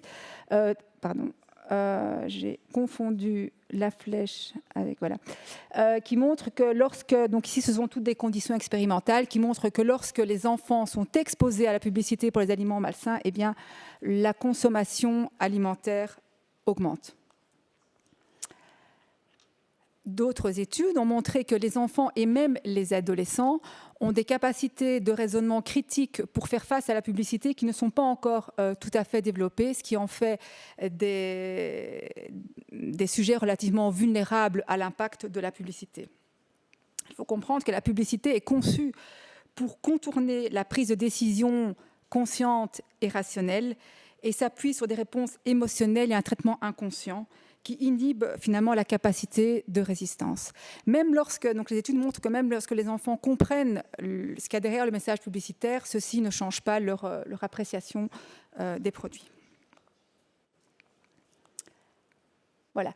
Donc ce modèle montre un petit peu la cascade des effets de la promotion du marketing alimentaire vis-à-vis des enfants. Donc on voit que l'exposition aux produits donc via le marketing, donc qui sont des produits évidemment riches en sucre, graisse et sel, et pas des fruits et légumes, hein, donc des produits avec une forte connotation hédonique et organoleptique. Ceci augmente la conscience des produits et donc la mémoire inconsciente des produits. C'est comme ça qu'on se souvient plus facilement d'une marque A ou d'une marque B. Ça change l'attitude en induisant une attitude positive vis-à-vis du produit, l'envie de le consommer et l'intention d'achat, la consommation, Et il faut comprendre que l'apport énergétique excédentaire lié à ces aliments, ce sont des aliments de haute densité énergétique, n'est en général pas compensé, ce qui induit un apport énergétique excessif et qui est lié, in fine, à notamment, c'est une des causes de l'augmentation de la prévalence de l'obésité. Alors là, il s'agit de très vieilles données chez l'adulte, mais je trouve que c'est intéressant de montrer que ces aliments de haute densité énergétique jouent un rôle majeur. On voit ici donc sur ce graphe cette corrélation très claire entre la densité énergétique d'un aliment et l'apport énergétique. Il faut savoir qu'on a des systèmes homéostasiques de régulation de l'apport énergétique assez fins qui permettent à certaines personnes de se maintenir en équilibre de poids. Et sur cette courbe, en fait, qu'est-ce qui est montré? C'est que normalement, lorsqu'on respecte le système homéostasique de régulation de l'énergie, lorsque la densité énergétique augmente, eh bien, la quantité d'aliments consommés devrait diminuer. Or, ce qui est montré dans les études, c'est qu'avec des aliments de haute densité énergétique, cet ajustement de la quantité consommée lorsqu'on augmente la densité énergétique n'est pas fait. Et en fait, c'est un des facteurs prédisposants à l'obésité chez de nombreuses personnes qui n'ont pas la capacité de sentir ces différences de densité énergétique, qui ne vont pas réguler leurs apports à la baisse, et ceci conduit à ce qu'on appelle ce phénomène de surconsommation passive. Et sans surprise, donc, je pense que voilà, donc on a ces données assez inquiétantes sur la prévalence élevée et qui augmente en fait de l'obésité et du surpoids chez l'enfant. Donc on voit ici les données de l'OMS. Donc depuis le milieu des années 70, on voit cette augmentation de la prévalence. Ici en Belgique, 6 à 7% des enfants sont obèses et un quart des enfants sont en surpoids. C'est énorme. Chez l'adulte, plus de 60% des adultes en Europe, en tout cas en Belgique, sont en surpoids ou obèses. Alors, que fait-on ? En Belgique, un avis a été émis en 2022 donc par le Conseil supérieur de la santé, par un groupe d'experts mené par Stefanie Vandevijvere, dont l'objectif est de tirer la sonnette d'alarme et d'inviter les autorités à introduire des réglementations qui protègent les enfants jusqu'à l'âge de 18 ans de l'effet de ce marketing alimentaire omniprésent, avec de nombreuses propositions. Ce sont donc des propositions qui ne sont pas en place, peut-être un jour, qui sait, donc de limiter donc la publicité, le marketing des aliments malsains à l'égard des enfants dans tous les lieux où les enfants sont exposés, de stopper la publicité pour les aliments malsains à la télévision, ou encore d'avoir des contrôles plus réguliers. Je pense que c'est un souhait qui est émis pour la plupart des pays européens. On l'a vu notamment pour la Finlande. Donc, ça fait partie des mesures de santé publique qui devraient être adressées. Actuellement, je pense l'Angleterre, le Royaume-Uni a des mesures mises en place pour la régulation du marketing alimentaire chez les enfants. Alors l'OMS a émis une série de recommandations depuis 2010, mais un certain nombre de papiers de recommandations ont été publiés depuis lors, afin de guider, donc ce sont des recommandations, afin de guider les gouvernements qui souhaiteraient mettre en place des politiques d'encadrement du marketing alimentaire chez les enfants. Cette résolution de l'OMS a été approuvée par plus de 150 pays, dont la Belgique. Alors en Belgique, qu'en est-il donc des politiques actuelles pour adresser ce problème ? Eh bien, les restrictions actuelles en vigueur en Belgique sont principalement de nature autorégulée, c'est-à-dire qu'elles sont mises en place et contrôlées par l'industrie alimentaire et par les annonceurs publicitaires. Il existe des codes de diffusion audiovisuelle en Belgique, mais sans vraiment de cadre restrictif, et ça se limite au programme pour enfants, donc le cadre n'est pas suffisant. J'aimerais également faire référence à une initiative de l'industrie alimentaire qui est le European Pledge, qui a pour objectif de limiter l'exposition au marketing alimentaire, avec notamment des engagements pour ne pas faire de publicité pour les produits visant les enfants de moins de 12 ans, mais il s'agit de produits qui ne répondent pas à certains critères nutritionnels que je vais montrer dans un instant, ou encore il faut que l'audience fasse plus de 35%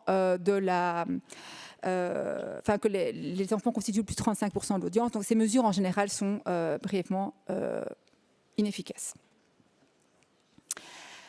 Alors, quels sont les modèles qui pourraient être utilisés pour limiter les aliments pour classer les aliments qui devraient ou pas faire l'objet de marketing alimentaire. Ce profil a été présenté ce matin. Donc, il y a notamment le profil nutritionnel de l'OMS, révisé en 2023, et qui définit, qui est spécifiquement mis en place pour définir quels sont les aliments qui devraient faire l'objet d'une restriction d'un point de vue du marketing alimentaire. Alors, je montre brièvement ce profil. On voit ici, par exemple, pour tout ce qui est chocolat ou cake, biscuiterie, on a donc toute une série de critères nutritionnels, donc de contenu en nutriments définis pour les différentes catégories d'aliments. On voit par exemple que pour le chocolat et les biscuits, il devrait y avoir 0 sucre ajouté. Donc, ça veut dire qu'aucun de ces produits ne peut être autorisé, par exemple, au marketing. Pour le marketing, les snacks salés ne devraient pas contenir de sel, etc. Je vais passer ça brièvement. Donc, les critères qui sont pris en compte par le pledge européen sont les suivants. Donc, pour faire une comparaison avec les critères du profil nutritionnel de l'OMS, j'ai voulu montrer ici certains de ces critères. Par exemple, pour les biscuits, les produits qui contiennent plus de 30% de sucre ne peuvent pas faire l'objet de marketing alimentaire pour les enfants. Alors, si vous avez quelques connaissances en termes de composition nutritionnelle, 30% de sucre, c'est relativement laxiste. Donc, on voit ici la distribution, par exemple, en Belgique, donc ce sont des données de chez Cienzano, la distribution de la quantité de sucre dans les produits de biscuiterie, on voit qu'ici, 30, c'est au-dessus du percentile 50, donc toute une série de produits pourraient être autorisés. Pour tout ce qui est snack salé, le cut-off du pledge européen est de 700 mg de sodium, c'est-à-dire 1,7 g de sel, donc c'est également une quantité relativement laxiste. Alors, donc j'en viens au Nutri-Score. Le Nutri-Score a deux intérêts dans le cadre de cette nécessité de réguler le marketing alimentaire pour les enfants. Le premier, c'est que, donc, une des propositions qui est régulièrement mise sur la table, c'est que le Nutri-Score pourrait servir, au même titre que le système de profil nutritionnel européen, d'outils pour sélectionner les aliments qui devraient faire l'objet d'une restriction en termes de marketing alimentaire pour les enfants. Donc, par exemple, vous pourrez dire que tous les aliments Nutri-Score D et E ne pourraient pas faire l'objet de marketing alimentaire pour les enfants. Donc, c'est un des profils qui pourrait intéresser.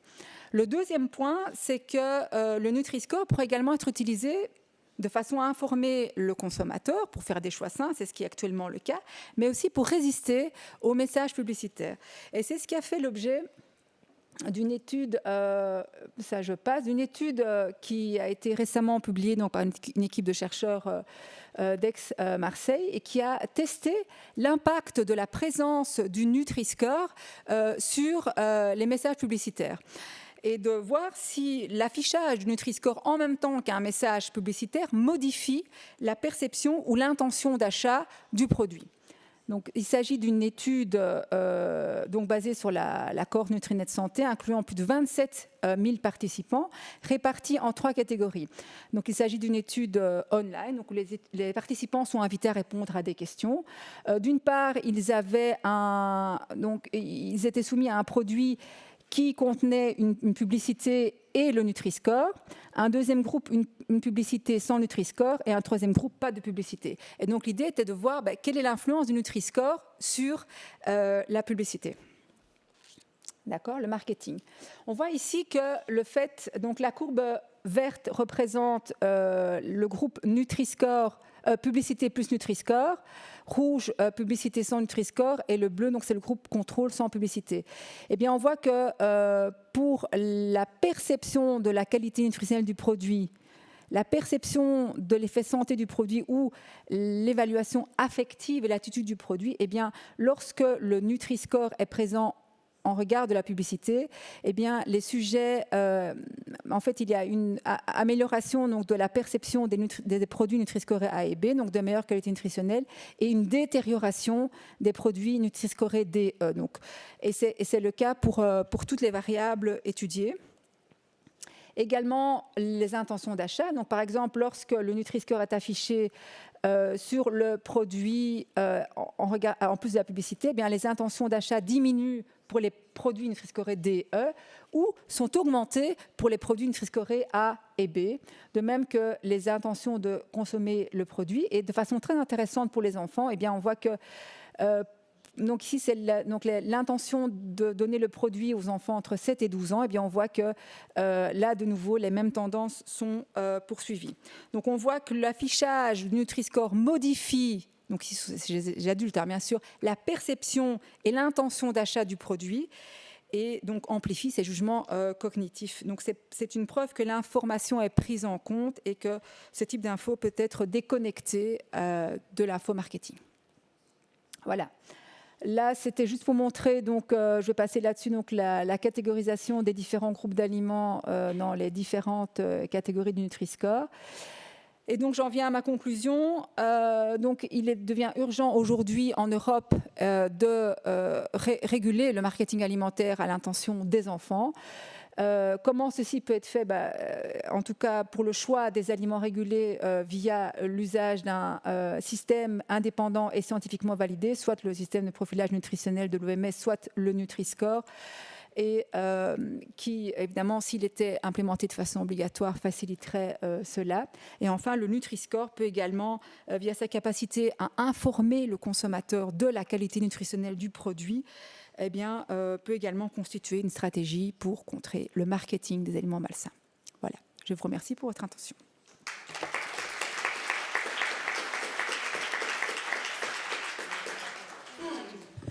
Okay, thank you very much. Well, we have a few minutes now for a few questions. I'll firstly invite both of our speakers back up to the stage, perhaps, for a few questions, if you'd like to take a seat up here.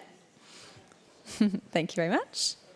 Let me first, I've got a couple of questions on the slider, but let me firstly throw it out to the audience here in the room. Does anybody have a question for either of our speakers here? And if you do, please do say your name. Remember to say your name and also where you're working and who your question is directed to. You're all sleepy after lunch. Okay. Well, we do have one question here, Hélène. It's for you, actually. This is from Louise Kisan. I don't have, it doesn't say where Louise is working, but the question is, while considering advertising restrictions for HFSS, so high in saturated fat, sugar, salt, products on TV, does this also include social media, as children seldom watch TV now? That's a good point. I suppose children are more and more on social media. Maybe you could reflect a little bit on that point for us. Hopefully, try it. I think it should. Hello? Ah, yeah, yes, okay, that's okay, working. Yes, I didn't went into detail in the opinion of Conseil Supérieur de la Santé, but indeed TV is not the only media that is targeted by the opinion. Of course, digital media is more and more, as I said, intrusive, and on the recommendation, it is strongly advised to try to target this aspect as well. But we know that it's of course more difficult because it's really and this digital marketing is really embedded in the message and very intrusive. But the recommendation of Conseil pour la Santé is indeed also to target all type actually of media targeting unhealthy food marketing to children. Okay, Louise, I hope that answers your question. I don't see any more questions on the Slido. Do we have any? We have one here in the room. Yes, get the microphone just there. Yes. Thank you. If you could just present yourself and where you're from as well. Thank you. Thank you very much. Nicolas Sodac, UNESDA, European Soft Drinks Industry. Again, me. A question on sweeteners. You have referred to the WHO nutrient profile that includes sweeteners. However, EFSA, in its 2022 opinion, scientific opinion, on nutrient profiling did not recommend to include sweeteners as part of a nutrient profile.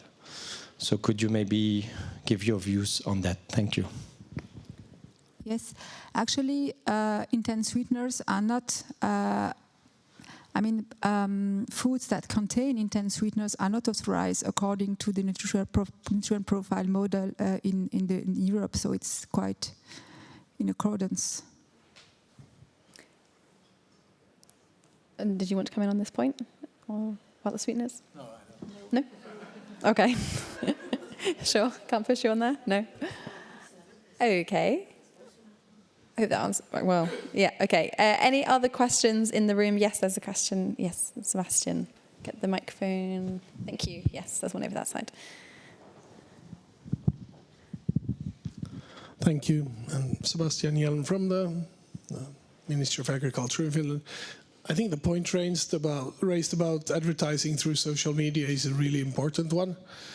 I think, at least for our country, I don't think children watch television anymore. So it seems like we're really chasing the wrong target now. But so if we want to regulate advertising of unhealthy foods on social media platforms, does anybody have any good ideas on how this is done? Do we need to address the big companies in the United States, or is the EU regulation that we have on these platforms, is it in any way useful as an instrument? I'm asking. I don't know. I just know that this is a growing problem that we should probably tackle as soon as possible. Okay. Yes. You'd like to come in first, maybe, and then I come to you then. Well, do you want to go first? Oh, please go. Well, of course, I completely agree that is where the problem is today. That's where the kids are and where they are getting exposed. And I think WHO Euro has done a lot of good work with new instruments, and a number of pilots have been conducted to see how it can be controlled and also what is the degree of exposure.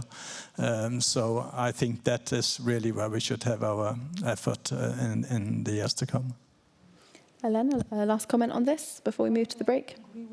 And indeed, I agree that it's difficult to control, but I'm not an expert in marketing, but there are several proposals in the opinion, but it's quite, I think your proposal is nice, but it is difficult to tackle. Okay, we have one last question at the front before we go to the coffee break. Thank you. Thank you very much. I'm Amandine Garde. I work at the University of Liverpool. I just wanted to follow up on this point. The debate was quite vibrant in the UK on how we would regulate food marketing, and originally on digital media. Well, it was agreed that it should be a compulsory model, not self-regulatory, so there was agreement on this. And on online, originally the idea was you identify unhealthy food according to, or HFSS food according to a nutrient profile model, and then you find how to address marketing of these that target primarily children, and it was found to be impossible.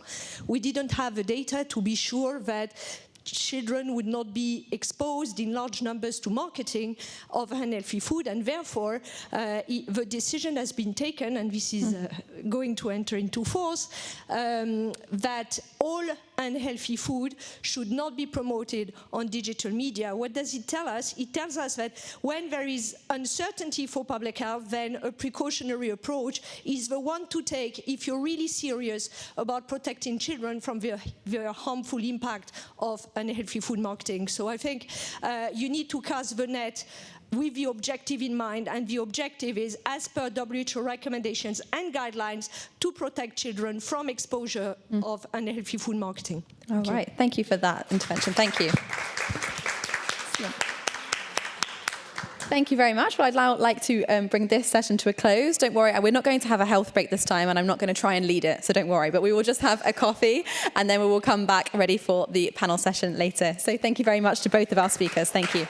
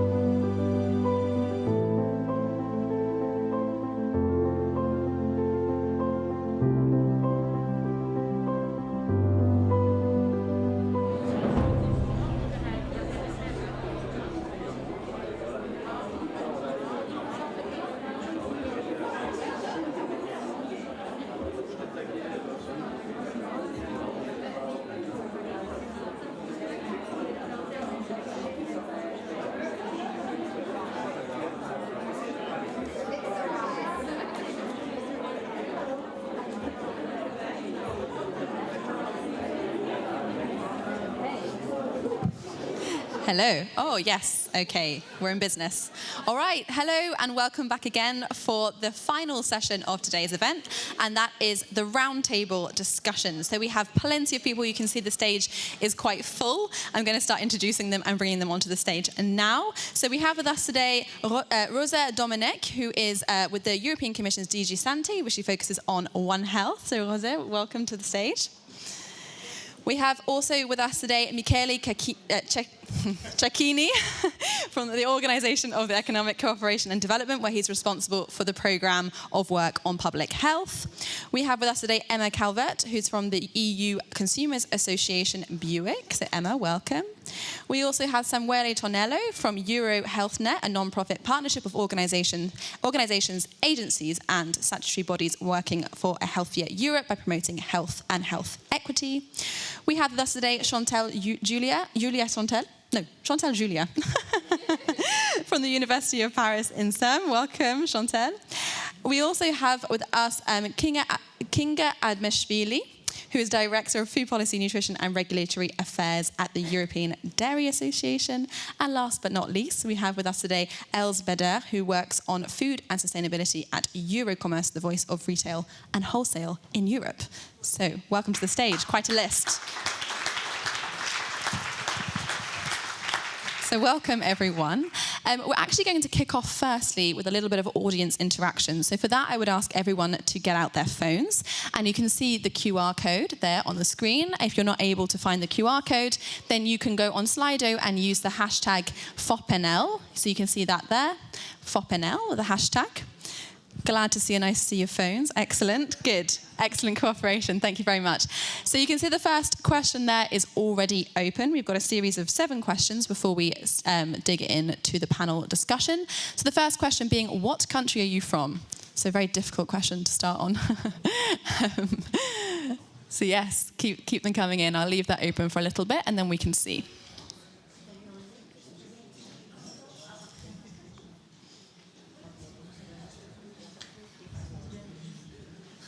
Okay, so you can see there Belgium dominating, which I think is potentially not a shock to anyone. But a nice range. Norway, Netherlands, Portugal, Switzerland, Hungary. Okay, there's a nice range. I'll leave it a couple more seconds and we'll move on. Okay. All right, I think that's the first question sorted. Let's move on to the second question now. Let's try and get that up on the screen. And the second question is also a fairly straightforward question, which is what kind of organisation do you represent? I will be curious to see the mix here.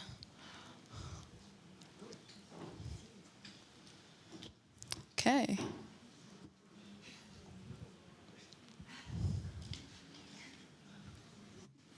Okay, quite a clear majority here from the government agencies, institutions, a few businesses. Okay. All right. Quite a clear majority there that I can see. But, yep. Okay. I think that will bring that one to a close. Let's move on to the third question now. So the third question is, what is the first word that comes to your mind when someone says FOPNL, or front of pack nutrition labelling? I think you've got that acronym by now. But what is the first word that comes to your mind? Lobbying. Lobbying, Nutri-Score, yeah. Transparency. Informed decisions. Misleading, okay. Confusion. Food, clear, healthy. I thought this one would spark some interesting answers, yep. Heart symbol, healthy diet. Headaches, someone's put. Hope you don't have a headache after today's discussions. Public health. Okay, there's enabling environment. All right, okay. A really broad spectrum of different words there. Okay, very interesting. All right, I think we've got enough there. We'll move on to the next question. So question number 4, do you think FOPNL can help consumers to make healthier choices and improve their diet? So you've got a few options there. I will leave that open for you.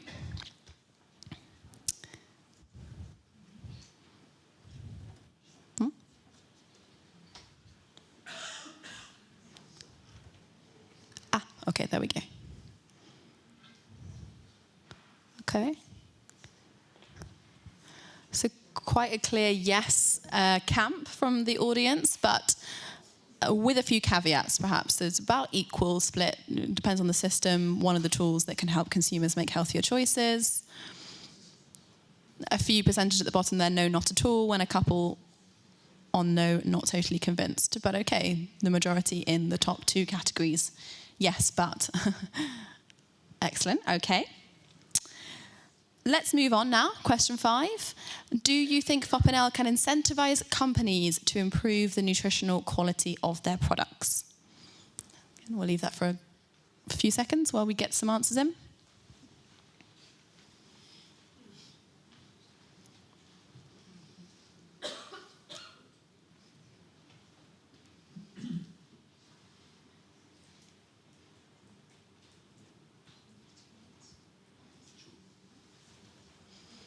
Okay, you've got some answers coming through.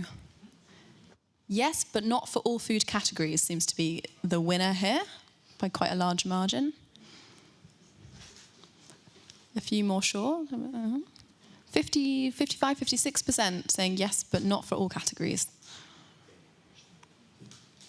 Okay, interesting. All right, let's move on to the next question. I think we've got enough in there. The next question, are you in favour of a harmonised and mandatory FOPNL system at the EU level?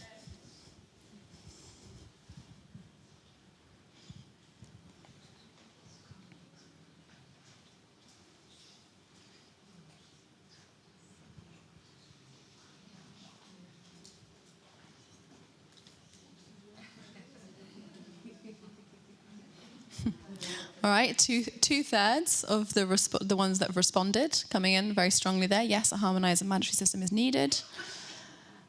A few others more on the voluntary basis. A few that have no position at all on this. Okay, I think it's a very, very clear majority there, hovering around 63% there, that say yes to that question. And let's move on to the last question, number 7, the last but not least. Do you think an existing FOPNL can be chosen... oh, sorry, this is different than I have. Do you believe that it's currently feasible based on the existing knowledge to select a FOPNL system that could be implemented at the EU level? You've got some options there, yes. Yes with some adjustments, no with a few extra caveats.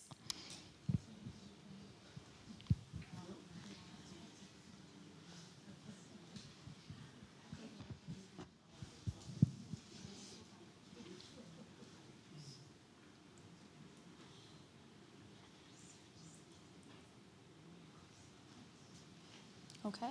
Oops.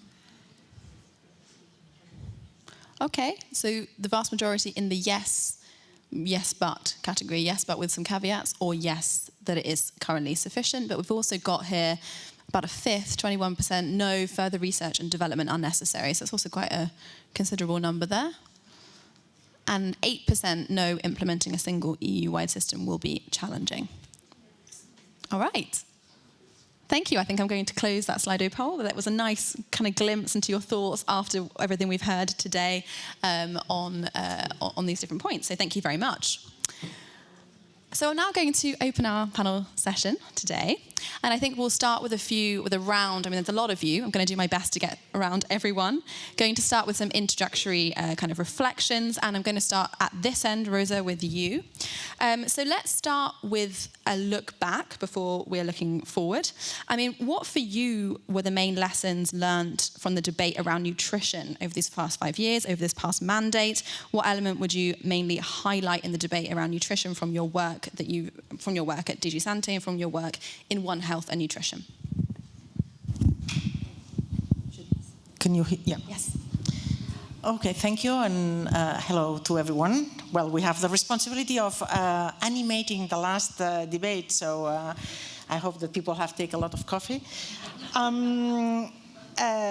Well, if I have to, and I don't know if I will disappoint people, but what I've learned in the last 4 years in particular is an expression which actually I carry on my own job title, which is One Health. And not only because One Health obviously became a hot topic after the pandemic, but also because there are other aspects, in particular nutrition, that is clearly One Health policy. It's really very relevant.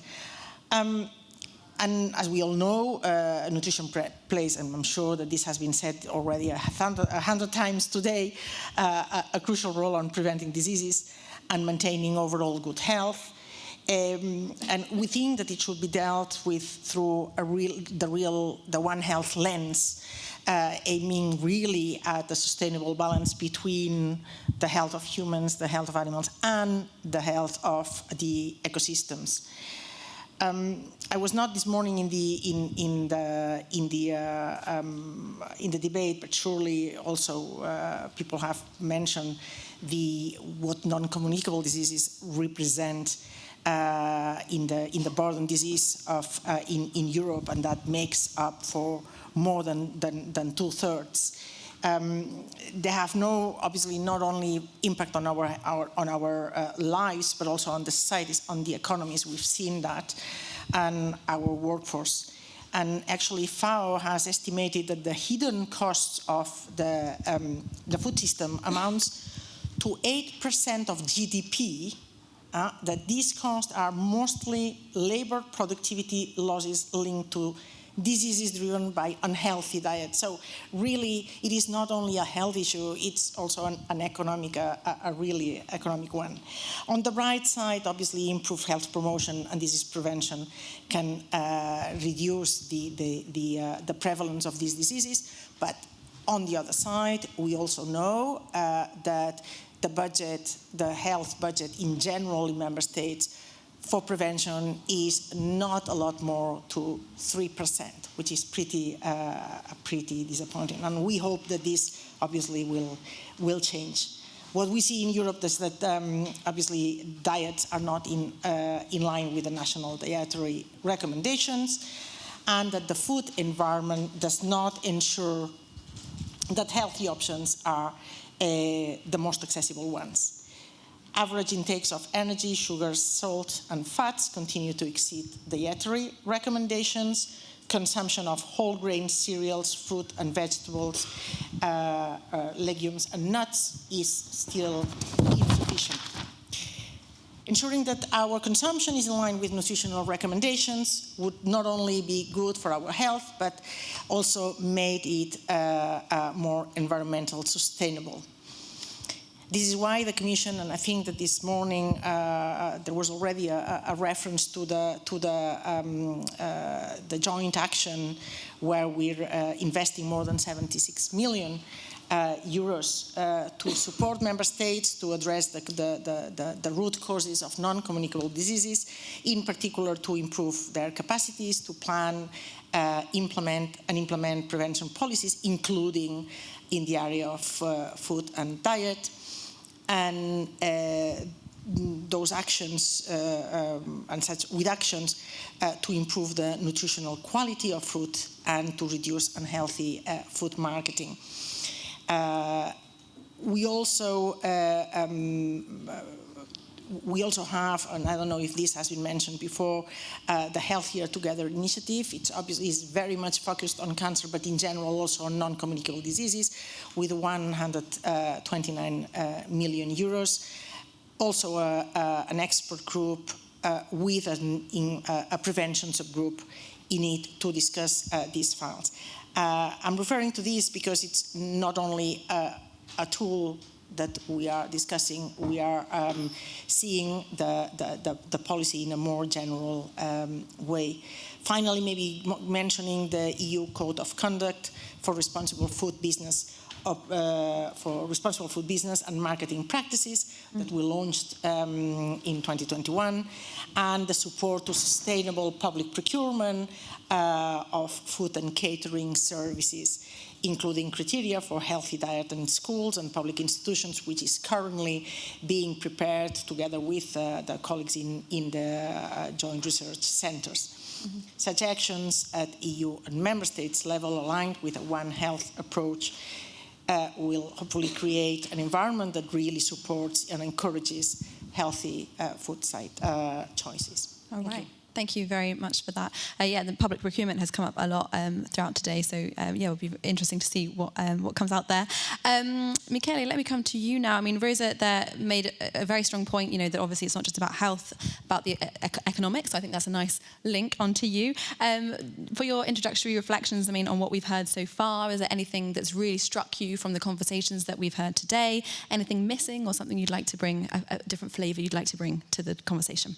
Sure, thanks, and thanks for the invitation today. It's really a pleasure for myself, but also for the OECD to contribute to the debate and to this event, and congratulations to the Belgian Presidency for placing a focus on this important issue.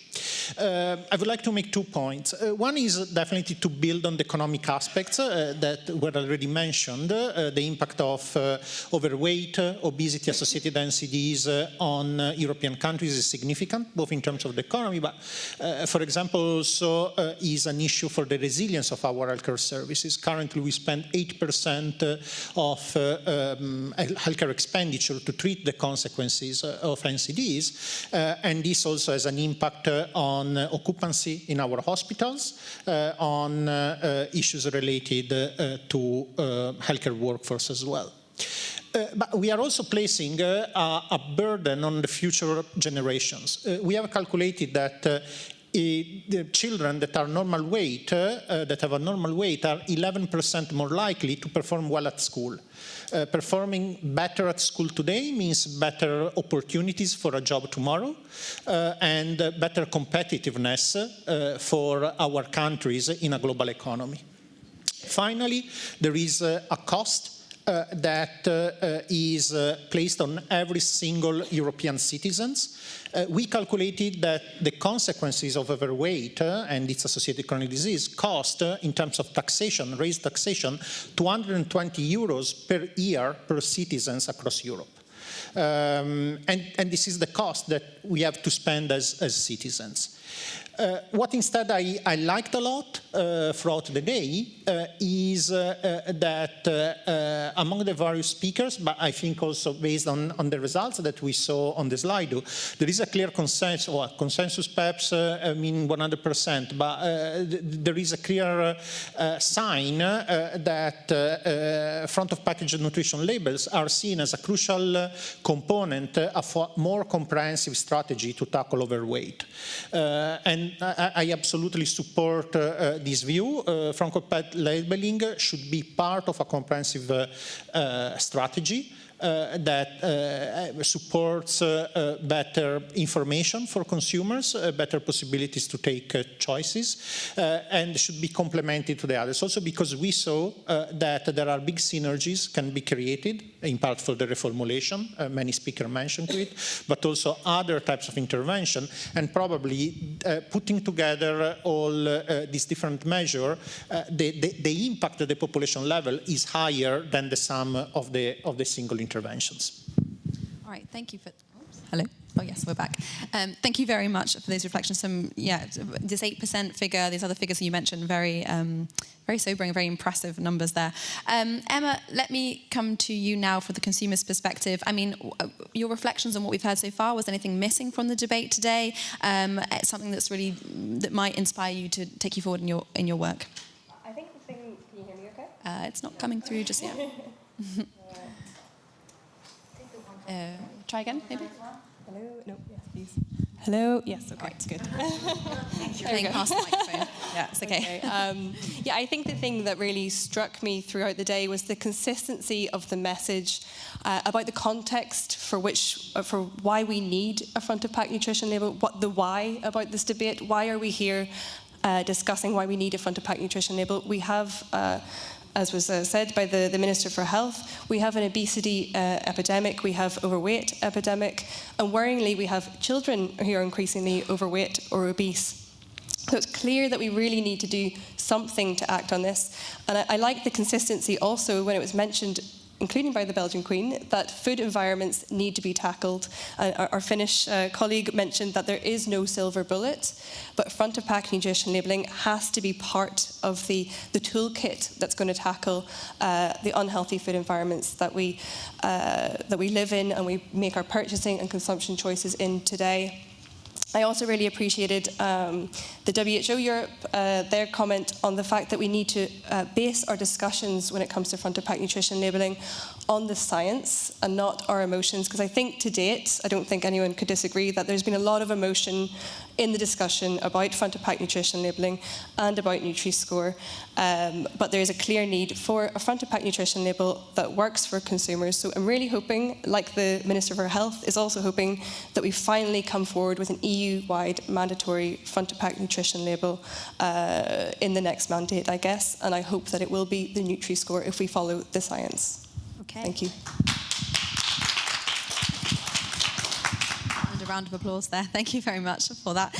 Samuele, let me come to you now. Your reflections, your thoughts about what we've heard so far today, and how it's going to shape your work going forward. Yeah, thank you so much for having us here. I think it's my reflection. It's actually very similar to Emma's, and because we've heard from the best researchers in this field, all the scientific aspects, and so it's from our side, it's also what can we say more on this topic, and it's really, again, on the why, but especially on this aspect of the why we need to tackle this issue, and really how it refers to the systemic and individual perspective. And so for us, for example, at EuroNet, we work on primary prevention, and so we heard about how important it is, the burden on NCDs, and how much also we can prevent this burden on NCDs. But so far, all the strategies is focused on, we often say that we miss the forest for the tree, and so staring at the tree has been looking at the individual, and thinking that the individual can take the decision by himself or herself. And if they do well, then it's because they did well. If they fail in this, it's because it's their responsibility. And so what we often try to change is this, and this is looking at the forest, and really showing how the environment influences your decisions. And this, if you move it to the food system, it's really stressing how the food environment, so what surrounds us, it's really not making the healthy choice the easy choice, but it's making it more and more complicated, because unhealthy foods, ultra-processed foods, foods high in fat, sugar, and salt are the easiest option, are the option that is better marketed, and so on. And so really trying to help. And in this system, if you put it on the individual, then those who can will save themselves. We heard Knut-Inge saying, again, if you are really highly educated, if you have a high socioeconomic status, then you will save yourself. But then the others will be left behind, and this will create inequalities.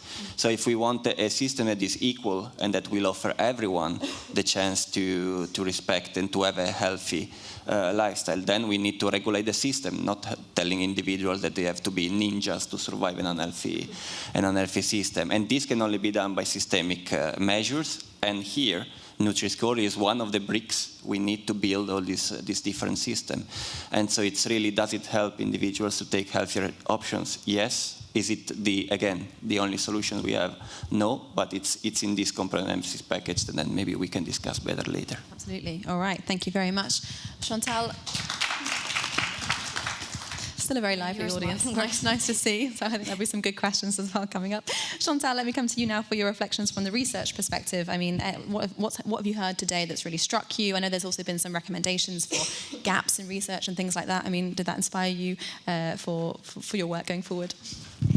I think we've heard during the day, again, I'm not going to get back to the why. I mean, we know the burden of diseases based on nutrition-related diseases. We know how much of the food system is not helping consumers making healthier decisions. And I completely agree with what's been said, is that putting the burden to the individual is asking everyone to be a ninja. And we are currently failing, in particular those that are the most vulnerable, not only in terms of resources, but also the children, because we are putting them in a situation in which they can't win except if they have exceptional competencies and acquire a number of elements that are really difficult to grasp.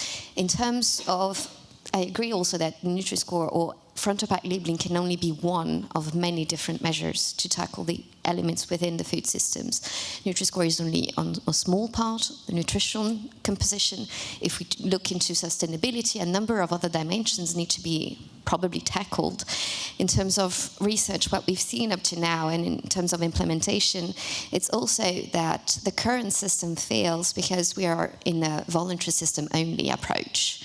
And given that, by definition, it's going to have limitations because it only incentivizes those that agree to follow the rules to get into a system, whichever it is, I mean, Nutri-Score or otherwise. But then it also means that there is going to be, in a number of sectors, an absence of information. And yet we need transparency across the board to ensure that the healthier choice is the healthy choice. So in terms of where we go from now, I think it's also been seen that the Nutri-Score and the nutrient profiling model that underpins it is able to evolve over time. It has already evolved once. I mean, the last 2 years has seen a large change. Well, I mean, at least correction of a number of limitations of the initial system. I think moving forward, depending on the science that we have, depending on the new results that may come up according to, I don't know, processing or different types of additives, they could be included in the system in the future. Again, it's an evolving system, as it should, meaning that any new information on a scientific basis needs to be integrated in the system in the future. That degree of kind of flexibility also looking forward. Okay, thank you very much. Let me come to you. We're all getting rounds of applause. Kinga, let me come to you now. No pressure to go and get the try and get the applause. Your reflections on what we've heard today so far. You know, what's maybe one key thing you want to highlight, or something that's really struck you in the conversations we've heard here today? Yeah, go ahead. Sorry. Yes, so first of all, I would like to thank the Belgian Presidency for inviting us to this open debate. We really appreciate to have the forum to express our views as European Dairy Association. And I agree with many points that the other speakers have raised today. I agree also that we have heard a very consistent message up to now. But I am missing a little bit the nuance and on the scientific debate. I'm not convinced that all scientific community in Europe is supporting 100% Nutri-Score. We are aware that in some countries where Nutri-Score has been introduced, there have been letters from the scientific communities expressing different views. So I think it's important to consider. I think I also missed the mentioning of the European Food Safety Authority, EFSA, who published 2 opinions on nutrient profiling. One, I think, in 2008, and the newest one in 2022. And EFSA highlighted many interesting elements in that opinion. And I'm referring to the last one, the newest one, that we have certain inadequacies, nutritional inadequacies in the European populations. And there are certain food groups that are very important contributors of the nutrients. So among the nutrients of concern, EFSA has mentioned, for instance, calcium, iodine, and I think we often forget that milk and dairy are one of the major, if not the biggest, contributors of these nutrients, along with vitamins B, along with high quality milk proteins, to the diet of European consumers in all population groups. So we said a lot that a front-of-pack nutrition labeling system should be in line with dietary guidelines, and we agree, we cannot agree more as EDA. A front-of-pack nutrition labeling should be in line with dietary guidelines. And we have national dietary guidelines, we have heard, in all European member states. But Nutri-Score, as it is now, is not in line with dietary guidelines, at least for the category that I represent, milk and dairy products. For instance, in France, the recommendation is eat milk and dairy products 2-3 times per day, depending on your age groups, children more often, adults less, elderly more often. If you look at the Nutri-Score of this category, it's not so clear that these are the recommended products. So what is striking is there is this contradiction between the messaging of the official dietary guidelines and Nutri-Score. and I'm happy to elaborate more later on. Dig into this a little bit later on. All right, thank you. Els, last but certainly not least, let me come to you for your reflections. For you, was there anything missing in this debate today? I mean, we've heard the reflections there of Kinga. Would you agree with what she's just said? Or what has been the main thing that's kind of struck you from the discussions today? Yeah, thank you very much. And also thank you to Belgian Presidency for inviting us. So just to clarify, so I represent Eurocommerce. So we are representing retail and wholesale, both food and non-food products, and all the different formats as well. No, not only the large one, but also the smaller ones, the independent ones. I think this is also important to keep in mind. A lot has been said already. I think science, all these words tick boxes with us as well. Part of our position always going forward on the food information to consumers, like science, and having proper assessments and surveys and having the figures to justify a decision going forward. What I wanted to underline is, for example, the importance of also the stakeholder coordination also at national level. Because indeed we engage here at European level, but I think when you want to go forward, and also we have heard many examples already, it's so important that with the national authorities you bring also all your businesses, your local economy in line and see how you can create trust and go forward. I think that maybe could have had a little bit more attention. What I also think is really important, and maybe a lot has been achieved already. I mean, we've seen that, all the figures, it's spreading to more countries, and so indeed we have all been waiting for a proposal by the Commission, whatever shape or form, but something that we can start debating on. But you can see it doesn't mean that the market is stopping. There's a lot of voluntary initiatives. There is definitely a need and an understanding to act, be it via front of pack or via another tool in the toolbox, as we have also heard that there are many. And I think this is very important. So going forward, I mean, and this is also, of course, a core business of our members. We agree about the what, the how is maybe still to be debated. Also something which also aligns with a specific situation and an area where our members are active. And I think we shouldn't forget that our members are often very embedded in the national area, and I think they have to sort of develop their approaches that are suiting their customers best, but also their local authorities and their authorities. I mean, it's not that you can do things, that you do that completely independently. Mm-hmm. So I think this is also something that we have to keep in mind. There's still, there have been many initiatives already. There's still an intention to go forward, but the how maybe needs still the final fine-tuning, let's say. Okay, all right, thank you very much. So we're going to have another round of questions, and then I'm hoping to leave a lot of space for questions from the audience. But Emma, I'm actually going to come to you first. We might have to play past the microphone up the only microphone. You were very, very clear on why we're here and why we're talking about harmonised front of pack labelling system and why we need that. I want to push you a little bit on this point, because something that I've spoken to some researchers about. There's a concern sometimes maybe that with the pace of change, and I know Els also mentioned that about the market, with digital technologies, AI, personal health, all these kind of things. I mean, is it still relevant to talk about a front-of-pack labelling system, or by the time the EU actually comes up with the proposal, as you were talking about, hopefully looking forward, is it actually going to be redundant? Will technologies have moved on? What do you think from the consumer perspective about this kind of educational tool for consumers? Well, I think when we talk about the digital transition and we talk about food, we also have to remember, how do consumers purchase their food? And still the majority of food purchases today are made in the supermarket.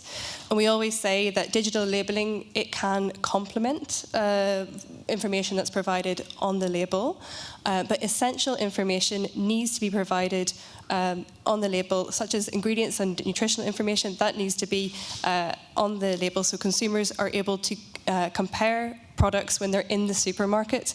When you provide this information via a QR code, you're forcing consumers to, first of all, get out their phone, scan the QR code, search for the information, try and memorize that information before they move on to the next QR code.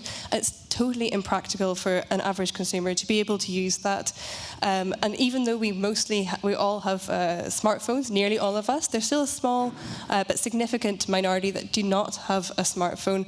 And even when you do have a smartphone, there is a gulf between those who are very digitally able and those who do not have the skills to be able to use these kinds of QR codes in the supermarket. So we still want to have it on the bottle or on the package so consumers can use it in the supermarket. All right, very clear answers to that one. Thank you very much. Samuel, I'll come to you next, seeing as you're next to the microphone. You don't have to pass it too far along. I mean, you made it clear in your introductory remarks, of course, there's no magic bullet to solve this issue, and we've heard this many, many times today. You spoke about the need of creating this food environment. I mean, I just want to dig in a little bit more into that. I mean, what kind of impact do you really think that, a harmonised EU-wide front-of-pack system would have tangibly on consumers making the healthy choice within that, creating that food environment? How much of that comes down to the label? What kind of what kind of part of the impact can that play? Yeah, I think here explaining a little bit more the silver bullet, it's quite important because we are quite in a privileged position that we are a bit in research, but also especially really connected to policy and policy at EU level. And I see many times, especially in research, great colleagues being trapped a bit in this silver bullet or in this sort of perfect measure that can be implemented only as long as it is perfect. But then it's really difficult to achieve something that is perfect at all times. And so here, the fact is that, is Nutri-Score good? Yes. Can it help? And that I go back to before, like, does it make citizens, consumers' life easier? And for everyone, it's yes. But will we resolve the problem with this? No. And it's like, and as the development of the algorithm itself shows, is it perfect from the beginning? No. Is it better than the situation we had before? Yes. And so we are trapped in this sort of looking at the ideal world over there, that for a policy to be implemented there, while behind us there is the situation that it's not good. And if you look at the non-communicable disease, it's really not good at all. And so the urgency here should be, can we do something as soon as we can? And so here, I mean, it's a bit of an unfortunate comparison with, I mean, the recent pandemic or others. But if you look at the numbers of the obesity and overweight, we should really, as soon as possible, do something. And this is like what the Nutri-Score, and the scientific evidence is there that it works. It does, and it's like, can it be improved? Of course, that's science. And this is the difference, what we need to communicate, and scientifically, but to a sort of public audience.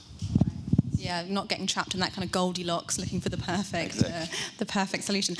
Chantal, let me come to you now, actually, on this. I mean, Samuel has just said there, it's not perfect, but it's, there's some improvements, but that fundamentally he thinks the Nutri-Score is good. I mean, but there are a number of concerns around the use of the Nutri-Score. I think we have to tackle that. Kinga also mentioned a few concerns. Can you dig in a little bit into this a bit more? Are these concerns valid in your view?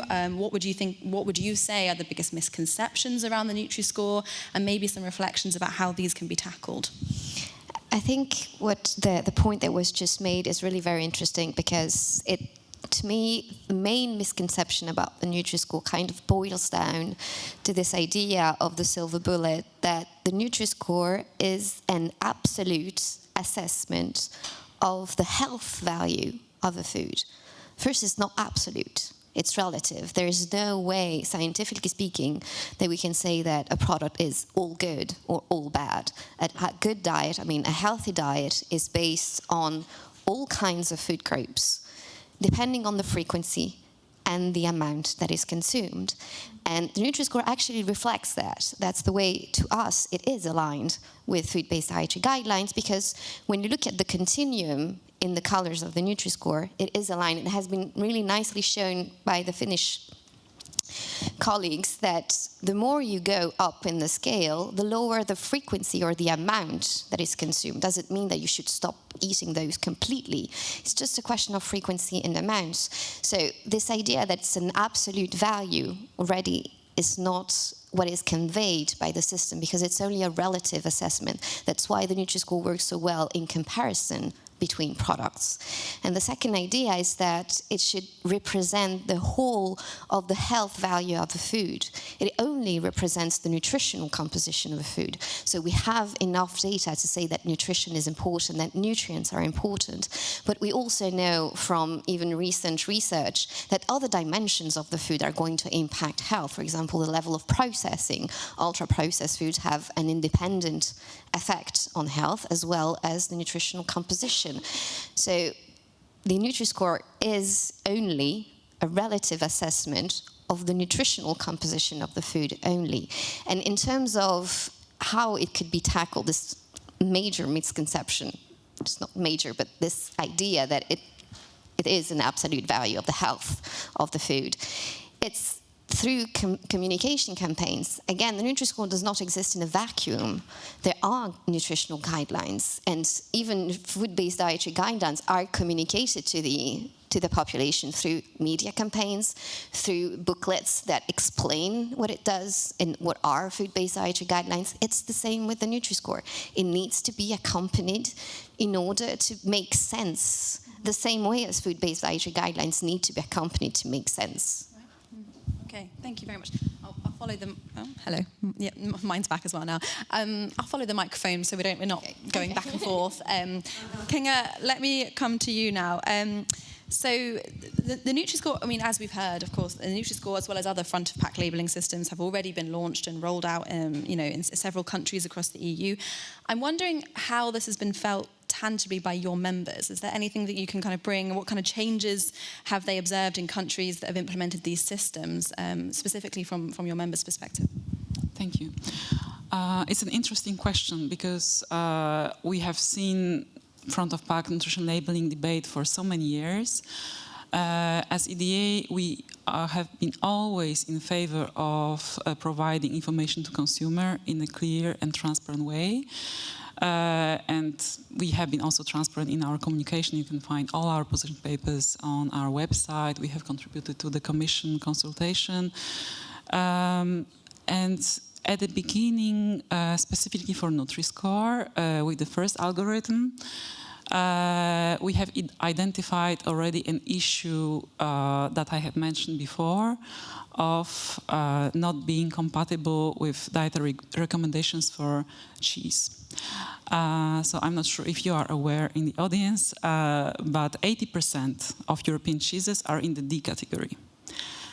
So on one hand, you have communication, consume milk and dairy, and cheese is dairy. And on the other hand, you go to the supermarket and you have a D label. This situation has not changed. That was the problem that we have identified from the beginning, and we have communicated that publicly as well. Now, for milk, with the new algorithm, and for liquid dairy products, as one of the persons mentioned from the public today, milk and liquid dairy products have been categorized not as food anymore, but as liquids, beverages. That downgraded the score for semi-skimmed and skimmed milk, which is in many recommendations around Europe, from A to B. Only water can bear A now. And full-fat milk from B to C. So I wonder, for the consumer, average consumer that goes to the supermarket doesn't have a lot of time to go into the educational campaign. Is that really the message that we want to convey?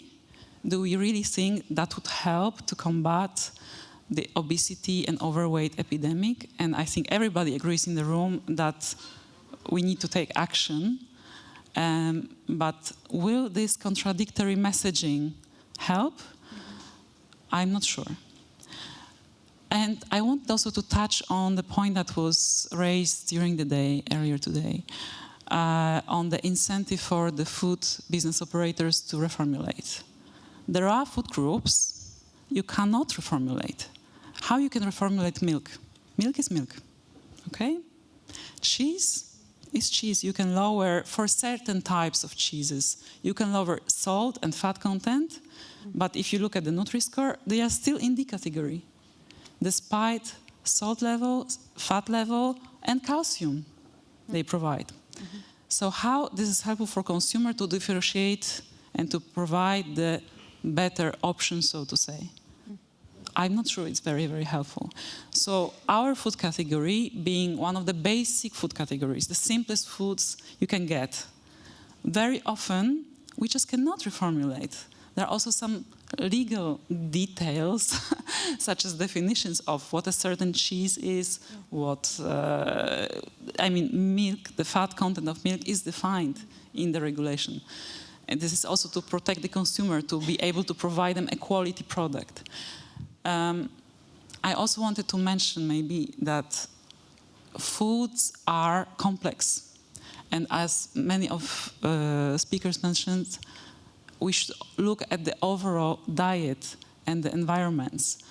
I really think that front-of-pack nutrition labeling could be helpful, but we should make an effort to align with scientific evidence and dietary guidelines, which for this food category is not yet the case. All right, thank you. Yeah, that's a good point. I mean, there are yeah. A very short response. I'm just going to repeat myself. That it's not, the Nutri-Score does not provide an information of this food is good or bad, but the higher you go in the scale, the lower the amounts and the frequency. In terms of food-based dietary guidelines, it's dairy in its entirety. But cheese, you'll agree with me, are not consumed in the same amounts as milk or yogurt. So there is some form of alignment with the amount that should be eaten, with the classification being in the higher end of the spectrum. Again, doesn't mean that you should not be eating it at all. It's just that the frequency amount is lower. That's all. Sorry. Okay, thank you for that. Thank you for that that intervention. And it is a good point about the reformulation also. There are other products also, you know, PDO, PGI, geographically indications, things like that, you know, it won't be able to reformulate it. So thank you for that intervention. Els, let me come to you now. I mean, Kinga spoke there of, you know, some inconsistencies, confusion among her members. Maybe we can explore the mandatory front-of-pack labelling system in terms of the, you know, in terms of the level playing field. I mean, what are the main concerns, but also maybe opportunities that your members have seen for the adoption of an EU-wide front-of-pack label? Yeah, thanks very much. Yeah, I think the opportunities are, of course, in line with the single market. I think we have seen that's a very big concern for us, fragmentation of the single market.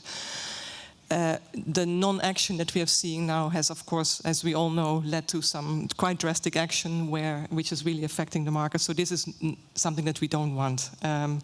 So the opportunity, of course, for something harmonized is that should really stop or be reverted back. But I think in general, it also means that I mean, also, we now actually see, not necessarily directly linked to the algorithm, but the fact that we don't know what's coming, that there is actually some members are reluctant to invest.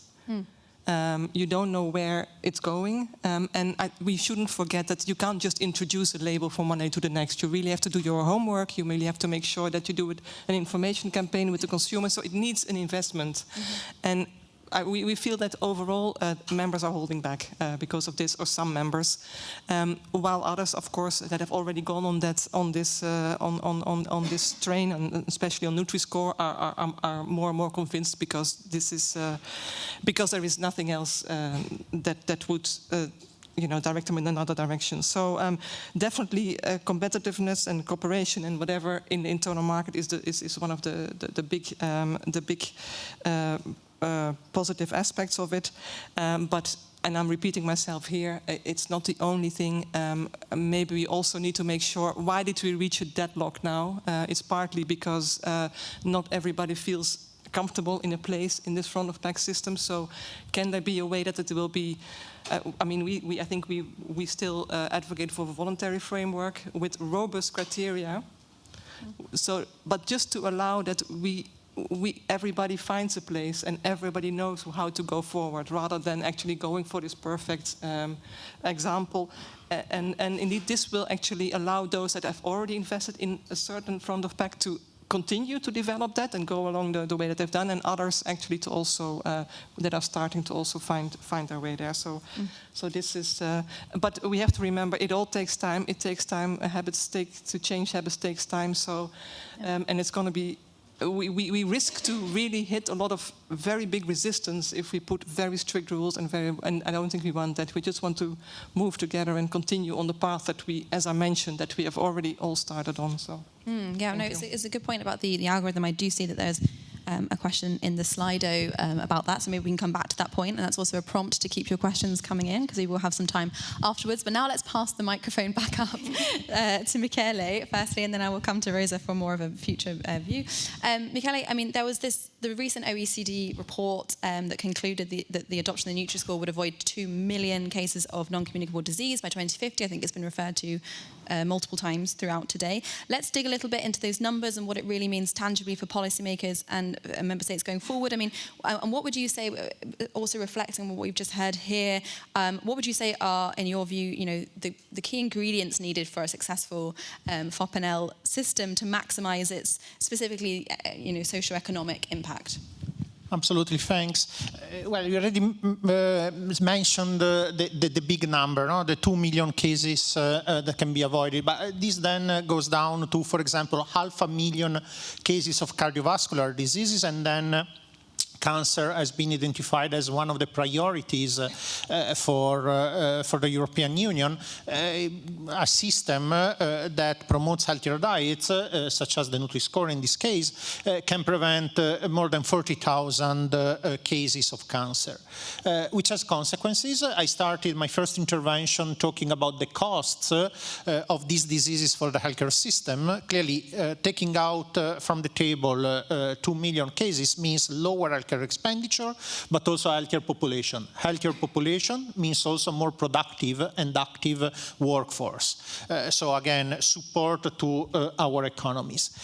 Going back to your main question, what are the things that as OECD we think should be the next steps and the policy implication of this work? First of all, when we calculate more in general the return on investment of this type of policies, of food labeling scheme, front of package food labeling scheme, we evaluated that for every single euro invested in Europe in this type of policies, countries could expect down the line savings that are more than double than the investment. So we calculated a return on investment of 2.1 euros for every euro invested in ensuring that this type of policies are implemented, enforced, and used consistently throughout the continent.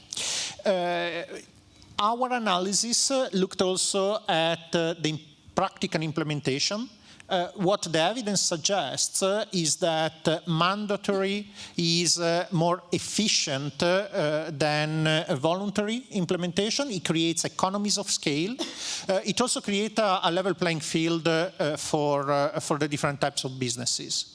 There is also an interest in the market, and there is definitely a market niche for products that are healthier. A global survey looked at what consumers think, and around half of people interviewed said that they would like to decrease their weight, and 3/4 of these people identify healthier diet and acting on diet as the main way in which they would like to lose weight. Clearly, these type of interventions can help these people in achieving their target. The last point is that, of course, we understand that there are costs of implementing this type of policies, costs that are also for industry and other stakeholders.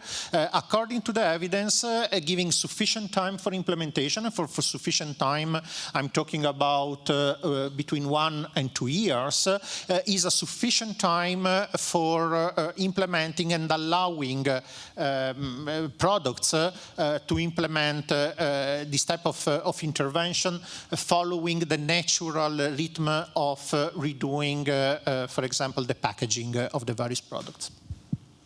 All right, thank you very much for that. And last but certainly not least, Rosa, let me come to you.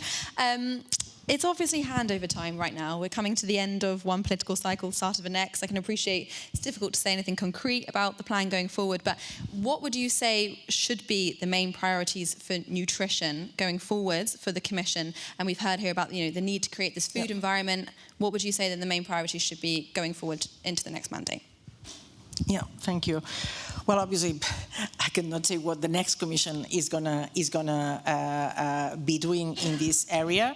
But of course, we already see the extremely worrying trends colleagues have mentioned.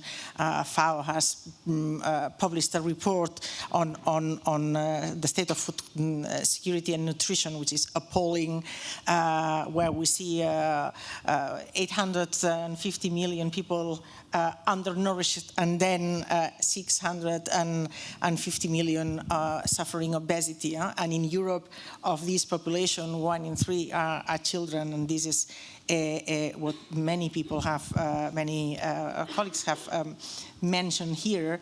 And definitely, I think that this is going to be one of the lines of action. Well, I hope, because for the moment, I can definitely not state that. But I would think that this trend, which actually has been even worsened during the pandemic, needs to be sort of stopped. And I hope that we can focus really on healthy nutrition and on children in particular. We also know that the first 1,000 days of a person are crucial for the development of the body, the brain, the metabolism, and the immune system. So I think that we should be focusing really on those. Also, on terms of the taste preferences and the eating habits. I mean, why not? There are many areas, including, I don't know, baby food composition or claims or the target infant and young children. That's an area. We are expecting the results of a report on the last action plan on childhood obesity, which will come later on this year, which obviously will inform our reflections.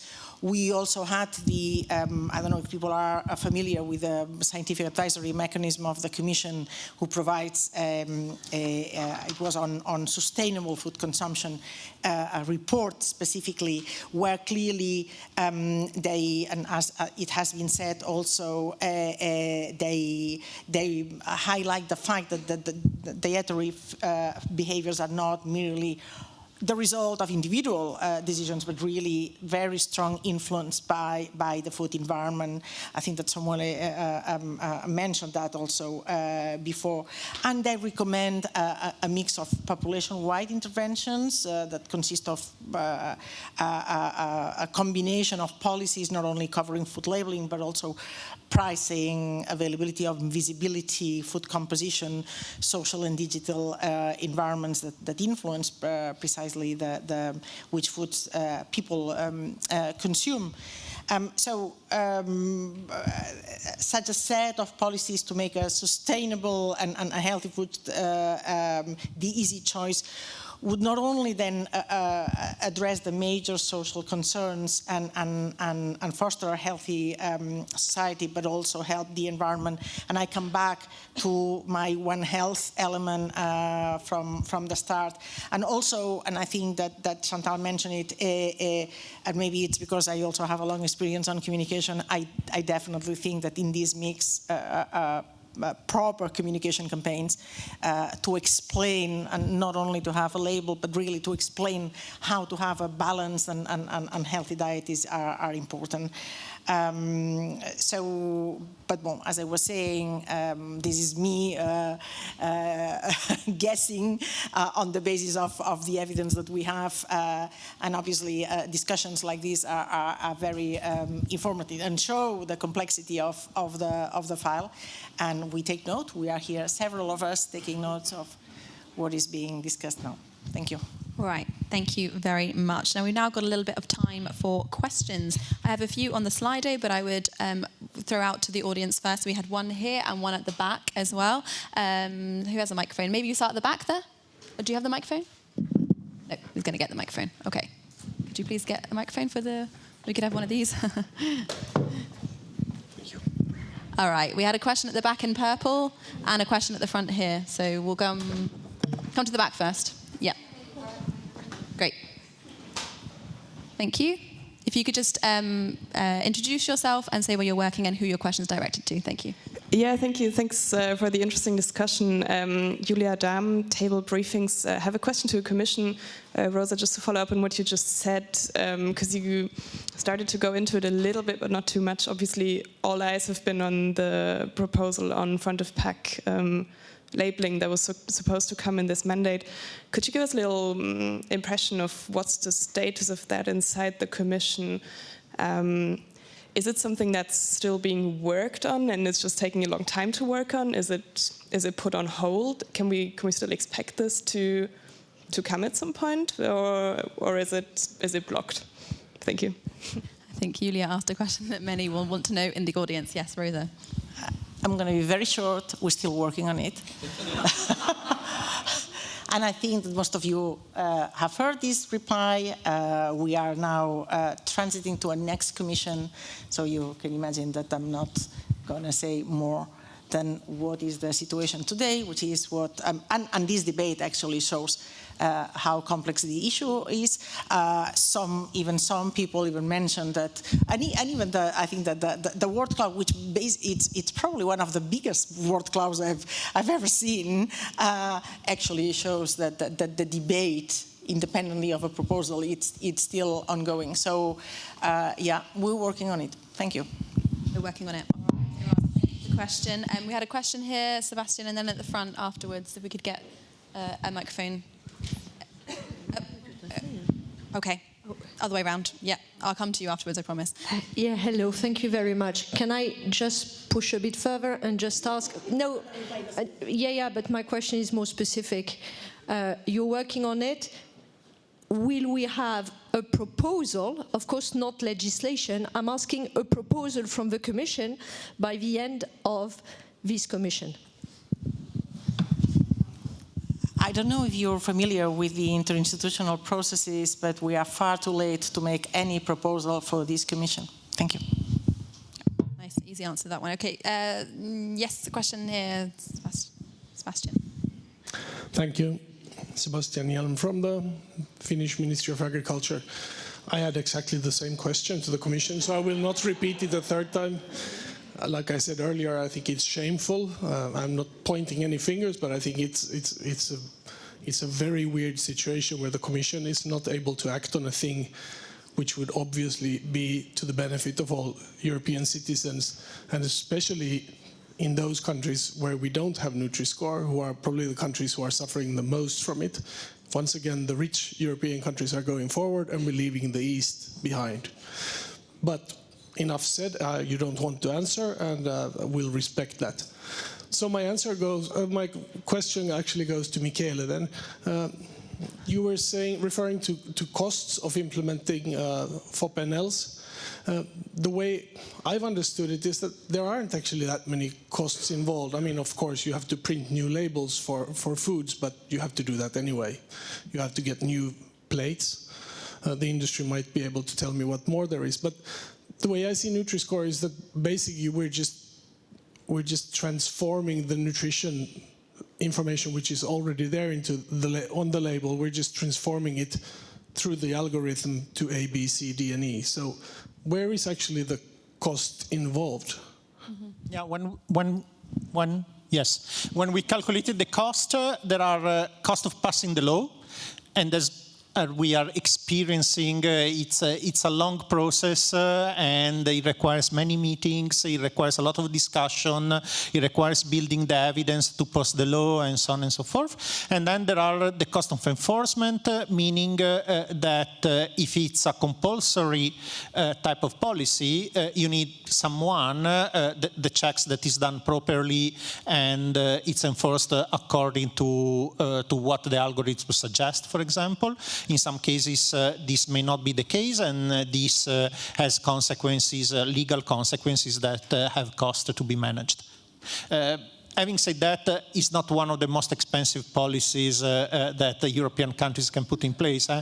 Personalized dietitian consulting is much more expensive, according to our analysis, compared to Nutri-Score. Okay, thank you for that. A question at the front here. Please get the microphone. Yeah, thank you. Thanks very much, Susie Sumner from Foodwatch.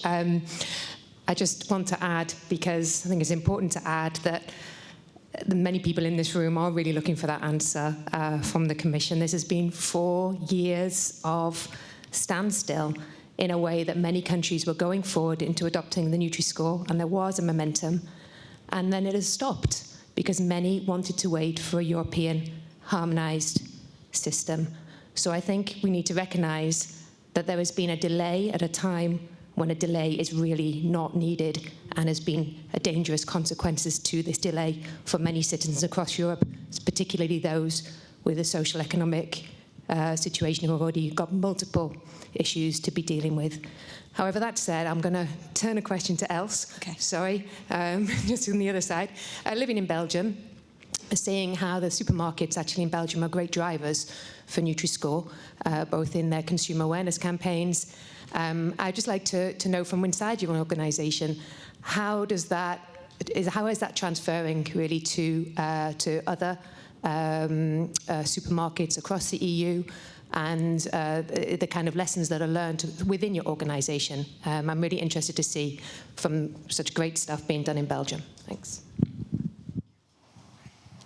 Yeah, thank you very much for the question. I think we have seen in one of the slides that that Nutri-Score is sort of adopted more and more. I mean, our members were, I think, the first actually taking it up and preparing the market for it and driving this, and also some manufacturers then also following, because there is some peer pressure as well. So I think it's especially important as well for those supermarkets that are active in several European countries, because what I said, because of the internal market. But in the end, it's the individual decision of our companies. Of course, we hear that what I was mentioning before as well. We also have, of course, Italian members, for example, who are working closely with their governments on a different label. And it's and an expectation, of course, as we're saying, it's important to work with your national authorities. And there we have the battery inform. So that's what I'm mentioning. This delay has also led to some further divergence. So further developments, because indeed it has shown in surveys that there is an impact of Nutri-Score. So I think then that also helped the ones that were employing it to further roll it out. But at the same time, we had this gap where there are others, and where some of our members are actually going in a different direction, including on other approaches, like just rather other types of informing the consumers, including via back of pack and other campaigns, including apps. And I must say, digital is of course not the only way to, but I think it's also a complementary, nice complementary manner to guide your consumers when they are buying or when they're at home and want to scan a product. So results actually are showing that it is working, and therefore there are many, the ones that are employing it are continuing along those lines quite strongly. Thank you. All right. Thank you very much. So we do have a few questions coming in on the Slido, and they're for a few of our other panellists. But I know, Rosa, we're running a little bit over time, and I know Rosa does need to leave very sharply. If there is one last question in the audience for Rosa specifically, or otherwise I let you leave because we're at the time we're supposed to finish. Are you able to take one last question? Just before, yeah. Sorry, I can't remember where you were. Sorry, here? Was it here? Sorry. Yeah. If you could introduce yourself and keep your question nice and concise. Thank you. Yes, Ana Batalha. I'm from the Ministry of Foreign Affairs of Portugal. So we heard today a lot of different scenarios, if I could speak, not only from Nutri-Score but also from other systems. You may know that Portugal was one of the countries that were looking forward for an EU harmonized system. Just before our presidency, in fact, we had the failure of the Council conclusions on front of package nutritional labeling proposed by Germany. And it was really a momentum where we could move forward. And unfortunately, these council conclusions that needed unanimity failed. And that was really a very down pillar in our moving to the harmonized system that we were pushing. Yeah. And we heard now Portugal has a very strong recommendation from the health ministry to move into the system, into the Nutri-Score. Our worries was now with what was provided, the information from EDA, saying that some of the guidance on dietary guidance was not in line with the use of Nutri-Score. Okay. We would like to know what do you refer on that? Why do you believe that Nutri-Score is not in line with the dietary guidance that you mentioned? So, because milk and dairy products are one of the pillars of the system. Okay. Thank you. Right, thank you for the question. I think that's not directed at Rosa, so I will let her leave. So thank you very much for your participation today. Thank you. And if you want to take a... Oh, yeah. Okay, they're sorting out. All right, okay, excellent. Sorry, so the question was more directed towards you, Kinga. I think I'm going to have to give you... I don't know where the other... I'll pass you my microphone. Thanks. This one. Sorry. That's okay. Thank you for your question. I'm happy to elaborate, of course. As I mentioned, and as you mentioned, of course, milk and dairy is one of the pillars of the diet, and that has been officially recognized. But it's just sufficient to go to the supermarket and look at the scoring of milk and cheeses. Nowadays, also drinkable yogurts, for instance, that have been downgraded. And think for yourself, is it in line with the message we give in the dietary guidelines? Does it encourage the consumers to drink milk, full-fat milk, which is full-fat milk is 3.5% of fat. It's not a lot. This is marked C. Milk is encouraged to be consumed, especially by children and adolescents. We already have deficiencies in calcium, in iodine. Milk is the biggest contributor of calcium in our diet. If we have then this contradictory message, our fear is that we will drive consumers away from this product, even if that was not the intention, because I understand that was not the intention. And then we might see the public health consequences that we don't want to see.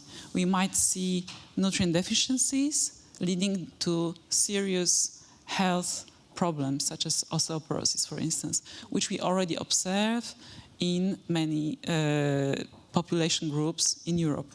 So, as I have the floor now, we should really go back to the basics, go back to the dietary recommendations, focus on those, focus on put this message out to the consumers, because right now, I'm not sure they are really well aware of what the national recommendations are, and this could really have a chance to help them. Okay, thank you. So we are coming to the end of this session today. We are a little bit over time, so I think I won't have time to take any more questions. I think with that I will have to close this panel session, but I want to thank all of you, all of our speakers today for your contributions, and perhaps a round of applause for our panel there.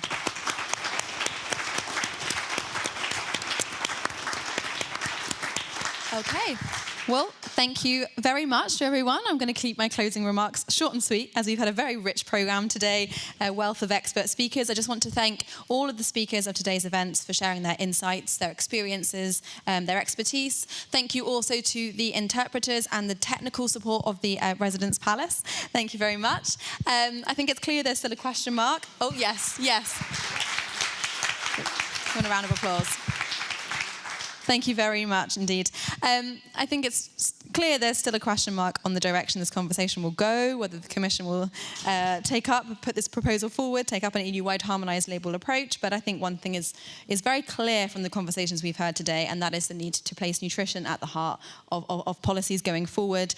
And I just thought I would finish with a quote. I think it was Serge that put this quote earlier, you know, the fate of the nations depend on the way they eat. It's an excellent quote. I liked that. I thought I would leave it as food for thought for everyone leaving the event today. I will just say quickly, for all of our speakers, you do have a gift at the side, so don't leave without your gift. To make sure that you get one of those. Lawrence, thank you for modelling that.